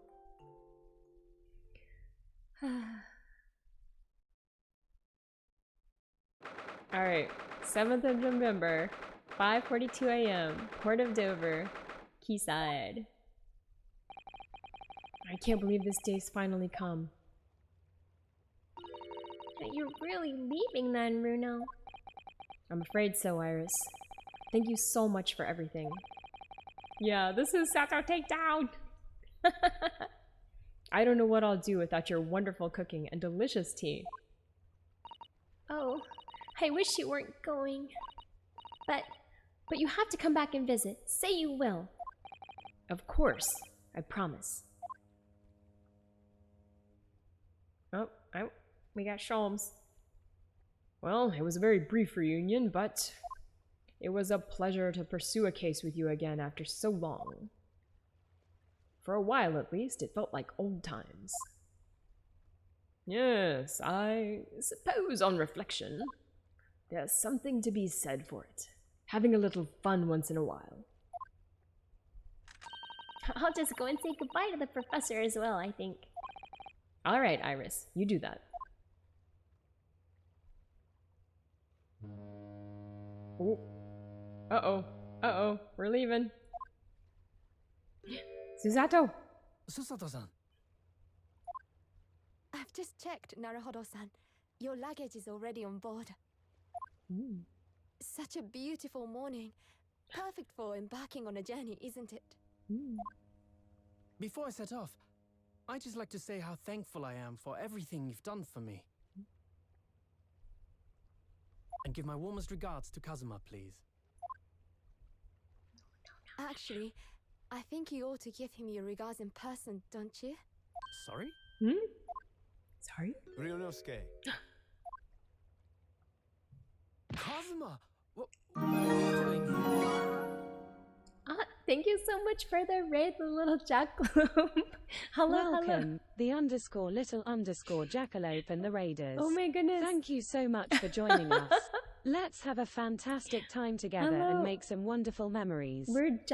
We're almost done with Ace Attorney Chronicles. This is like the very last part of the epilogue, but welcome! Yeah, I'm Murasaki Mio and I play mostly chill games and sometimes VR. And yeah, what were you doing? Phasmophobia. Oh no, are you doing Phasmophobia for Halloween? Yeah, if you have to like go have a rest or get something to eat or whatever, like feel free. But yeah, thank you so much for the raid. Let me give you a shout out. Let's see. But yeah, we're just wrapping up at the end. Here, let's see. So let's roll the chair up. We've got forfeit check. Spin. I'm gonna add spin as a command Spin! because I think like spin should be a whole thing. Yes, spin. Tights on. Very I cute. managed to rip the tights, obviously. But yeah, just go. Nice. Oh, welcome, welcome. Yeah, things have been going well, except this is like the second time that I thought I was ending this that I thought I was ending this this game. Well, I think we're finally ending it now. Oh, Bunny Purple, thank you so much for the gift sub. Thank you, thank you. I really appreciate it. Oh, and you gave one to Panda. That's so sweet. He'll be happy about that. Yeah, this has been so long. We're finally wrapping it up though. Oh my goodness. Let's see. Oh my goodness. Yeah, thank you again for the raid. And thank you so much, Bunny Purple. Thank you. Do you really think I'd miss my best friend's departure? Ooh. Okay. Thanks. To be Okay, honest, I could I've do been autoplay looking maybe. forward to our wild time tearing up the streets of Her Ooh. Majesty's capital. But, Okay, put autoplay on for now. Well, Like we'll have to Elden save Ring? that for another Hell time. no. Oh, this is the very Personally, end. I'm looking forward to facing you in court again. Hi, Peppermint Cordial. me too. But, we're both defense lawyers, so, I'm going to become a prosecutor. Ooh, he's gonna I'll become stay a in Lord Van prosecutor. Zeek's tutelage for the time being, but Ooh. before long, I intend to It be was just cute as though. I formidable liked as the it. Reaper himself. Did you add spin? oh, I see. Hmm. Oh, so they might face off against each Actually, other in the Ryunosuke, future. I have a favor to ask. Ooh. Name it. Ah, thank you so much. I'd like you to take care of this for me for a while. Oh, we're gonna get the sword? Karuma? Oh my god, Karuma. Why? Because I've seen it now. I've seen what's inside me. Oh, the no. demon that reared its ugly head that day. Oh no.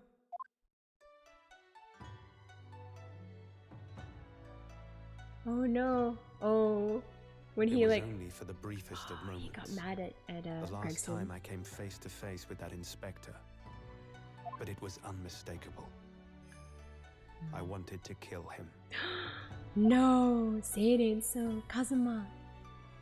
I've always known there are demons that live inside people. And now I know there is one in me. The fact that it very nearly consumed me is something I'll carry with me until the end of my days. No. While I okay. devote my life to fighting those whose demons have got the better of them. Okay. We're gonna have to carry on the As a sword. prosecutor, Ooh. So, that's what you've resolved to do, is it? until I'm ready to face the demon within me, to slay it once and for all. Okay. I leave this. But he in still your has care, his like European sword. if you'll take it. Of course I will. I'll keep it by my side. Always. Amazing. Never enough Until we swords. meet again, then. You have your path to follow, and I have mine. Indeed. Naruhodo-san? Wait. Don't leave us. The path you're going to follow from now on, Yes? I wonder if I might follow it at your side, unless I'd be a burden. Yes. What? Yes. I mean, I would very much like you to come with me. Yes, come with But- me. But aren't you... European steel is clearly weak to the mighty katana. You're so predictable, Ryunosuke. Ooh. I am? Honestly, you never change at all. But that's what I like about you. Aww. You mean you knew about this? Of course. It was the evening after Lord Van Zeek's trial came to an end. She came to see You me at the am I prosecutor's right? office. Really? Or when I Ah. had that conversation with Professor That's what Mikotoba. she was doing. She was going to tell Kazuma that she wasn't coming with them. Or she wasn't So, going you go with staying with him. Ryunosuke back Yeah, to yeah, yeah, Japan. yeah. Mm-hmm. Yes. I know it's unfair of me to follow my own interests like this. Ooh. Coming here especially to tell me. You're a stickler for etiquette, He aren't you? belongs in a museum. Well, what are his feelings? I mean, it's still there. Oh wait, look, there's so. Hold on, We've never hold on. discussed I turned it off before, autoplay and so you can Naruhodo-san see has how made many no such chalices there suggestion. are here for for for Van Zeeks. He'll never run out. It's like an endless supply. Oh my god, amazing. I worry that perhaps I'd be a The burden. to him. preferably the British one. No. He's just as much of a stickler for etiquette as you Oh are. my god. He'd never say anything before he was asked. Yeah. He does need a large But supply. I'd feel happy knowing you were with him. Aww. Good. Look out for him on my behalf, will you? We got Kazuma's approval. It's the emergency stash.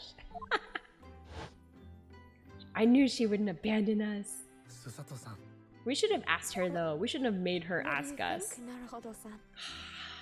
Cups with threatening auras. With you by my No. side, no trial would seem too daunting. Oh. So if you're willing, I'd be honored if you'd come with me. Aww. Together we can take on the world. Yay. And then get married. I'm terribly incompetent, but What? if you'll have me, I'd You be were- delighted. You're smarter than all the other lawyers. No, not at all. If Oh my anyone's God. terribly incompetent, it's me. What's wrong? I think there could Yamagi have Susato-san, at least be you're some fine. good The ship's going to comics. set sail any minute now. Uh-oh. It's alright. There's no need to worry. As it happens, Ooh. my luggage is already on board too. Oh. It is? Yeah. That's right. It's all been Your taken care fine of. judicial assistant has everything in hand as always, I see. Yeah, of course. She's not incompetent. My god. Oh, we're being summoned. Your ship's about to leave. Oh, there we go. Iris. Time to go then. This girl. Yeah. Look after yourself, Ryunosuke. She's underrated, man. Kazuma, draw your sword. What? What? Draw your sword. Why? Vansies would be too powerful for Smash Bros. Oh no, okay. What? They just wanted to like... One day, when our paths cross, Is this a Once thing more. that people do? we'll fight a duel of words Oh. across the courtroom. Okay, okay.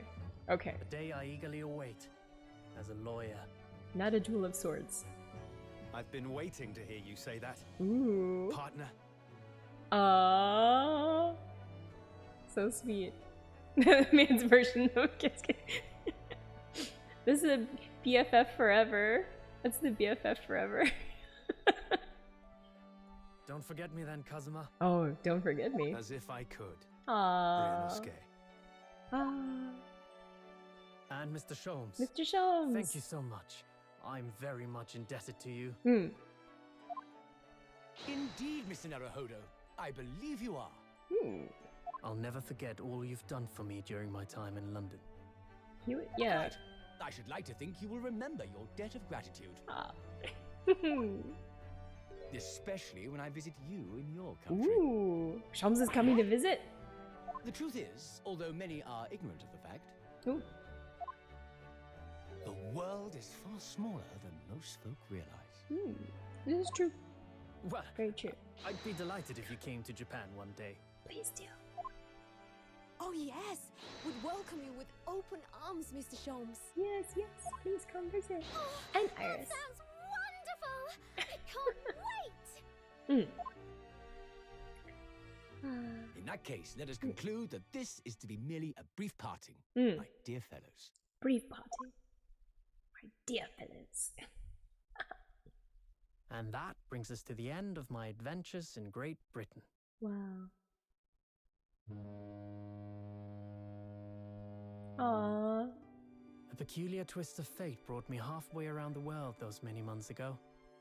But that was just the start of my journey. Who knows where fate will lead me next? Aw. Still, I'm confident this won't be my last I got meeting with Saka the by friends my I've made side. in London. And when we're together Mm. again, no doubt the first words I'll hear will be, What will they do? Come, the game is afoot. Nice. Aww. The ship, with our friends from the east, sailed steadily towards the distant horizon. But Sholmes' face was alight with joy. Aww.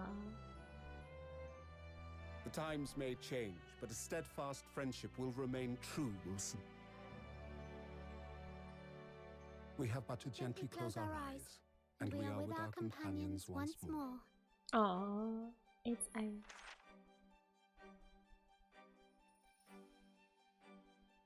So I do just that.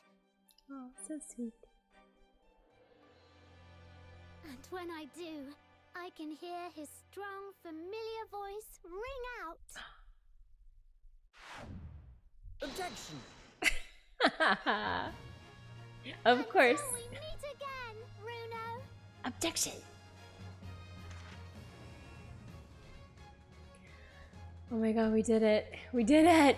We got to the end of Ace Attorney. Amazing. Wow. Objection. Oh my god. Do you know how many hours I put into this game? Whew.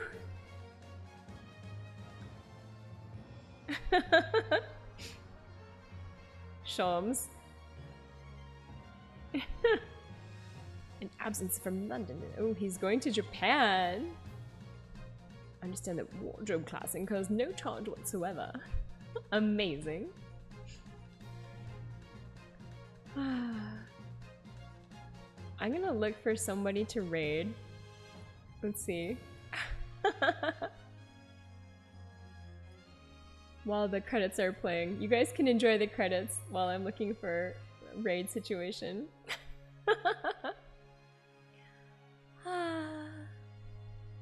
Oh, Biscuit's on. We could raid Biscuit. Since I don't usually get a chance to raid Biscuit. Biscuit is playing My Hero Ultra Rumble. Biscuit is a cute corgi himbo VTuber. Oh, Persona 5 roll. Oh no. This was over 100 hours for sure.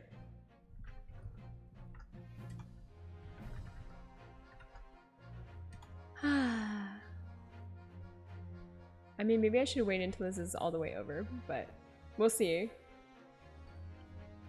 Yeah, I think I played this game for, let me see, 125 hours.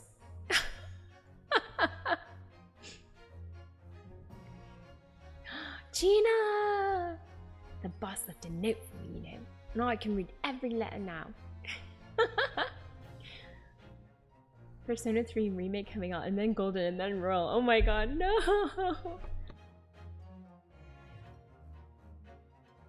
I'm glad you guys enjoyed my voice acting. I had a really fun time, like, trying to make up voices for everybody.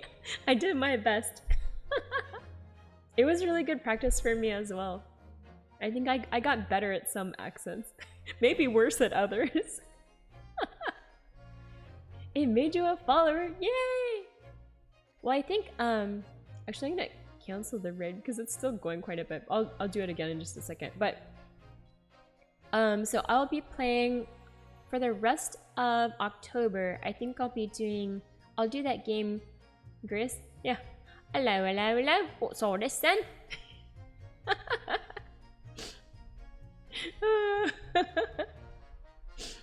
Yeah. But I'm gonna do Greece that it's kind of a shorter game, so I think it'll only take like 2 weeks. So I'll do that for a couple weeks around Halloween times because it's a little darker and I thought it might be good to take a short break from Ace Attorney. This is the British police. Yeah, I'll totally miss Gregson with the unlimited fish and chips. There's so many like memes in this game. I'm under arrest for my crimes of accent. Cockney was definitely a struggle for me.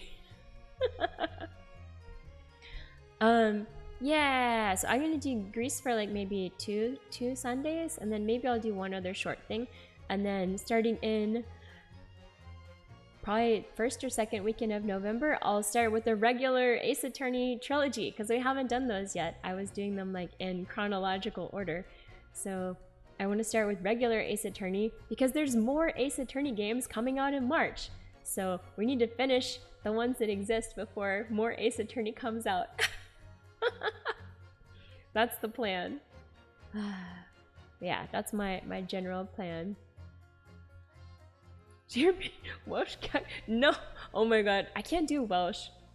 Not yet. Maybe I need to actually like watch some videos on how to do accents properly instead of just making them up. I could try to learn Welsh. Oh, someone redeem win. Oh my god. That was a popular style. Ah, look at all these people. This is like a flashback through all the characters. My goodness. Who else do we have now? Hairbrain. Barak's old friend. Anyone else? Anyone else? Yeah, that's my plan. I'll take a couple weeks break. A couple weeks break only then. And then it's back. Oh, she was popular. The Madame Tussauds. People really liked her voice. Because I gave her like the sexy French lady accent. I can't do it now. I have to be like in the mood for it. I have to be prepared. But yeah, I can never escape Ace Attorney. Indeed. I like this character a lot. I didn't really understand her witchy costume though. The costume didn't make any sense to me, but I just rolled with it because sure, why not? And then we have this guy who was like Mr. Crazy guy. 5 more years? I mean, this game took me over a year to finish. Yeah, it took me over a year of like every Sunday. I did have some breaks because I took a couple like medium-sized breaks from streaming, but it still took me like over a year to finish this game, so we'll see how long it takes to do the regular Ace Attorney games. I think they're not as long as these, if I had to guess. The original ones. We'll see. Alright, who else do we have? Are we wrapping up yet? My god. Ah, Kazuma. His story had the craziest twists and turns. First he was dead, then he was like, it was like the classic amnesia plot, and and then he was like on his like vengeance arc. That was crazy. Okay, what about Susato? Susato? Are we gonna see her as the last one? Maybe. Ooh, programmer. Ooh. Ah, I guess if I get better at reading Japanese, I can always do it in Japanese. That would be crazy. That would be pain. Friend, dead. Not dead. Batman. Friend again. That's a good summary. Ooh, once we arrive in Japan, we should be busy establishing them. Ooh. Nice, nice. It looks like we're in the same boat that we were on before. A great Ace Attorney, some might say. Ah, indeed. Oh, Susato, you're the best. Yeah, title name drop. Amazing. Oh, so cute. Oh, and it's a little Daruma with the 2 eyes colored in. Yeah, I have one of these on my desk actually. The little doll, you color in 1 eye when you have like a wish or a hope for the future, and then you color in the other eye when your wish comes true. So, yep. Alright, now I'm gonna actually do the raid. Oh my god, I'm gonna be so tired.